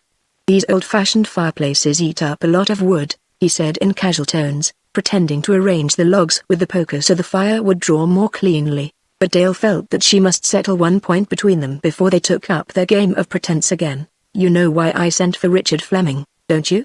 she said, her eyes fixed beseechingly on her lover. The rest of the world might interpret her action as it pleased. She couldn't bear to have Jack misunderstand, but there was no danger of that. His faith in her was too complete. "Yes, of course," he said, with a look of gratitude. Then his mind reverted to the ever-present problem before them. "But who in God's name killed him?" he muttered, kneeling before the fire. "You don't think it was Billy?" Dale saw Billy's face before her for a moment, calm, impassive. But he was an Oriental and alien. His face might be just as calm, just as impassive while his hands were still red with blood. She shuddered at the thought. Bailey considered the matter. "More likely the man Lizzie saw going upstairs," he said finally. "But I've been all over the upper floors." "And nothing?" breathed Dale. "Nothing." Bailey's voice had an accent of finality. "Dale, do you think that he began?" Some instinct warned the girl that they were not to continue their conversation uninterrupted. "Be careful," she breathed, as footsteps sounded in the hall. Bailey nodded and turned back to his pretense of mending the fire. Dale moved away from him slowly. The door opened and Miss Cornelia entered, her black knitting bag in her hand, on her face a demure little smile of triumph. She closed the door carefully behind her and began to speak at once. "Well, Mr. Alopecia urticaria rubeola, otherwise Bailey," she said in tones of the greatest satisfaction, addressing herself to Bailey's rigid back. Bailey jumped to his feet mechanically at her mention of his name. He and Dale exchanged one swift and hopeless glance of utter defeat. "I wish," proceeded Miss Cornelia, obviously enjoying the situation to the full, "I wish you young people would remember that even if hair and teeth have fallen out at 60, the mind still functions." She pulled out a cabinet photograph from the depths of her knitting bag. "His photograph sitting on your dresser," she chided Dale. "Burn it and be quick about it." Dale took the photograph but continued to stare at her aunt with incredulous eyes. "Then you knew?" she stammered. Miss Cornelia, the effective little tableau she had planned now accomplished to her most humorous satisfaction, relapsed into a chair. "My dear child," said the indomitable lady, with a sharp glance at Bailey's bewildered face, "I have employed many gardeners in my time and never before had one who manicured his fingernails, wore silk socks, and regarded baldness as a plant instead of a calamity." An unwilling smile began to break on the faces of both Dale and her lover. The former crossed to the fireplace and threw the damning photograph of Bailey on the flames. She watched it shrivel, curl up, be reduced to ash. She stirred the ashes with a poker till they were well scattered. "Bailey," recovering from the shock of finding that Miss Cornelia's sharp eyes had pierced his disguise without his even suspecting it, now threw himself on her mercy. "Then you know why I'm here?" he stammered. "I still have a certain amount of imagination. I may think you are a fool for taking the risk, but I can see what that idiot of a detective might not. That if you had looted the Union Bank you wouldn't be trying to discover if the money is in this house. You would at least presumably know where it is." The knowledge that he had an ally in this brisk and indomitable spinster lady cheered him greatly. But she did not wait for any comment from him. She turned abruptly to Dale. "Now I want to ask you something," she said more gravely. "Was there a blueprint, and did you get it from Richard Fleming?" It was Dale's turn now to bow her head. "Yes," she confessed. Bailey felt a thrill of horror run through him. "She hadn't told him this, Dale," he said uncomprehendingly. "Don't you see where this places you? If you had it, why didn't you give it to Anderson when he asked for it?" "Because," said Miss Cornelia uncompromisingly, she had sense enough to see that Mr. Anderson considered that piece of paper the final link in the evidence against her, but she could have no motive. Stammered Bailey, distraught, still failing to grasp the significance of Dale's refusal. "Couldn't she?" queried Miss Cornelia pityingly. "The detective thinks she could save you." Now the full light of revelation broke upon Bailey. He took a step back. "Good God," he said. Miss Cornelia would have liked to comment tartly upon the singular lack of intelligence displayed by even the nicest young men in trying circumstances. But there was no time. They might be interrupted at any moment, and before they were, there were things she must find out. "Where is that paper, now?" she asked Dale sharply. "Why, the doctor is getting it for me." Dale seemed puzzled by the intensity of her aunt's manner. "What?" almost shouted Miss Cornelia. Dale explained. "It was on the tray Billy took out," she said, still wondering why so simple an answer should disturb Miss Cornelia so greatly. "Then I'm afraid everything's over," Miss Cornelia said despairingly, and made her first gesture of defeat. She turned away. Dale followed her, still unable to fathom her course of reasoning. "I didn't know what else to do," she said rather plaintively, wondering if again, as with Fleming, she had misplaced her confidence at a moment critical for them all. But Miss Cornelia seemed to have no great patience with her dejection. "One of two things will happen now," she said, with acrid logic. "Either the doctor's an honest man, in which case, as coroner, he will hand that paper to the detective." Dale gasped. "Or he is not an honest man," went on Miss Cornelia, "and he will keep it for himself." "I don't think he's an honest man." The frank expression of her distrust seemed to calm her a little. She resumed her interrogation of Dale more gently. "Now, let's be clear about this. Had Richard Fleming ascertained that there was a concealed room in this house? He was starting up to it," said Dale in the voice of a ghost, remembering. "Just what did you tell him?" "That I believed there was a hidden room in the house and that the money from the Union Bank might be in it." Again, for the millionth time. Indeed, it seemed to her, she reviewed the circumstances of the crime. "Could anyone have overheard?" asked Miss Cornelia. The question had rung in Dale's ears ever since she had come to her senses after the firing of the shot and seen Fleming's body stark on the floor of the alcove. "I don't know," she said. "We were very cautious." "You don't know where this room is?" "No, I never saw the print." "Upstairs somewhere." "Upstairs. Then the thing to do, if we can get that paper from the doctor, is to locate the room at once." Jack Bailey did not recognize the direction where her thoughts were tending. It seemed terrible to him that anyone should devote a thought to the money while Dale was still in danger. "What does the money matter now?" he broke in somewhat irritably. "We've got to save her." And his eyes went to Dale. Miss Cornelia gave him an ineffable look of weary patience. "The money matters a great deal," she said, sensibly. "Someone was in this house on the same errand as Richard Fleming. After all," she went on with a tinge of irony, "the course of reasoning that you followed, Mr. Bailey, is not necessarily unique." She rose. "Somebody else may have suspected that Courtleigh Fleming robbed his own bank," she said thoughtfully. Her eye fell on the doctor's professional bag. She seemed to consider it as if it were a strange sort of animal. "Find the man who followed your course of reasoning," she ended, with a stare at Bailey, "and you have found the murderer.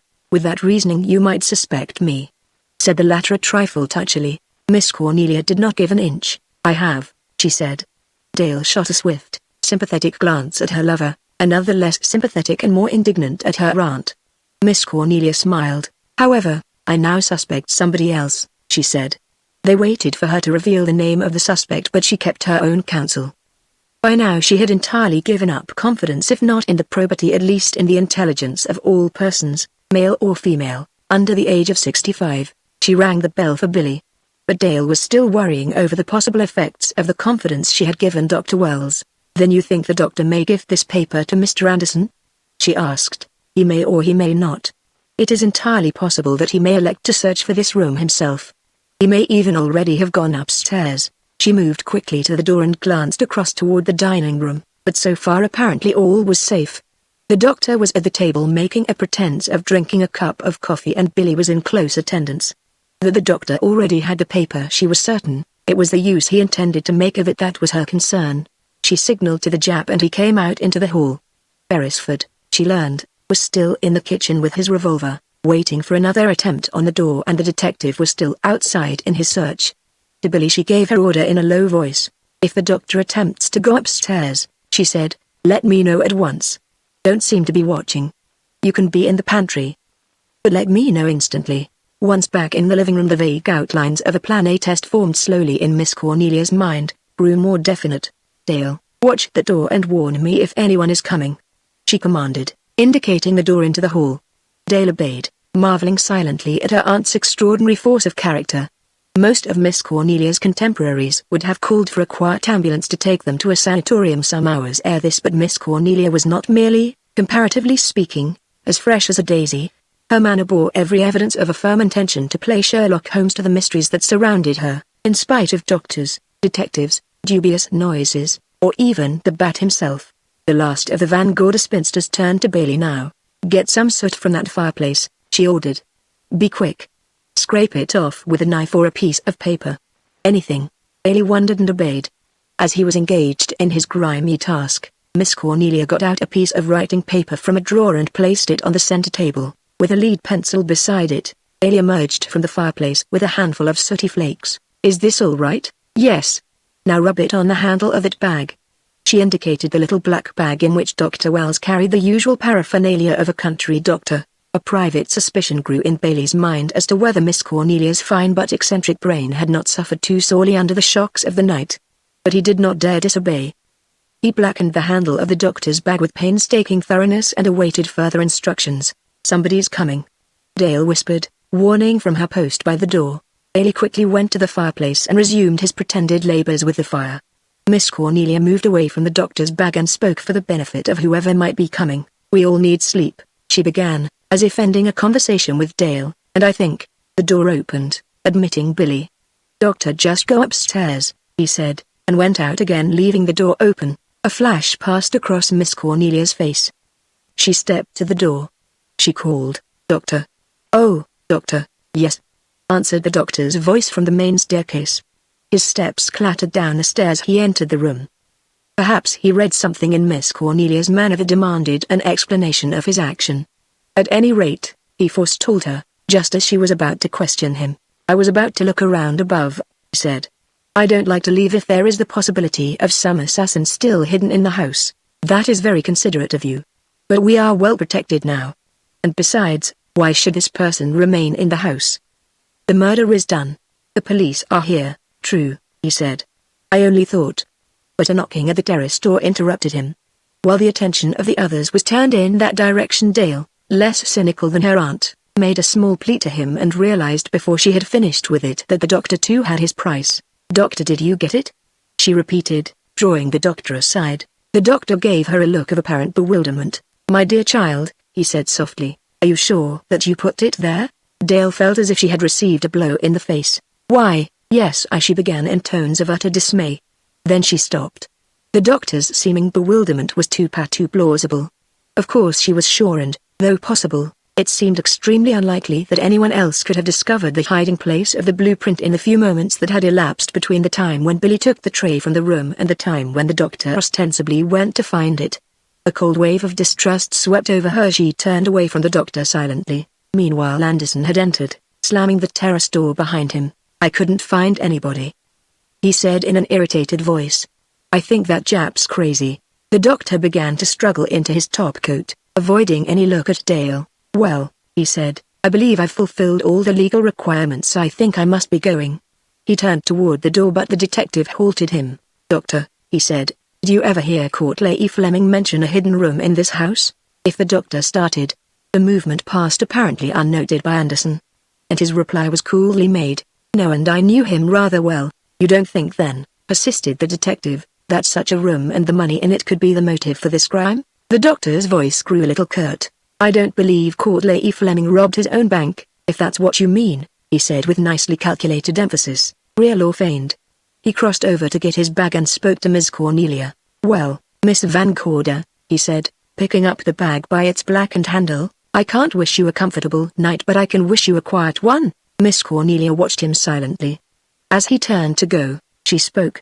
We're all of us a little upset, naturally, she confessed.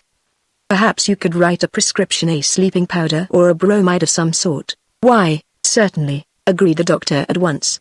He turned back. Miss Cornelia seemed pleased. I hoped you would, she said with a little tremble in her voice such as might easily occur in the voice of a nervous old lady. Oh, yes, here's paper and a pencil. As the doctor fumbled in a pocket, the doctor took the sheet of paper she proffered and, using the side of his bag as a pad, began to write out the prescription. I don't generally advise these drugs, he said, looking up for a moment. Still, he paused. What time is it? Miss Cornelia glanced at the clock. 11:30. Then I'd better bring you the powders myself, decided the doctor. The pharmacy closes at 11. I shall have to make them up myself. That seems a lot of trouble. Nothing is any trouble if I can be helpful, he assured her, smilingly. And Miss Cornelia also smiled, took the piece of paper from his hand, glanced at it once, as if out of idle curiosity about the unfinished prescription, and then laid it down on the table with a careless little gesture. Dale gave her aunt a glance of dumb entreaty. Miss Cornelia read her wish for another moment alone with the doctor. Dale will let you out, doctor, said she, giving the girl the key to the front door. The doctor approved her watchfulness. That's right, he said smilingly. Keep things locked up. Discretion is the better part of valor, but Miss Cornelia failed to agree with him. I've been discreet for 65 years, she said with a sniff, and sometimes I think it was a mistake. The doctor laughed easily and followed Dale out of the room, with a nod of farewell to the others in passing. The detective, seeking for some object upon whom to vent the growing irritation which seemed to possess him, made Bailey the scapegoat of his wrath. I guess we can do without you for the present, he said, with an angry frown at the latter. Bailey flushed, then remembered himself, and left the room submissively, with the air of a well-trained servant accepting an unmerited rebuke. The detective turned at once to Miss Cornelia. Now I want a few words with you, which means that you mean to do all the talking, said Miss Cornelia acidly. Very well. But first I want to show you something. Will you come here, please, Mr. Anderson? She started for the alcove. I've examined that staircase, said the detective. Not with me, insisted Miss Cornelia. I have something to show you. He followed her unwillingly up the stairs, his whole manner seeming to betray a complete lack of confidence in the theories of all amateur sleuths in general and spinster detectives of 65 in particular. Their footsteps died away up the alcove stairs. The living room was left vacant for an instant. Vacant? Only in seeming. The moment that Miss Cornelia and the detective had passed up the stairs, the crouching, mysterious unknown, behind the settee, began to move. The French window door opened, a stealthy figure passed through it silently to be swallowed up in the darkness of the terrace, and poor Lizzie, entering the room at that moment, saw a hand covered with blood reach back and gropingly, horribly, through the broken pane, to fasten the lock. She shrieked madly. Chapter 14 Handcuffs. Dale had failed with the doctor. When Lizzie's screams once more had called the startled household to the living room, she knew she had failed. She followed in mechanically, watched an irritated Anderson send the pride of Carrie to bed and threaten to lock her up, and listened vaguely to the conversation between her aunt and the detective that followed it, without more than casual interest. Nevertheless, that conversation was to have vital results later on. Your point about that thumbprint on the stair rail is very interesting, Anderson said with a certain respect. But just what does it prove? It points down, said Miss Cornelia, still glowing with the memory of the whistle of surprise the detective had given when she had shown him the strange thumbprint on the rail of the alcove stairs. It does, he admitted. But what then? Miss Cornelia tried to put her case as clearly and tersely as possible. It shows that somebody stood there for some time, listening to my niece and Richard Fleming in this room below, she said. All right, I'll grant that to save argument, retorted the detective. But the moment that shot was fired, the lights came on. If somebody on that staircase shot him, and then came down and took the blueprint, Miss Ogden would have seen him. He turned upon Dale. Did you? She hesitated. Why hadn't she thought of such an explanation before? But but now it would sound too flimsy. No, nobody came down, she admitted candidly. The detective's face altered, grew menacing. Miss Cornelia once more had put herself between him and Dale. Now, Mr. Anderson, she warned. The detective was obviously trying to keep his temper. I'm not hounding this girl, he said doggedly. I haven't said yet that she committed the murder, but she took that blueprint and I want it. You want it to connect her with the murder, parried Miss Cornelia. The detective threw up his hands. It's rather reasonable to suppose that I might want to return the funds to the Union Bank, isn't it? He queried in tones of heavy sarcasm. Provided they're here, he added doubtfully. Miss Cornelia resolved upon comparative frankness. I see, she said. Well, I'll tell you this much, Mr. Anderson, and I'll ask you to believe me as a lady. Granting that at one time my niece knew something of that blueprint, at this moment we do not know where it is or who has it. Her words had the unmistakable ring of truth. The very oath from the detective that succeeded them showed his recognition of the fact. Damnation, he muttered. That's true, is it? That's true, said Miss Cornelia firmly. A silence of troubled thoughts fell upon the three. Miss Cornelia took out her knitting. Did you ever try knitting when you wanted to think? She queried sweetly, after a pause in which the detective tramped from one side of the room to the other, brows knotted, eyes bent on the floor. No, grunted the detective. He took out a cigar, bit off the end with a savage snap of teeth, lit it, resumed his pacing. You should, sometimes, continued Miss Cornelia, watching his troubled movements with a faint light of mockery in her eyes. I find it very helpful. I don't need knitting to think straight, rasped Anderson indignantly. Miss Cornelia's eyes danced. I wonder, she said with caustic affability. You seem to have so much evidence left over. The detective paused and glared at her helplessly. Did you ever hear of the man who took a clock apart and when he put it together again, he had enough left over to make another clock? She twitted. The detective, ignoring the taunt, crossed quickly to Dale. What do you mean by saying that paper isn't where you put it? He demanded in tones of extreme severity. Miss Cornelia replied for her niece. She hasn't said that. The detective made an impatient movement of his hand and walked away as if to get out of the reach of the indefatigable spinster's tongue. But Miss Cornelia had not finished with him yet, by any means. Do you believe in circumstantial evidence? She asked him with seeming ingenuousness. It's my business, said the detective stolidly. Miss Cornelia smiled. While you have been investigating, she announced, I, too, have not been idle. The detective gave a barking laugh. She let it pass. To me, she continued, it is perfectly obvious that one intelligence has been at work behind many of the things that have occurred in this house. Now Anderson observed her with a new respect. Who? He grunted tersely. Her eyes flashed. I'll ask you that. Some one person who, knowing Courtleigh Fleming well, probably knows of the existence of a hidden room in this house and who, finding us in occupation of the house, has tried to get rid of me in two ways. First, by frightening me with anonymous threats and, second, by urging me to leave. Someone, who very possibly entered this house tonight shortly before the murder and slipped up that staircase. The detective had listened to her outburst with unusual thoughtfulness. A certain wonder perhaps at her shrewdness, perhaps at an unexpected confirmation of certain ideas of his own grew upon his face. Now he jerked out two words, the doctor. Miss Cornelia knitted on as if every movement of her needles added one more link to the strong chain of probabilities she was piecing together. When Dr. Wells said he was leaving here earlier in the evening for the Johnsons, he did not go there, she observed. He was not expected to go there. I found that out when I telephoned. The doctor, repeated the detective, his eyes narrowing, his head beginning to sway from side to side like the head of some great cat just before a spring. As you know, Miss Cornelia went on, I had a supplementary bolt placed on that terrace door today. She nodded toward the door that gave access into the alcove from the terrace.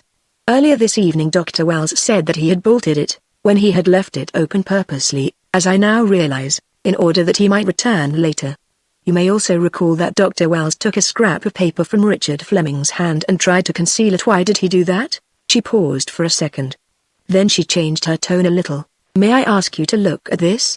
She displayed the piece of paper on which Dr. Wells had started to write the prescription for her sleeping powders, and now her strategy with the doctor's bag and the soot Jack Bailey had got from the fireplace stood revealed. A sharp, black imprint of a man's right thumb, the doctor's, stood out on the paper below the broken line of writing. The doctor had not noticed the staining of his hand by the blackened bag handle, or, noticing, had thought nothing of it, but the blackened bag handle had been a trap, and he had left an indelible piece of evidence behind him. It now remained to test the value of this evidence. Miss Cornelia handed the paper to Anderson silently.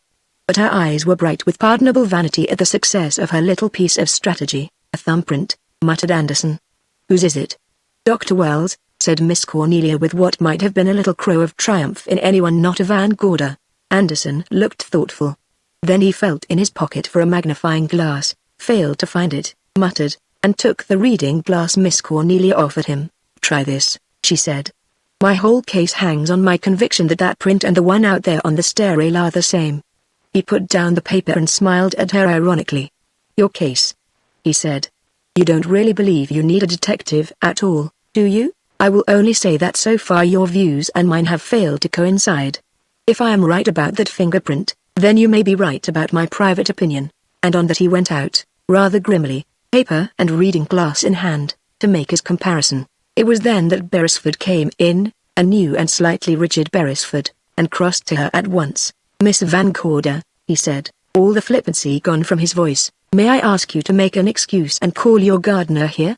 Dale started uncontrollably at the ominous words, but Miss Cornelia betrayed no emotion except in the increased rapidity of her knitting. "The gardener?" "Certainly, if you'll touch that bell," she said pleasantly. Beresford stalked to the bell and rang it. The three waited Dale in an agony of suspense. The detective re-entered the room by the alcove stairs, his mien unfathomable by any of the anxious glances that sought him out at once. "It's no good, Miss Van Gorder," he said quietly. "The prints are not the same." "Not the same?" gasped Miss Cornelia, unwilling to believe her ears. Anderson laid down the paper and the reading glass with a little gesture of dismissal. "If you think I'm mistaken, I'll leave it to any unprejudiced person or your own eyesight." "Thumbprints never lie," he said in a flat, convincing voice. Miss Cornelia stared at him, disappointment written large on her features. He allowed himself a little ironic smile. "Did you ever try a good cigar when you wanted to think?" he queried suavely, puffing upon his own. But Miss Cornelia's spirit was too broken by the collapse of her dearly loved and adroitly managed scheme for her to take up the gauge of battle he offered. "I still believe it was the doctor," she said stubbornly.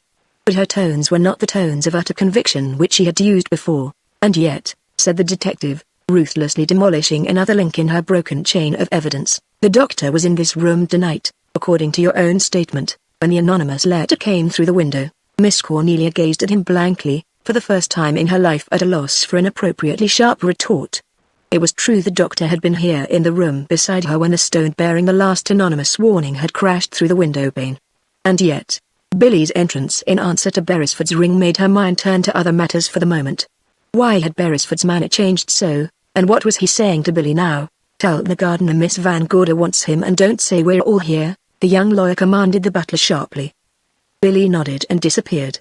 Miss Cornelia's back began to stiffen. She didn't like other people ordering her servants around like that. The detective, apparently, had somewhat of the same feeling. "I seem to have plenty of help in this case," he said with obvious sarcasm, turning to Beresford. The latter made no reply. Dale rose anxiously from her chair, her lips quivering. "Why have you sent for the gardener?" she inquired haltingly. Beresford deigned to answer at last. "I'll tell you that in a moment," he said with a grim tightening of his lips. There was a fateful pause, for an instant, while Dale roved nervously from one side of the room to the other. Then Jack Bailey came into the room alone. He seemed to sense danger in the air. His hands clenched at his sides.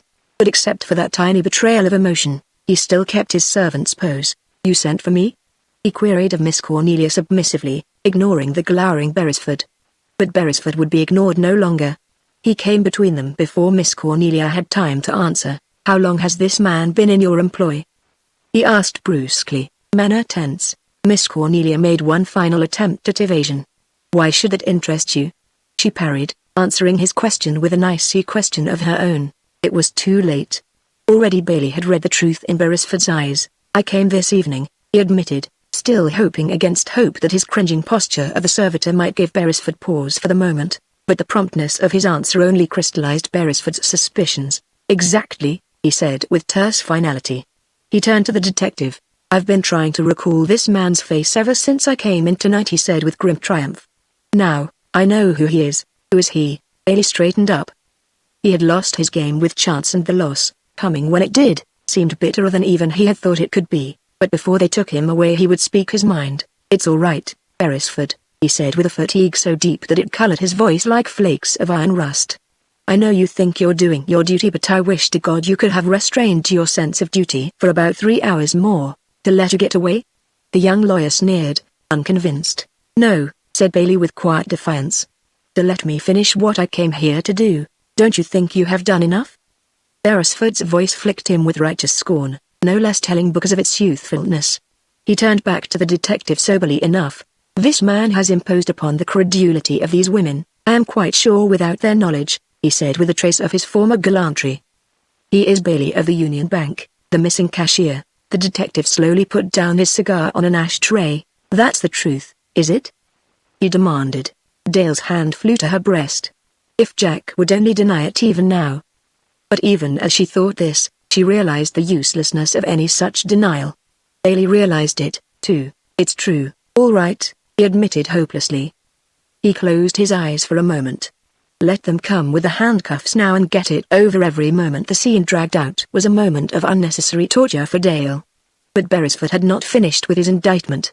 "I accuse him not only of the thing he is wanted for, but of the murder of Richard Fleming," he said fiercely, glaring at Bailey as if only a youthful horror of making a scene before Dale and Miss Cornelia held him back from striking the latter down where he stood. Bailey's eyes snapped open. He took a threatening step toward his accuser. "You lie," he said in a hoarse, violent voice. Anderson crossed between them, just as conflict seemed inevitable. "You knew this?"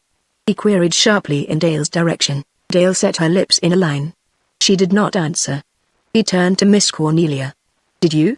"Yes," admitted the latter quietly, her knitting needles at last at rest. "I knew he was Mr. Bailey, if that is all you mean." The quietness of her answer seemed to infuriate the detective. "Quite a pretty little conspiracy," he said. "How in the name of God do you expect me to do anything with the entire household united against me?" "Tell me that, exactly," said Miss Cornelia. "And if we are united against you, why should I have sent for you?" "You might tell me that, too." He turned on Bailey savagely. "What did you mean by that 3 hours more?" he demanded. "I could have cleared myself in 3 hours," said Bailey with calm despair. Beresford laughed mockingly, a laugh that seemed to sear into Bailey's consciousness like the touch of a hot iron. Again he turned frenziedly upon the young lawyer, and Anderson was just preparing to hold them away from each other, by force if necessary, when the doorbell rang. For an instant the ringing of the bell held the various figures of the little scene in the rigid postures of a waxworks tableau. Bailey, 1 foot advanced toward Beresford, his hands balled up into fists. Beresford already in an attitude of defense, the detective about to step in between them. Miss Cornelia stiff in her chair, Dale over by the fireplace, her hand at her heart. Then they relaxed, but not, at least on the part of Bailey and Beresford, to resume their interrupted conflict. Too many nerve-shaking things had already happened that night for either of the young men not to drop their mutual squabble in the face of a common danger. "Probably the doctor," murmured Miss Cornelia uncertainly as the doorbell rang again. "He was to come back with some sleeping powders." Billy appeared for the key of the front door. "If that's Dr. Wells," warned the detective, "admit him. If it's anybody else, call me." Billy grinned acquiescently and departed. The detective moved nearer to Bailey. "Have you got a gun on you?" "No." Bailey bowed his head. "Well, I'll just make sure of that." The detective's hands ran swiftly and expertly over Bailey's form, through his pockets, probing for concealed weapons. Then, slowly drawing a pair of handcuffs from his pocket, he prepared to put them on Bailey's wrists. Chapter 15: The Sign of the Bat. But Dale could bear it no longer. The sight of her lover, Eton, submissive, his head bowed, waiting obediently like a common criminal for the detective to lock his wrists in steel, broke down her last defenses. She rushed into the center of the room, between Bailey and the detective, her eyes wild with terror, her words stumbling over each other in her eagerness to get them out. "Oh, no. I can't stand it. I'll tell you everything," she cried frenziedly. He got to the foot of the staircase. "Richard Fleming, I mean," she was facing the detective now, "and he had the blueprint you've been talking about. I had told him Jack Bailey was here as the gardener, and he said if I screamed he would tell that. I was desperate. I threatened him with a revolver, but he took it from me. Then when I tore the blueprint from him, he was shot from the stairs, by Bailey," interjected Beresford angrily. "I didn't even know he was in the house." Bailey's answer was as instant as it was hot. Meanwhile, the doctor had entered the room, hardly noticed, in the middle of Dale's confession, and now stood watching the scene intently from a post by the door. "What did you do with the blueprint?" The detective's voice beat at Dale like a whip. I put it first in the neck of my dress, she faltered. Then, when I found you were watching me, I hid it somewhere else. Her eyes fell on the doctor. She saw his hand steal out toward the knob of the door. Was he going to run away on some pretext before she could finish her story? She gave a sigh of relief when Billy, re-entering with the key to the front door, blocked any such attempt at escape.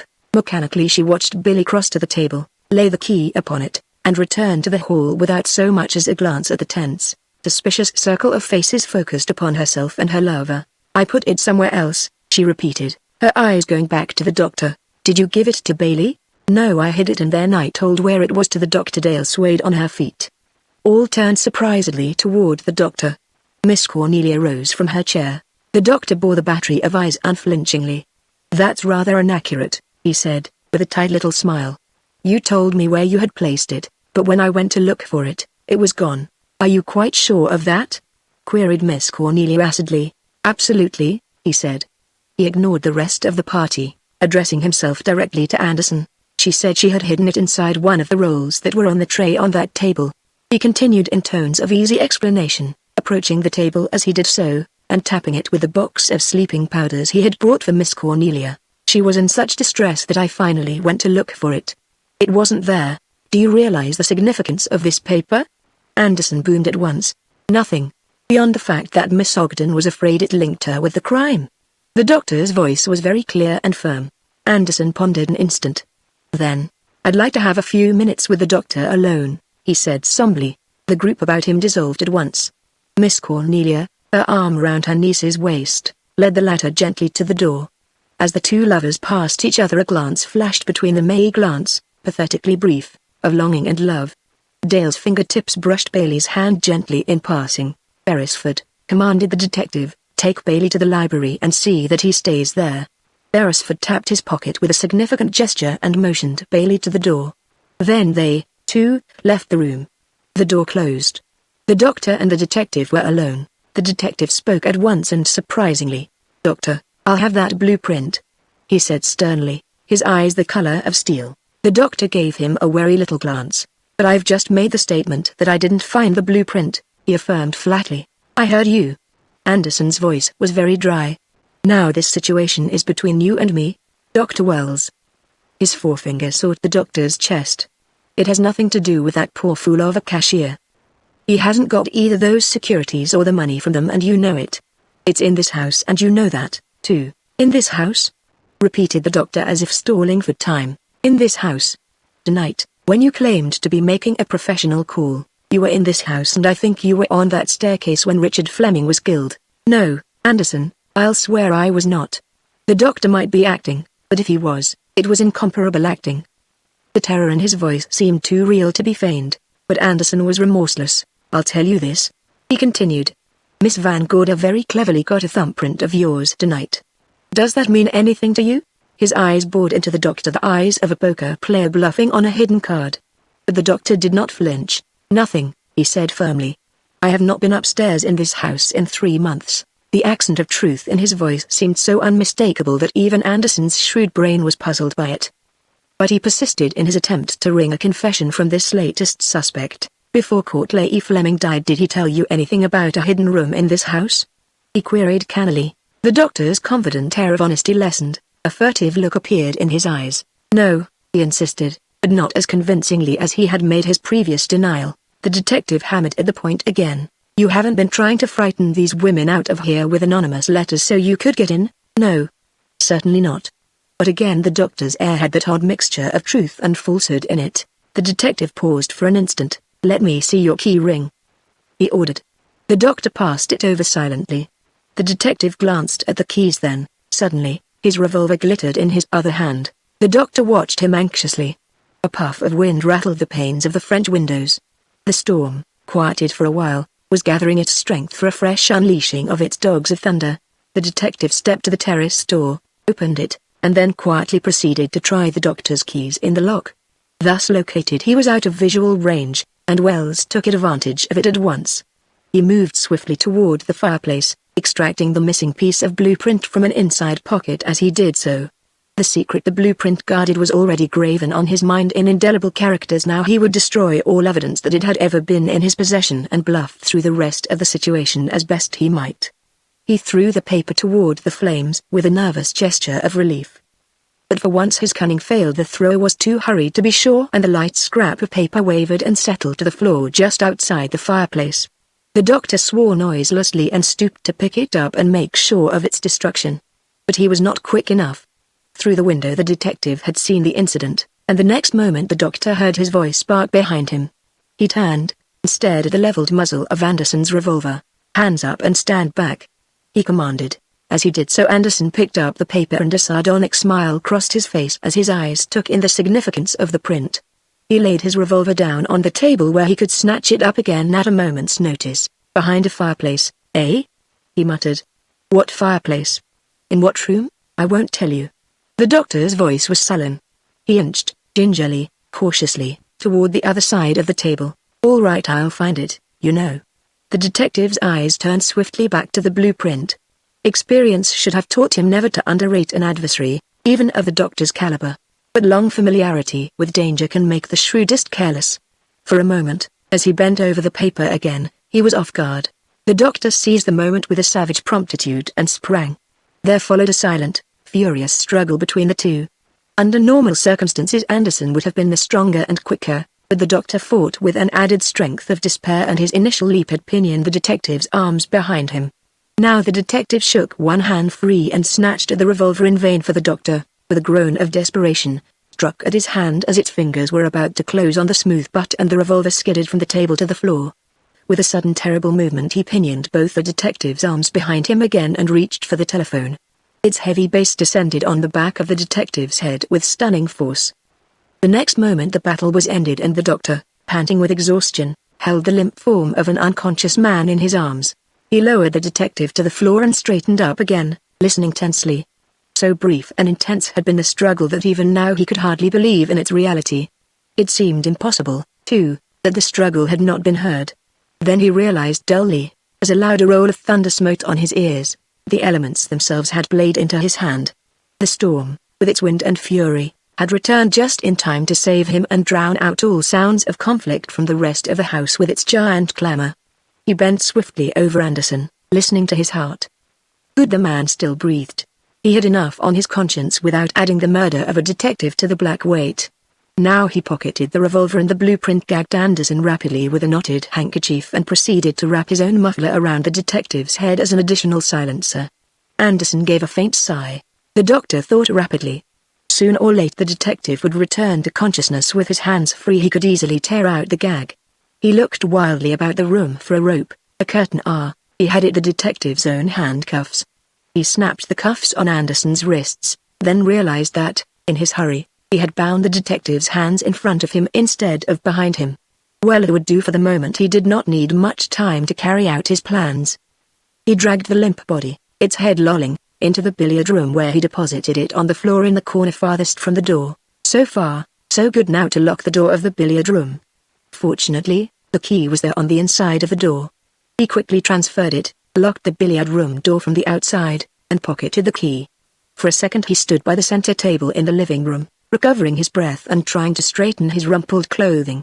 Then he crossed cautiously into the alcove and started to pad up the alcove stairs, his face white and strained with excitement and hope.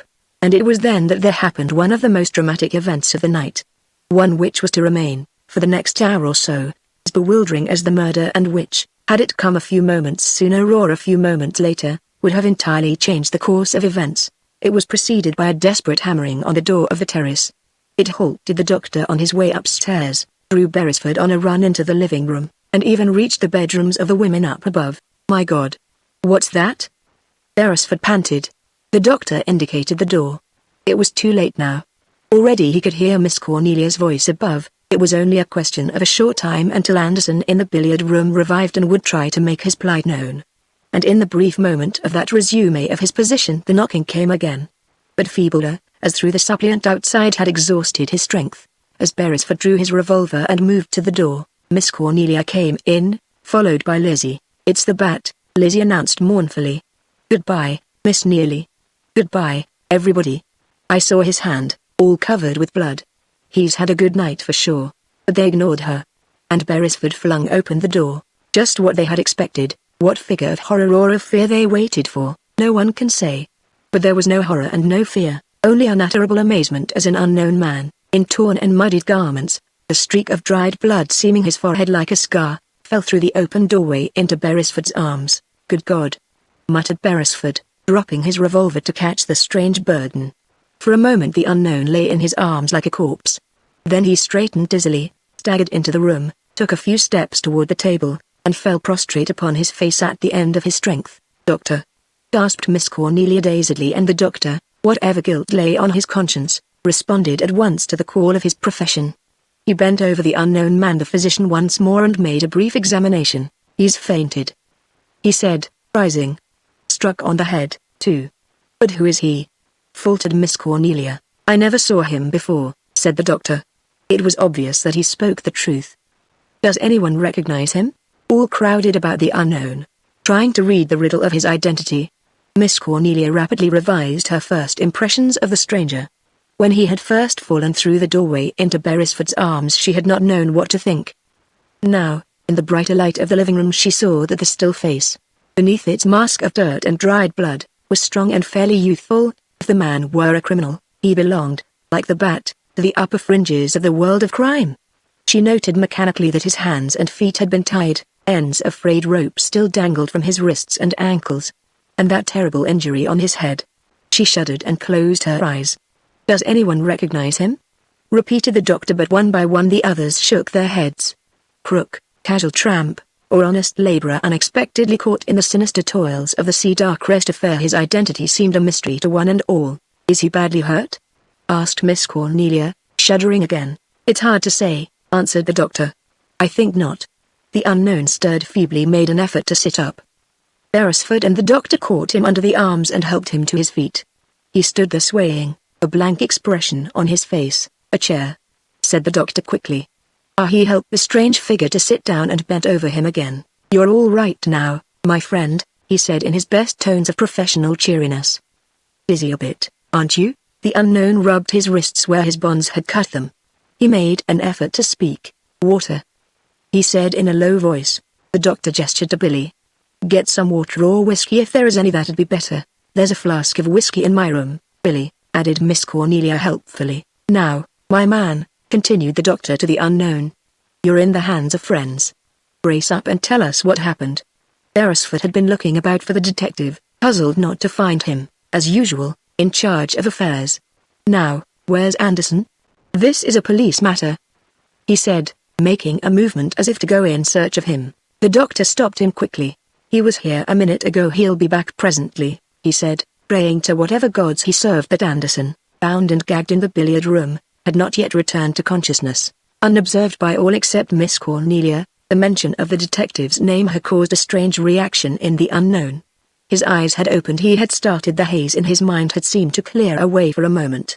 Then, for some reason, his shoulders had slumped again and the look of apathy come back to his face. But, stunned or not, it now seemed possible that he was not quite as dazed as he appeared.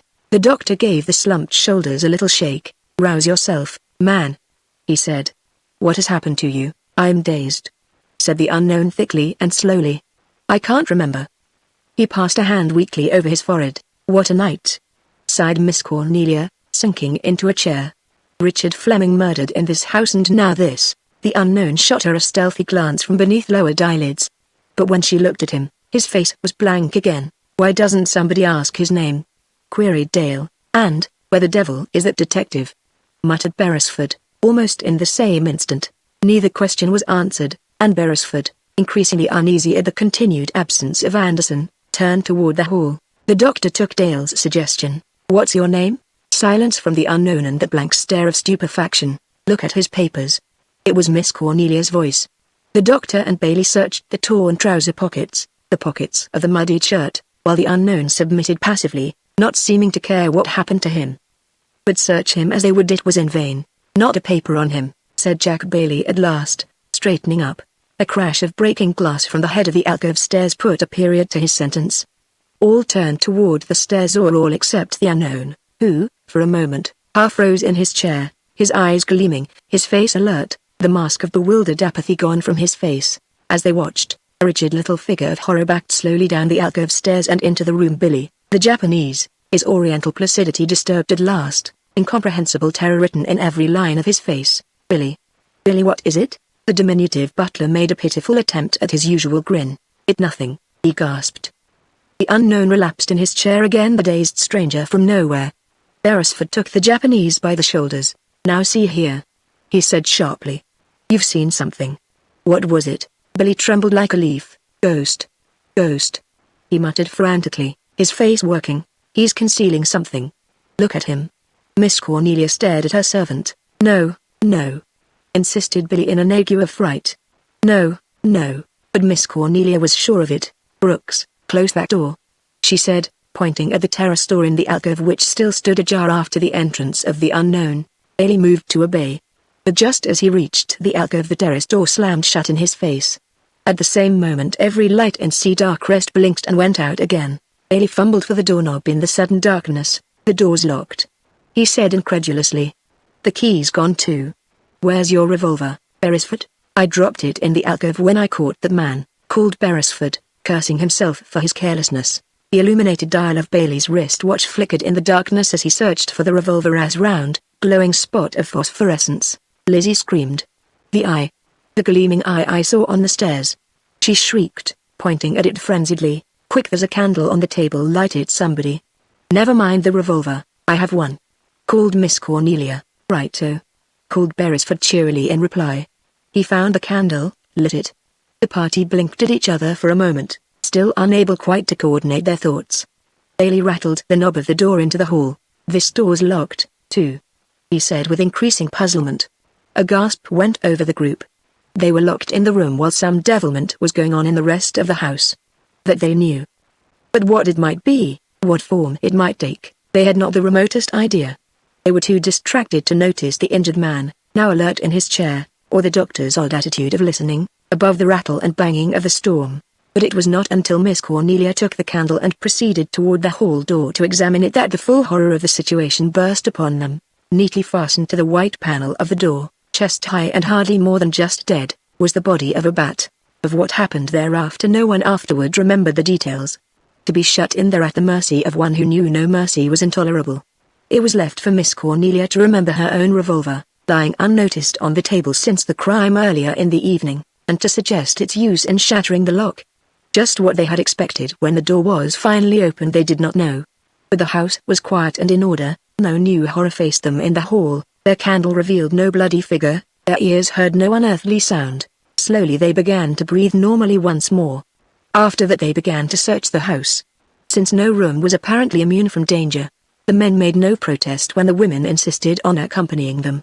And as time went on and chamber after chamber was discovered empty and undisturbed, gradually the courage of the party began to rise. Lizzie, still whimpering, stuck closely to Miss Cornelia's heels. But that spirited lady began to make small side excursions of her own. Of the men, only Bailey, Beresford, and the doctor could really be said to search at all. Billy had remained below, impassive of face but rolling of eye. The unknown, after an attempt to depart with them, had sunk back weakly into his chair again, and the detective, Anderson, was still unaccountably missing. While no one could be said to be grieving over this, still the belief that somehow, somewhere, he had met the bat and suffered at his hands was strong in all of them except the doctor. As each door was opened they expected to find him, probably foully murdered. As each door was closed again they breathed with relief. And as time went on and the silence and peace remained unbroken, the conviction grew on them that the bat had in this manner achieved his object and departed, had done his work, signed it after his usual fashion, and gone. And thus were matters when Miss Cornelia, happening on the attic staircase with Lizzie at her heels, decided to look about her up there. And went up. Chapter 16 The Hidden Room. A few moments later Jack Bailey, seeing a thin glow of candlelight from the attic above and hearing Lizzie's protesting voice, made his way up there. He found them in the trunk room, a dusty, dingy apartment lined with high closets along the walls, the floor littered with an incongruous assortment of attic objects, 2 battered trunks, a clothes hamper, an old sewing machine, a broken-backed kitchen chair, 2 dilapidated suitcases and a shabby satchel that might once have been a woman's dressing case. In one corner a grimy fireplace in which, obviously, no fire had been lighted for years, but But he also found Miss Cornelia holding her candle to the floor and staring at something there. "Candle grease," she said sharply, staring at a line of white spots by the window. She stooped and touched the spots with an exploratory finger. "Fresh candle grease. Now who do you suppose did that? Do you remember how Mr. Gillette, in Sherlock Holmes, when he—" Her voice trailed off. She stooped and followed the trail of the candle grease away from the window, ingeniously trying to copy the shrewd, piercing gaze of Mr. Gillette as she remembered him in his most famous role. "It leads straight to the fireplace," she murmured in tones of Sherlockian gravity. Bailey repressed an involuntary smile. But her next words gave him genuine food for thought. She stared at the mantel of the fireplace accusingly. "It's been going through my mind for the last few minutes that no chimney flue runs up this side of the house," she said. Bailey stared. "Then why the fireplace? That's what I'm going to find out," said the spinster grimly. She started to rap the mantel, testing it for secret springs. "Jack. Jack." It was Dale's voice, low and cautious, coming from the landing of the stairs. Bailey stepped to the door of the trunk room. "Come in," he called in reply. "And shut the door behind you." Dale entered, turning the key in the lock behind her. "Where are the others?" "They're still searching the house.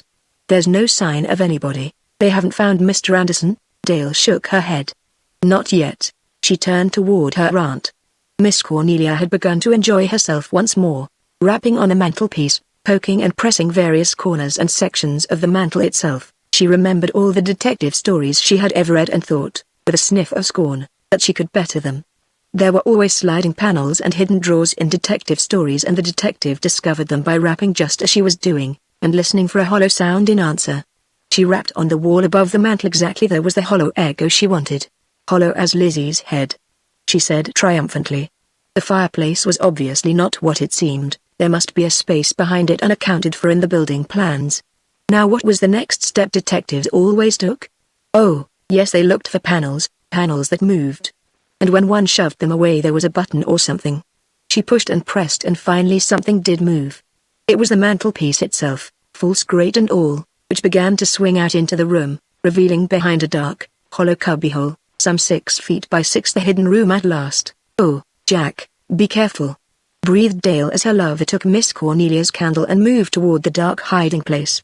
But her eyes had already caught the outlines of a tall iron safe in the gloom, and in spite of her fears, her lips formed a wordless cry of victory. But Jack Bailey said nothing at all. One glance had shown him that the safe was empty. The tragic collapse of all their hopes was almost more than they could bear. Coming on top of the nerve-wracking events of the night, it left them dazed and directionless. It was, of course, Miss Cornelia who recovered first. "Even without the money," she said, "the mere presence of this safe here, in a way, tells the story. The fact that someone else knew and got here first cannot alter that." But she could not cheer them. It was Lizzie who created a diversion. Lizzie who had bolted into the hall at the first motion of the mantelpiece outward, and who now, with equal precipitation, came bolting back. She rushed into the room, slamming the door behind her, and collapsed into a heap of moaning terror at her mistress's feet. At first she was completely inarticulate, but after a time she muttered that she had seen him and then fell to groaning again. The same thought was in all their minds, that in some corner of the upper floor she had come across the body of Anderson. But when Miss Cornelia finally quieted her and asked this, she shook her head. "It was the bat I saw," her astounding statement. "He dropped through the skylight out there and ran along the hall. I saw him, I tell you. He went right by me." "Nonsense," said Miss Cornelia briskly. "How can you say such a thing?" But Bailey pushed forward and took Lizzie by the shoulder. "What did he look like?" "He hadn't any face. He was all black where his face ought to be." "Do you mean he wore a mask?" "Maybe. I don't know." She collapsed again, but when Bailey, followed by Miss Cornelia, made a move toward the door she broke into frantic wailing. "Don't go out there!" she shrieked. "He's there, I tell you. I'm not crazy. If you open the door, he'll shoot." But the door was already open and no shot came. With the departure of Bailey and Miss Cornelia, and the resulting darkness due to their taking the candle, Lizzie and Dale were left alone. The girl was faint with disappointment and strain. She sat huddled on a trunk, saying nothing, and after a moment or so Lizzie roused to her condition. "Not feeling sick, are you?" she asked. "I feel a little queer. Who wouldn't in the dark here with that monster loose somewhere nearby?" But she stirred herself and got up. "I'd better get the smelling salts," she said heavily. "God knows I hate to move, but if there's one place safer in this house than another, I've yet to find it. She went out, leaving Dale alone. The trunk room was dark, save that now and then as the candle appeared and reappeared the doorway was faintly outlined. On this outline she kept her eyes fixed, by way of comfort, and thus passed the next few moments. She felt weak and dizzy and entirely despairing. Then the outline was not so clear. She had heard nothing, but there was something in the doorway. It stood there, formless, diabolical, and then she saw what was happening. It was closing the door.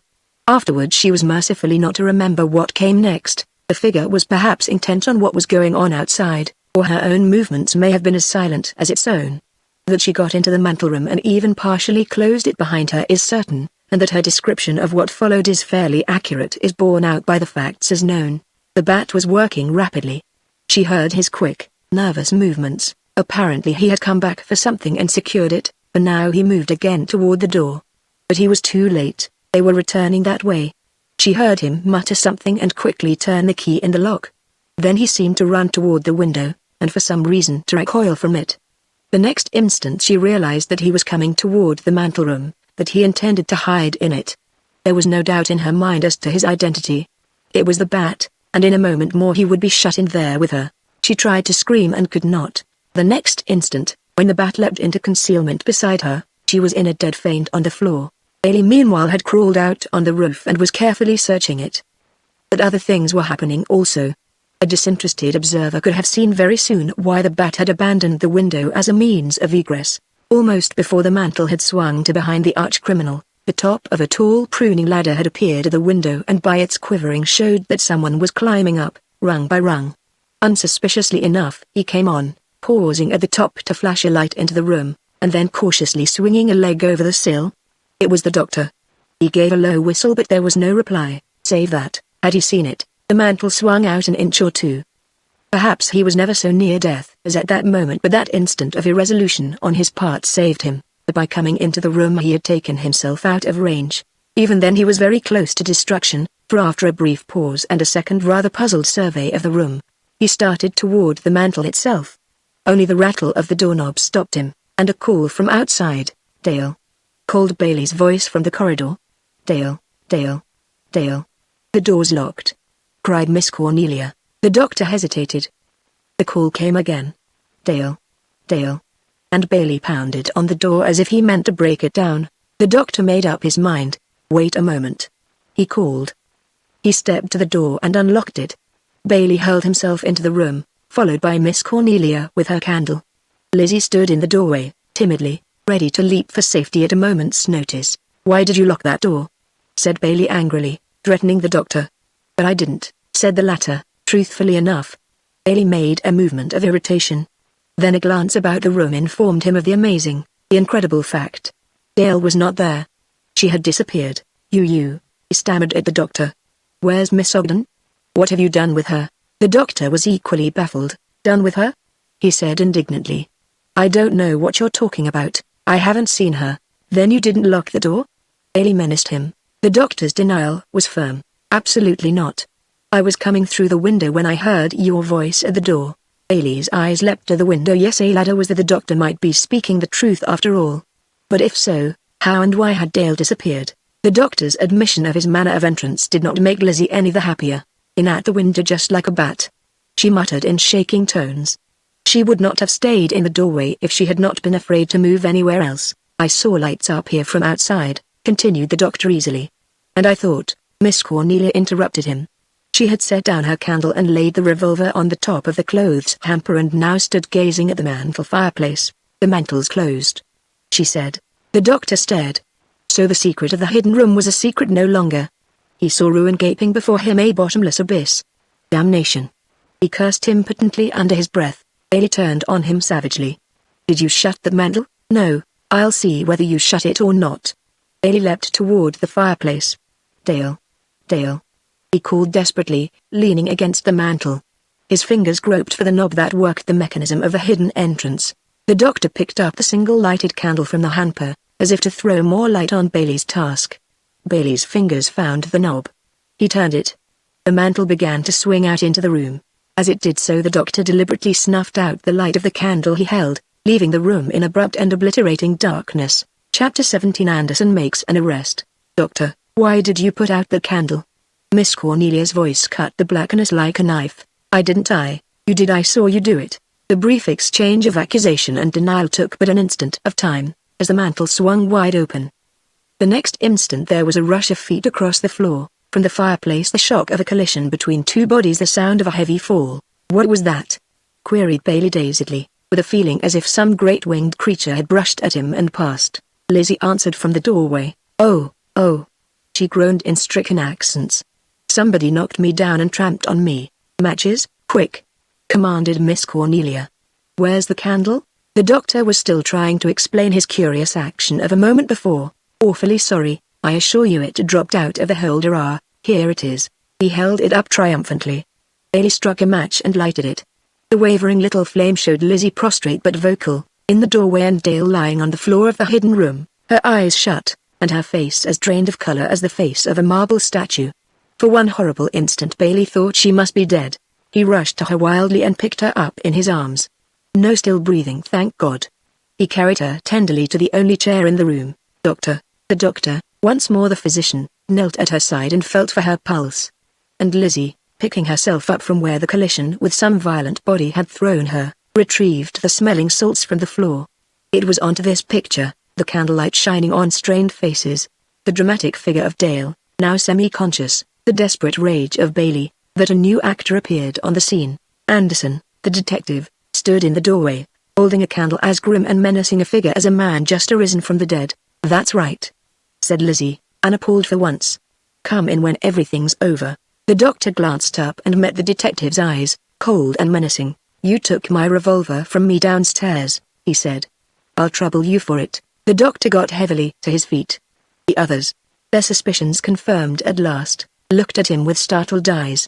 The detective seemed to enjoy the universal confusion his words had brought. Slowly, with sullen reluctance, the doctor yielded up the stolen weapon.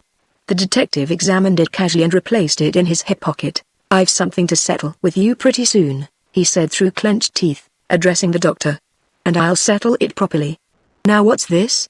He indicated Dale, her face still and wax in her breath coming so faintly she seemed hardly to breathe at all as Miss Cornelia and Bailey tried to revive her. She's coming to, said Miss Cornelia triumphantly, as a first faint flush of color reappeared in the girl's cheeks. We found her shut in there, Mr. Anderson, the spinster added, pointing toward the gaping entrance of the hidden room. A gleam crossed the detective's face. He went up to examine the secret chamber. As he did so, Dr. Wells, who had been inching surreptitiously toward the door, sought the opportunity of slipping out unobserved. But Anderson was not to be caught napping again. Wells, he barked.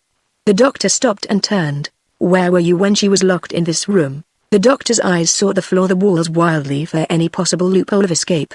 I didn't shut her in, if that's what you mean, he said defiantly. There was someone shut in there with her. He gestured at the hidden room. Ask these people here. Miss Cornelia caught him up at once. The fact remains, doctor, she said, her voice cold with anger, that we left her here alone. When he came back you were here. The corridor door was locked, and she was in that room unconscious. She moved forward to throw the light of her candle on the hidden room as the detective passed into it, gave it a swift professional glance, and stepped out again. But she had not finished her story by any means. As we opened that door, she continued to the detective, tapping the false mantle, the doctor deliberately extinguished our only candle. Do you know who was in that room? Queried the detective fiercely, wheeling on the doctor, but the latter had evidently made up his mind to cling stubbornly to a policy of complete denial. No, he said sullenly. I didn't put out the candle. It fell. And I didn't lock the door into the hall. I found it locked. A sigh of relief from Bailey now centered everyone's attention on himself and Dale. At last the girl was recovering from the shock of her terrible experience and regaining consciousness. Her eyelids fluttered, closed again, opened once more. She tried to sit up, weakly, clinging to Bailey's shoulder.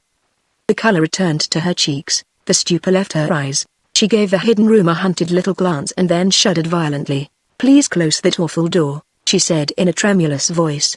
I don't want to see it again. The detective went silently to close the iron doors. What happened to you? Can't you remember?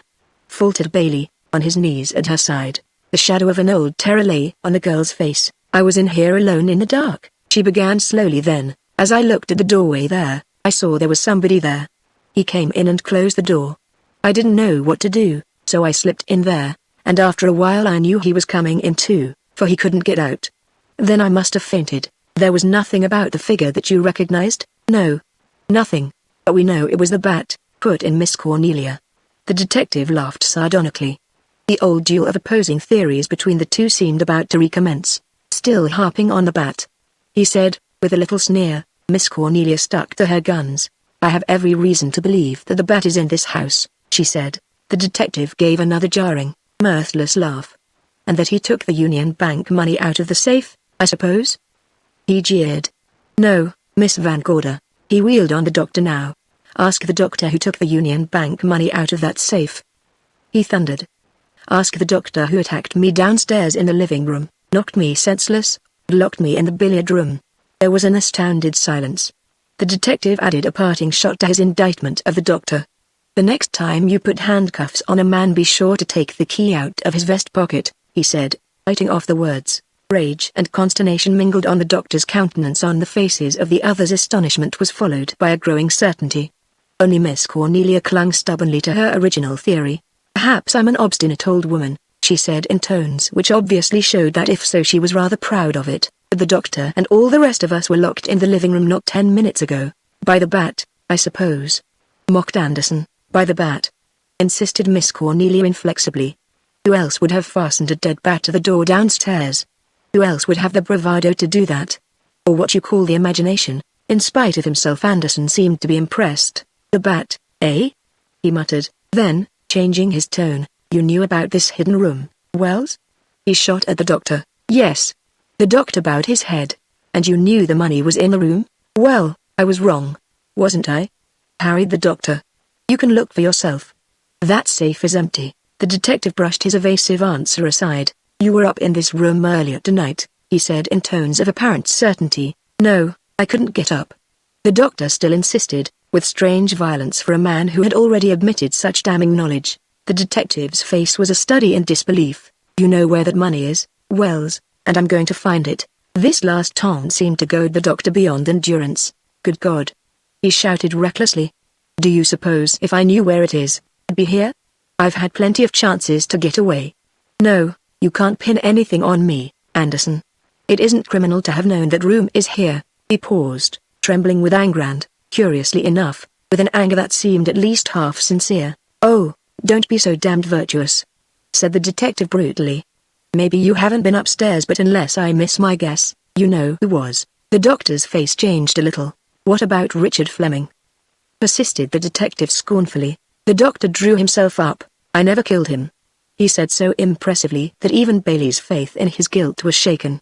I don't even own a revolver. The detective alone maintained his attitude unchanged. You come with me, Wells, he ordered, with a jerk of his thumb toward the door. This time I'll do the locking up. The doctor, head bowed, prepared to obey. The detective took up a candle to light their path. Then he turned to the others for a moment. Better get the young lady to bed, he said with a gruff kindliness of manner. I think that I can promise you a quiet night from now on. I'm glad you think so, Mr. Anderson. Miss Cornelia insisted on the last word. The detective ignored the satiric twist of her speech, motioned the doctor out ahead of him, and followed.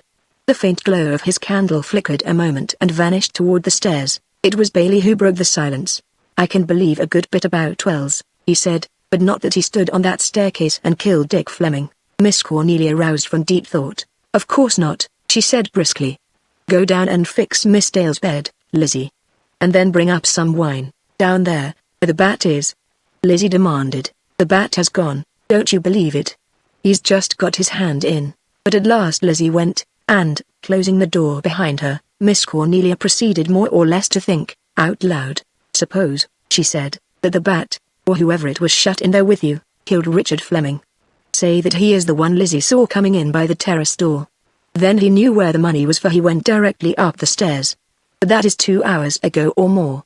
Why didn't he get the money, if it was here, and get away? He may have had trouble with the combination, perhaps. Anyhow, he was on a small staircase when Dick Fleming started up, and of course he shot him. That's clear enough. Then he finally got the safe open, after locking us in below, and my coming up interrupted him. How on earth did he get out on the roof? Bailey glanced out the window. It would be possible from here. Possible, but not easy. But, if he could do that, she persisted. He could have got away, too.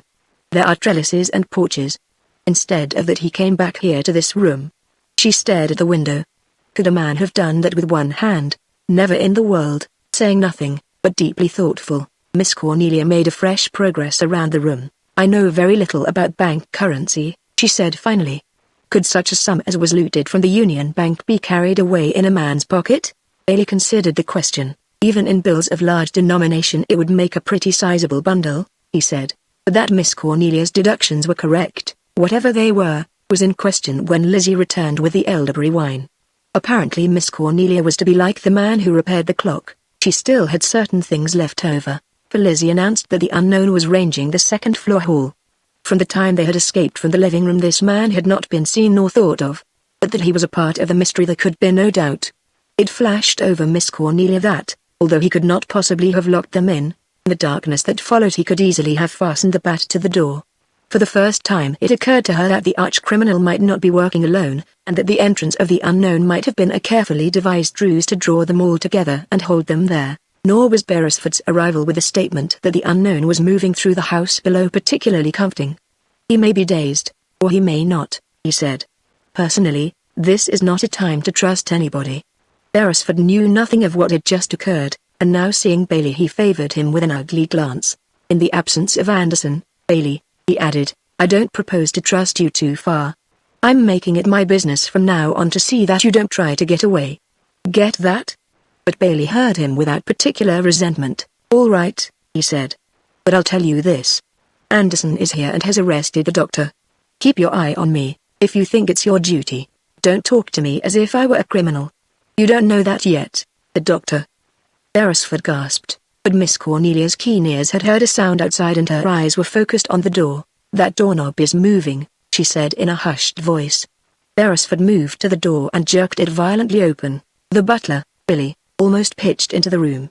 Chapter 18 The bat still flies. He stepped back in the doorway, looked out, then turned to them again. I come in, please, he said pathetically, his hands quivering. I not like to stay in dark. Miss Cornelia took pity on him. Come in, Billy, of course. What is it? Anything the matter? Billy glanced about nervously. Man with sore head, what about him? Act very strange. Again Billy's slim hands trembled. Beresford broke in.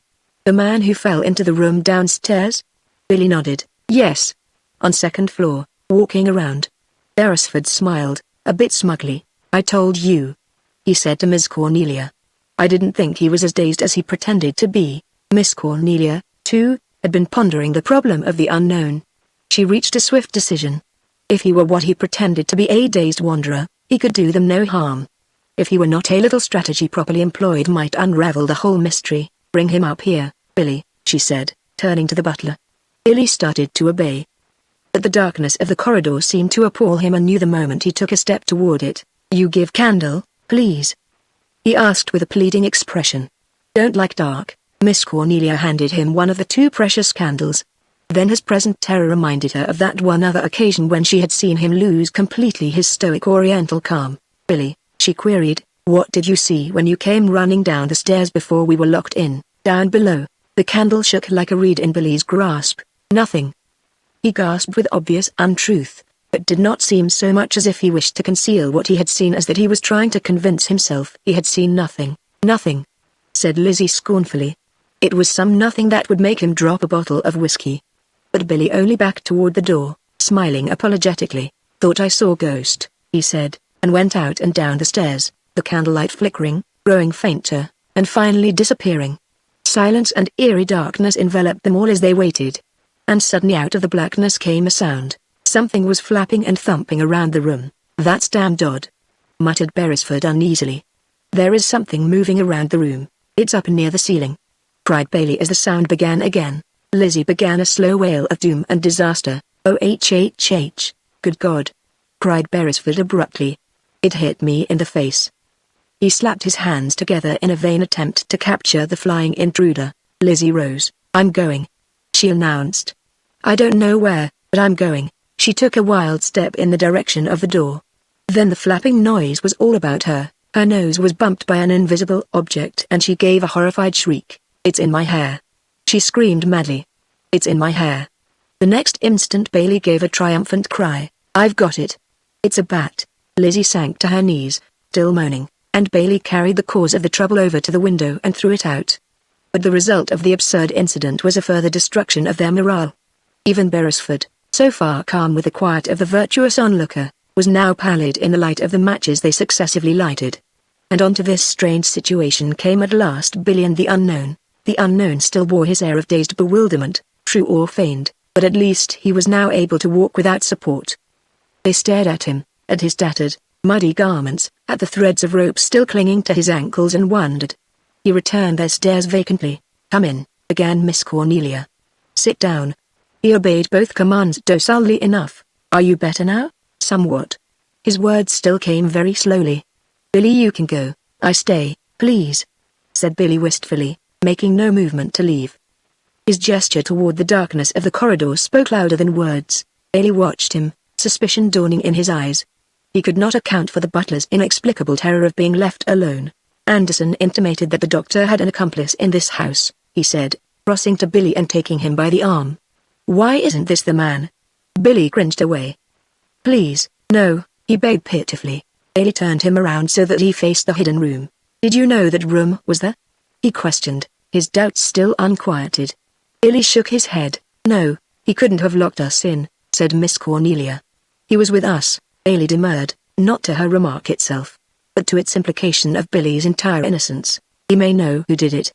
"Do you?" Billy still shook his head. Bailey remained unconvinced. "Who did you see at the head of the small staircase?" he queried imperatively. "Now we're through with nonsense, I want the truth." Billy shivered. "See face, that's all," he brought out at last. "Whose face?" Again it was evident that Billy knew or thought he knew more than he was willing to tell. "Don't know," he said with obvious untruth, looking down at the floor. "Never mind, Billy," cut in Miss Cornelia. To her mind, questioning Billy was wasting time. She looked at the unknown. "Solve the mystery of this man and we may get at the facts," she said in accents of conviction. As Bailey turned toward her questioningly, Billy attempted to steal silently out of the door, apparently preferring any fears that might lurk in the darkness of the corridor to a further grilling on the subject of whom or what he had seen on the alcove stairs. But Bailey caught the movement out of the tail of his eye. "You stay here," he commanded. Billy stood frozen. Beresford raised the candle so that it cast its light full in the unknown's face. "This chap claims to have lost his memory," he said dubiously. "I suppose a blow on the head might do that. I don't know. I wish somebody would knock me on the head. I'd like to forget a few things," moaned Lizzie, but the interruption went unregarded. "Don't you even know your name?" queried Miss Cornelia of the unknown. The unknown shook his head with a slow, laborious gesture. "Not yet, or where you came from." Once more the battered head made its movement of negation. "Do you remember how you got in this house?" The unknown made an effort. "Yes, I remember that all right," he said, apparently undergoing an enormous strain in order to make himself speak at all. He put his hand to his head. "My head aches to beat the band," he continued slowly. Miss Cornelia was at a loss. If this were acting, it was at least fine acting. "How did you happen to come to this house?" she persisted, her voice unconsciously tuning itself to the slow, laborious speech of the unknown. "Saw the lights." Bailey broke in with a question. "Where were you when you saw the lights?" The unknown wet his lips with his tongue, painfully. "I broke out of the garage," he said at length. This was unexpected. A general movement of interest ran over the group. "How did you get there?" Beresford took his turn as questioner. The unknown shook his head, so slowly and deliberately that Miss Cornelia's fingers itched to shake him in spite of his injuries. "I don't know." "Have you been robbed?" queried Bailey with keen suspicion. The unknown mumbled something unintelligible. Then he seemed to get command of his tongue again. "Everything gone out of my pockets," he said. "Including your watch?" pursued Bailey, remembering the watch that Beresford had found in the grounds. The unknown would neither affirm nor deny. "If I had a watch, it's gone," he said with maddening deliberation.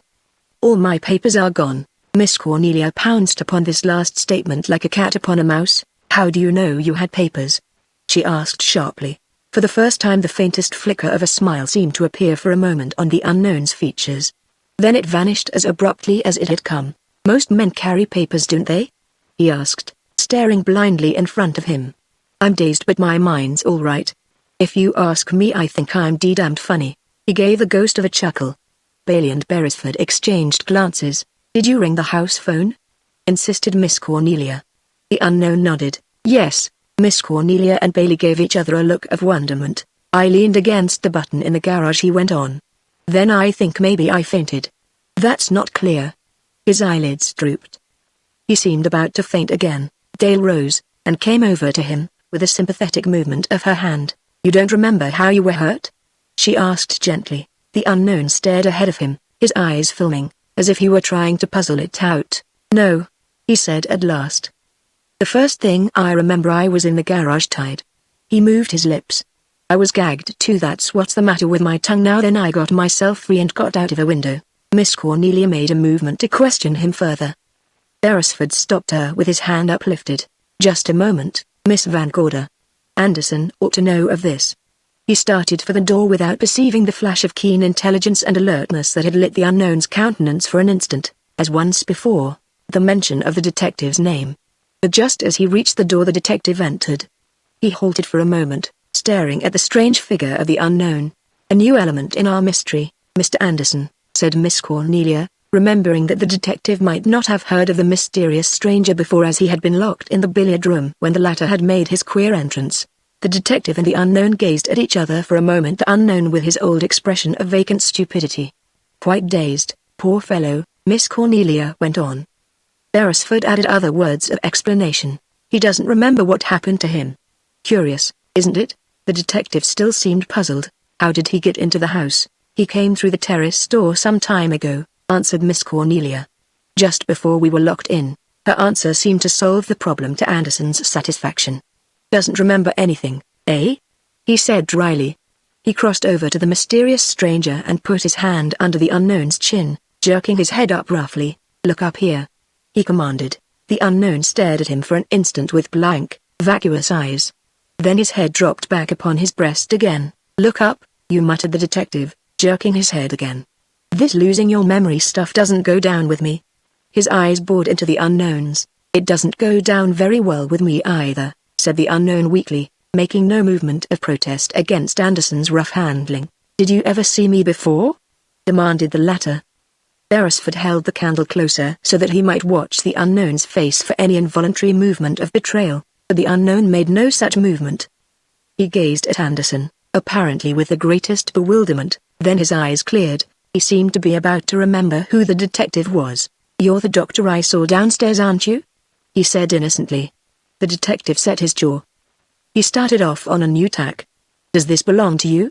He said suddenly, plucking from his pocket the battered gold watch that Beresford had found and waving it before the unknown's blank face. The unknown stared at it a moment, as a child might stare at a new toy, with no gleam of recognition. Then, maybe, he admitted. I don't know. His voice trailed off. He fell back against Bailey's arm. Miss Cornelia gave a little shiver. The third degree in reality was less pleasant to watch than it had been to read about in the pages of her favorite detective stories. He's evidently been attacked, she said, turning to Anderson. He claims to have recovered consciousness in the garage, where he was tied hand and foot. He does, eh? Said the detective heavily. He glared at the unknown. If you'll give me 5 minutes alone with him, I'll get the truth out of him. He promised. A look of swift alarm swept over the unknown's face at the words, unperceived by any except Miss Cornelia. The others started obediently to yield to the detective's behest and leave him alone with his prisoner. Miss Cornelia was the first to move toward the door. On her way, she turned. Do you believe that money is irrevocably gone? She asked of Anderson. The detective smiled. There's no such word as irrevocable in my vocabulary, he answered. But I believe it's out of the house, if that's what you mean. Miss Cornelia still hesitated, on the verge of departure. Suppose I tell you that there are certain facts that you have overlooked? She said slowly. Still on the trail, muttered the detective sardonically. He did not even glance at her. He seemed only anxious that the other members of the group would get out of his way for once and leave him a clear field for his work. I was right about the doctor, wasn't I? She insisted. Just 50% right, said Anderson crushingly. And the doctor didn't turn that trick alone. Now he went on with weary patience, if you'll all go out and close that door. Miss Cornelia, defeated, took a candle from Bailey and stepped into the corridor. Her figure stiffened. She gave an audible gasp of dismayed surprise. Quick!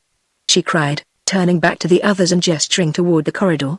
A man just went through that skylight and out onto the roof. Chapter 19 Murder on Murder. Out on the roof. Come on, Beresford, hustle you men. He may be armed, righto coming. And following Miss Cornelia's lead, Jack Bailey, Anderson, Beresford, and Billy dashed out into the corridor, leaving Dale and the frightened Lizzie alone with the unknown. And I'd run if my legs would. Lizzie despaired. Hush, said Dale, her ears strained for sounds of conflict. Lizzie, creeping closer to her for comfort, stumbled over one of the unknown's feet and promptly set up a new wail. How do we know this fellow right here isn't the Bat? She asked in a blood-chilling whisper, nearly stabbing the unfortunate unknown in the eye with her thumb as she pointed at him. The unknown was either too dazed or too crafty to make any answer. His silence confirmed Lizzie's worst suspicions. She fairly hugged the floor and began to pray in a whisper. Miss Cornelia re-entered cautiously with her candle, closing the door gently behind her as she came. What did you see? Gasped Dale. Miss Cornelia smiled broadly. I didn't see anything, she admitted with the greatest calm. I had to get that dratted detective out of the room before I assassinated him. Nobody went through the skylight, said Dale incredulously. They have now, answered Miss Cornelia with obvious satisfaction. The whole outfit of them. She stole a glance at the veiled eyes of the unknown.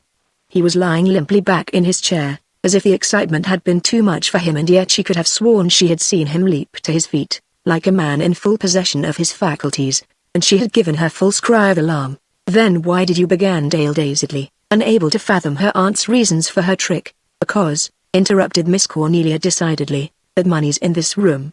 If the man who took it out of the safe got away with it, why did he come back and hide there? Her forefinger jabbed at the hidden chamber wherein the masked intruder had terrified Dale with threats of instant death. He got it out of the safe, and that's as far as he did get with it, she persisted inexorably.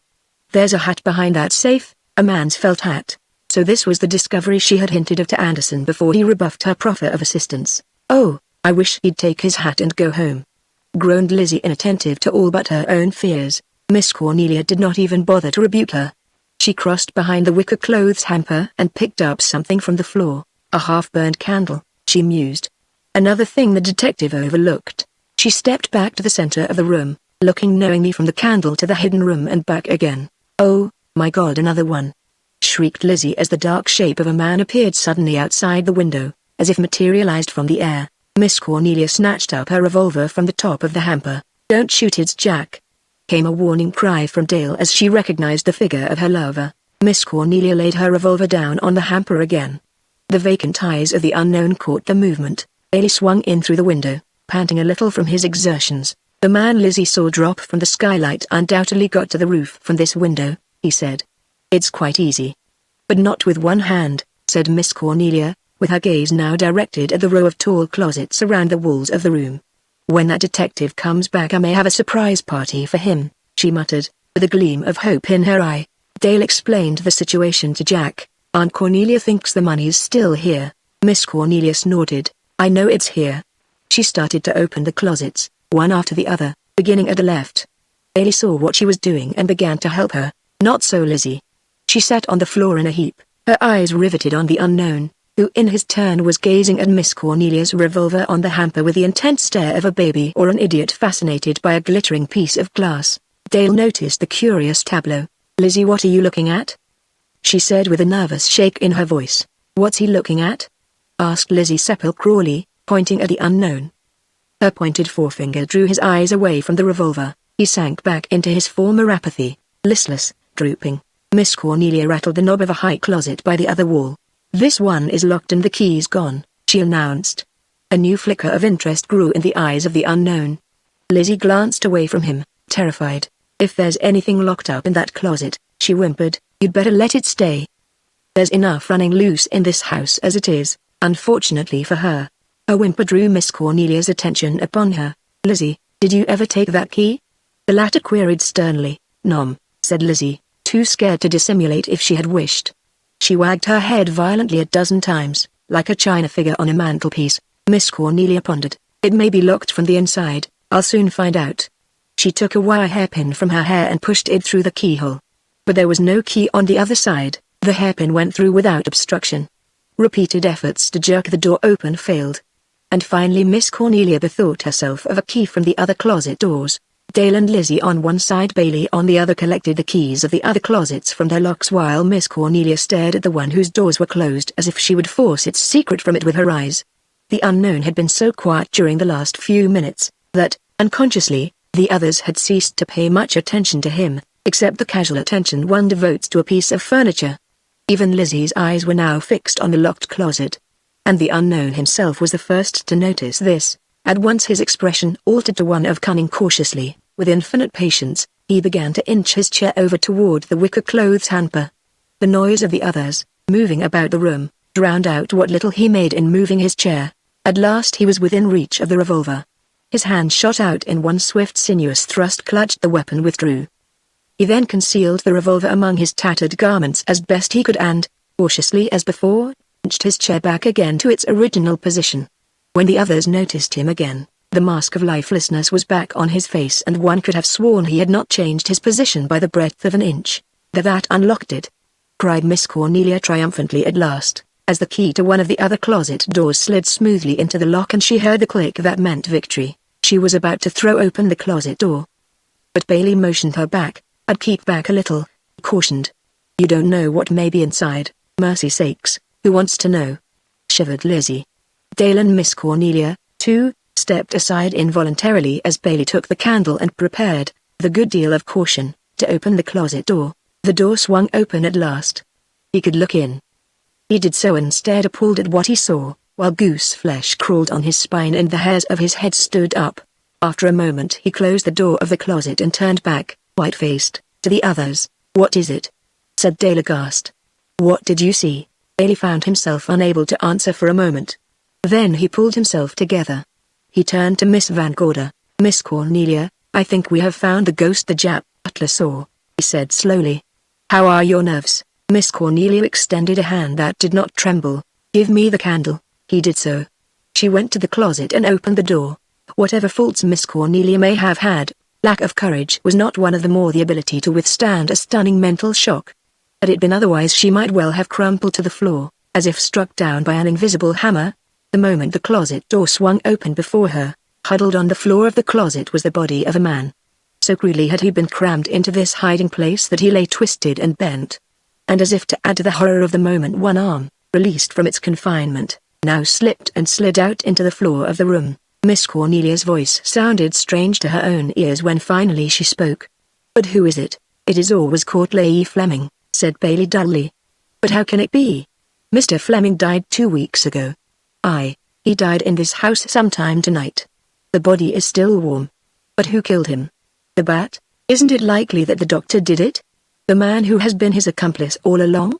Who probably bought a cadaver out west and buried it with honors here not long ago." He spoke without bitterness. Whatever resentment he might have felt died in that awful presence. "He got into the house early tonight," he said, "probably with the doctor's connivance. That wristwatch there is probably the luminous eye Lizzie thought she saw." But Miss Cornelia's face was still thoughtful, and he went on. "Isn't it clear, Miss Van Gorder?"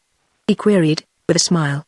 "The doctor and old Mr. Fleming formed a conspiracy. Both needed money, lots of it. Fleming was to rob the bank and hide the money here. Wells's part was to issue a false death certificate in the West, and bury a substitute body, secured God knows how. It was easy. It kept the name of the president of the Union Bank free from suspicion, and it put the blame on me." He paused, thinking it out. "Only they slipped up in one place. Dick Fleming leased the house to you and they couldn't get it back." "Then you are sure," said Miss Cornelia quickly. "Tonight Courtleigh Fleming broke in, with the doctor's assistance, and that he killed Dick, his own nephew, from the staircase, aren't you?" asked Bailey, surprised. The more he thought of it the less clearly could he visualize it any other way. Miss Cornelia shook her head decidedly. "No." Bailey thought her merely obstinate, unwilling to give up, for pride's sake, her own pet theory of the activities of the bat. "Wells tried to get out of the house tonight with that blueprint." "Why?" "Because he knew the moment we got it, we'd come up here and Fleming was here." "Perfectly true," nodded Miss Cornelia. "And then? Old Fleming killed Dick and Wells killed Fleming," said Bailey succinctly. "You can't get away from it." But Miss Cornelia still shook her head. The explanation was too mechanical. It laid too little emphasis on the characters of those most concerned. "No," she said. "No. The doctor isn't a murderer. He's as puzzled as we are about some things. He and Courtleigh Fleming were working together, but remember this, Dr. Wells was locked in the living room with us. He'd been trying to get up the stairs all evening and failed every time. But Bailey was as convinced of the truth of his theory as she of hers. He was here 10 minutes ago, locked in this room, he said with a glance at the ladder up which the doctor had ascended. I'll grant you that, said Miss Cornelia. But she thought back swiftly. But at the same time an unknown masked man was locked in that mantel room with Dale. The doctor put out the candle when you opened that hidden room. Why? Because he thought Courtleigh Fleming was hiding there. Now the missing pieces of her puzzle were falling into their places with a vengeance. But at this moment, she continued, the doctor believes that Fleming has made his escape. No, we haven't solved the mystery yet. There's another element, an unknown element. Her eyes rested for a moment upon the unknown. That element is the bat. She paused, impressively. The others stared at her, no longer able to deny the sinister plausibility of her theory. But this new tangling of the mystery, just when the black thread seemed raveled out at last, was almost too much for Dale. Oh, call the detective, she stammered, on the verge of hysterical tears. Let's get through with this thing. I can't bear any more. But Miss Cornelia did not even hear her. Her mind, strung now to concert pitch, had harked back to the point it had reached some time ago, and which all the recent distractions had momentarily obliterated. Had the money been taken out of the house, or had it not? In that mad rush for escape, had the man hidden with Dale in the recessed back of the mantel carried his booty with him, or left it behind? It was not in the hidden room, that was certain, yet she was so hopeless by that time that her first search was purely perfunctory. During her progress about the room the unknown's eyes followed her. But so still had he sat, so amazing had been the discovery of the body, that no one any longer observed him. Now and then his head drooped forward as if actual weakness was almost overpowering him, but his eyes were keen and observant, and he was no longer taking the trouble to act if he had been acting. It was when Bailey finally opened the lid of a clothes hamper that they stumbled on their first clue. Nothing here but some clothes and books, he said, glancing inside. Books? Said Miss Cornelia dubiously. I left no books in that hamper. Bailey picked up one of the cheap paper novels and read its title aloud, with a wry smile. Little Rosebud's Lover, or The Cruel Revenge, by Laura Jean. That's mine, said Lizzie promptly. Oh, Miss Neely, I tell you this house is haunted. I left that book in my satchel along with Wedded But No Wife, and now, where's your satchel? Snapped Miss Cornelia, her eyes gleaming. Where's my satchel? Mumbled Lizzie, staring about as best she could. I don't see it. If that wretch has stolen my satchel, where did you leave it? Up here. Right in this room. It was a new satchel too. I'll have the law on him, that's what I'll do. Isn't that your satchel, Lizzie? Asked Miss Cornelia, indicating a battered bag in a dark corner of shadows above the window. Yes, she admitted. But she did not dare approach very close to the recovered bag. It might bite her. Put it there on the hamper, ordered Miss Cornelia. I'm scared to touch it, moaned Lizzie. It may have a bomb in it. She took up the bag between finger and thumb and, holding it with a care she would have bestowed upon a bottle of nitroglycerin, carried it over to the hamper and set it down. Then she backed away from it, ready to leap for the door at a moment's warning. Miss Cornelia started for the satchel. Then she remembered. She turned to Bailey. You open it, she said graciously. If the money's you're the one who ought to find it. Bailey gave her a look of gratitude. Then, smiling at Dale encouragingly, he crossed over to the satchel, Dale at his heels. Miss Cornelia watched him fumble at the catch of the bag. Even Lizzie drew closer. For a moment even the unknown was forgotten. Bailey gave a triumphant cry. The money's here. Oh, thank God, sobbed Dale. It was an emotional moment. It seemed to have penetrated even through the haze enveloping the injured man in his chair. Slowly he got up, like a man who has been waiting for his moment, now that it had come, was in no hurry about it. With equal deliberation he drew the revolver and took a step forward. And at that instant a red glare appeared outside the open window, and overhead could be heard the feet of the searchers, running. Fire! Screamed Lizzie, pointing to the window, even as Beresford's voice from the roof rang out in a shout. The garage is burning. They turned toward the door to escape, but a strange and menacing figure blocked their way. It was the unknown, no longer the bewildered stranger who had stumbled in through the living room door, but a man with every faculty of mind and body alert and the light of a deadly purpose in his eyes. He covered the group with Miss Cornelia's revolver. This door is locked and the key is in my pocket, he said in a savage voice as the red light at the window grew yet more vivid and muffled cries and tramplings from overhead betokened universal confusion and alarm. Chapter 20. He is the bat. Lizzie opened her mouth to scream. But for once she did not carry out her purpose. Not a sound out of you, warned the unknown brutally, almost jabbing the revolver into her ribs. He wheeled on Bailey. Close that satchel, he commanded, and put it back where you found it. Bailey's fist closed. He took a step toward his captor. He began in a furious voice. But the steely glint in the eyes of the unknown was enough to give any man pause. Jack, pleaded Dale. Bailey halted. Do what he tells you. Miss Cornelia insisted, her voice shaking. A brave man may be willing to fight with odds 100 to 1, but only a fool will rush on certain death. Reluctantly, dejectedly, Bailey obeyed, stuffed the money back in the satchel and replaced the latter in its corner of shadows near the window. It's the bat, whispered Lizzie eerily, and, for once her gloomy prophecies seemed to be in a fair way of justification, for blow out the candle, commanded the unknown sternly, and, after a moment of hesitation on Miss Cornelia's part, the room was again plunged in darkness except for the red glow at the window. This finished Lizzie for the evening. She spoke from a dry throat. I'm going to scream. She sobbed hysterically. I can't keep it back, but at last she had encountered someone who had no patience with her vagaries. Put that woman in the mantel room and shut her up, ordered the unknown, muzzle of his revolver emphasizing his words with a savage little movement. Bailey took Lizzie under the arms and started to execute the order. But the sometime Colleen from Kerry did not depart without one Parthian arrow. Don't shove, she said in tones of the greatest dignity as she stumbled into the hidden room. I'm damn glad to go. The iron doors shut behind her. Bailey watched the unknown intently. One moment of relaxed vigilance and, though the unknown was unlocking the door with his left hand, the revolver in his right hand was as steady as a rock.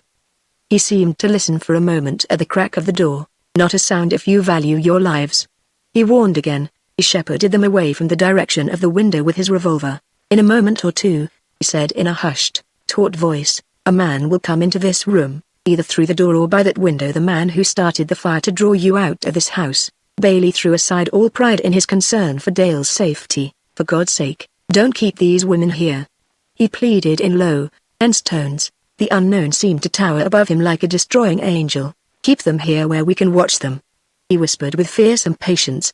Don't you understand? There's a killer loose.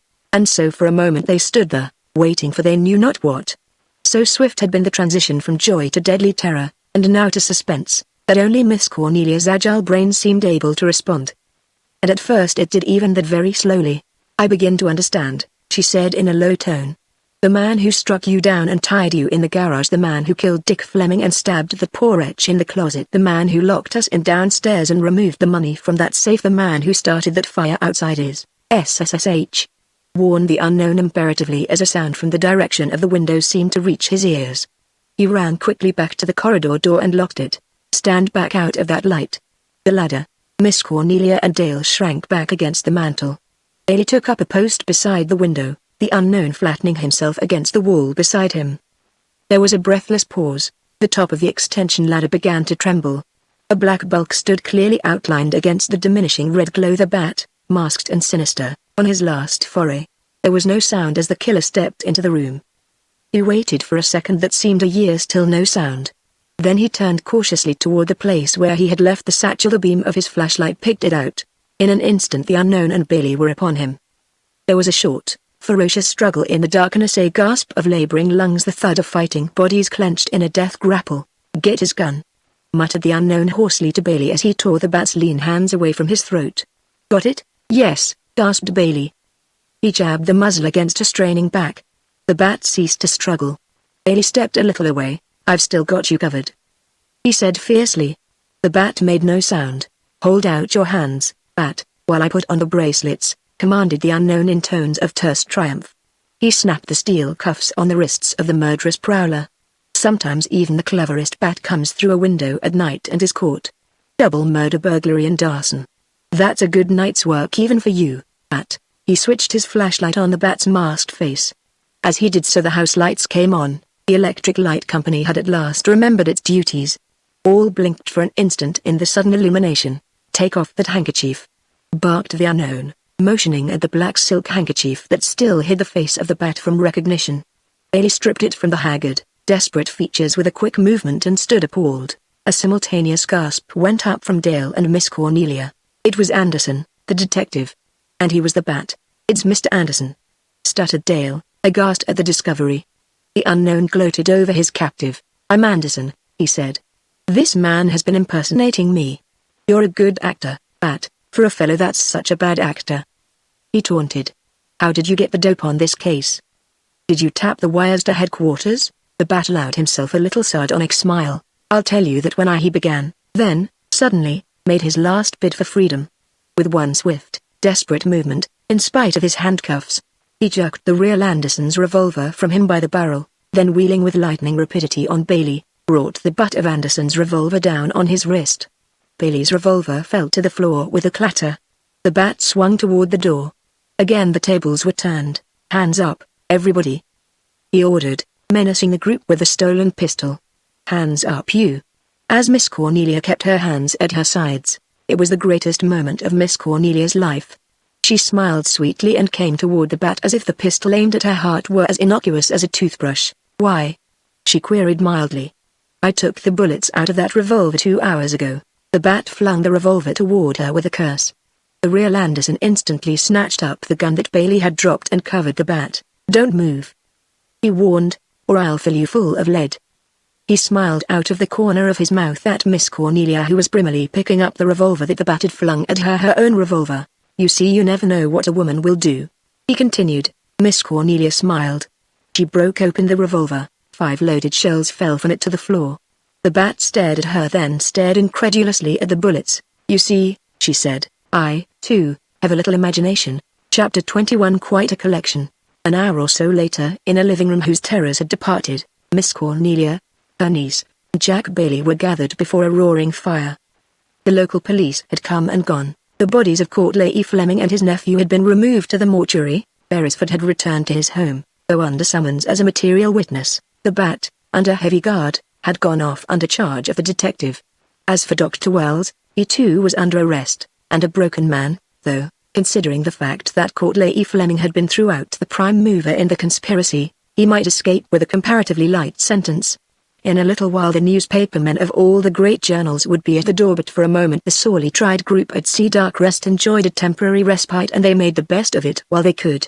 The fire burned brightly and the lovers, hand in hand, sat before it.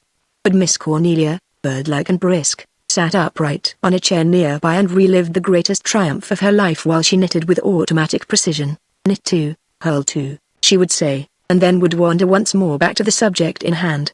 Out behind the flower garden the ruins of the garage and her beloved car were still smoldering. A cool night wind came through the broken window pane where not so long before the bloody hand of the injured detective had intruded itself.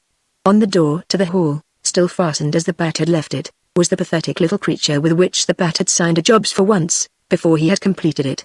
But calmly and dispassionately Miss Cornelia worked out the crossword puzzle of the evening and announced her results. "It is all clear," she said. Of course the doctor had the blueprint, and the Bat tried to get it from him. Then when the doctor had stunned him and locked him in the billiard room, the Bat still had the key and unlocked his own handcuffs. After that he had only to get out of a window and shut us in here. And again, he had probably trailed the real detective all the way from town and attacked him where Mr. Beresford found the watch. Once, too, she harkened back to the anonymous letters. "It must have been a blow to the doctor and Courtleigh E. Fleming when they found me settled in the house." She smiled grimly.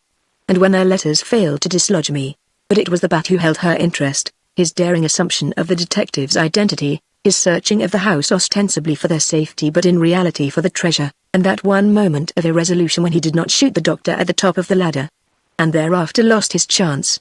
It somehow weakened her terrified admiration for him, but she had nothing but acclaim for the escape he had made from the hidden room itself.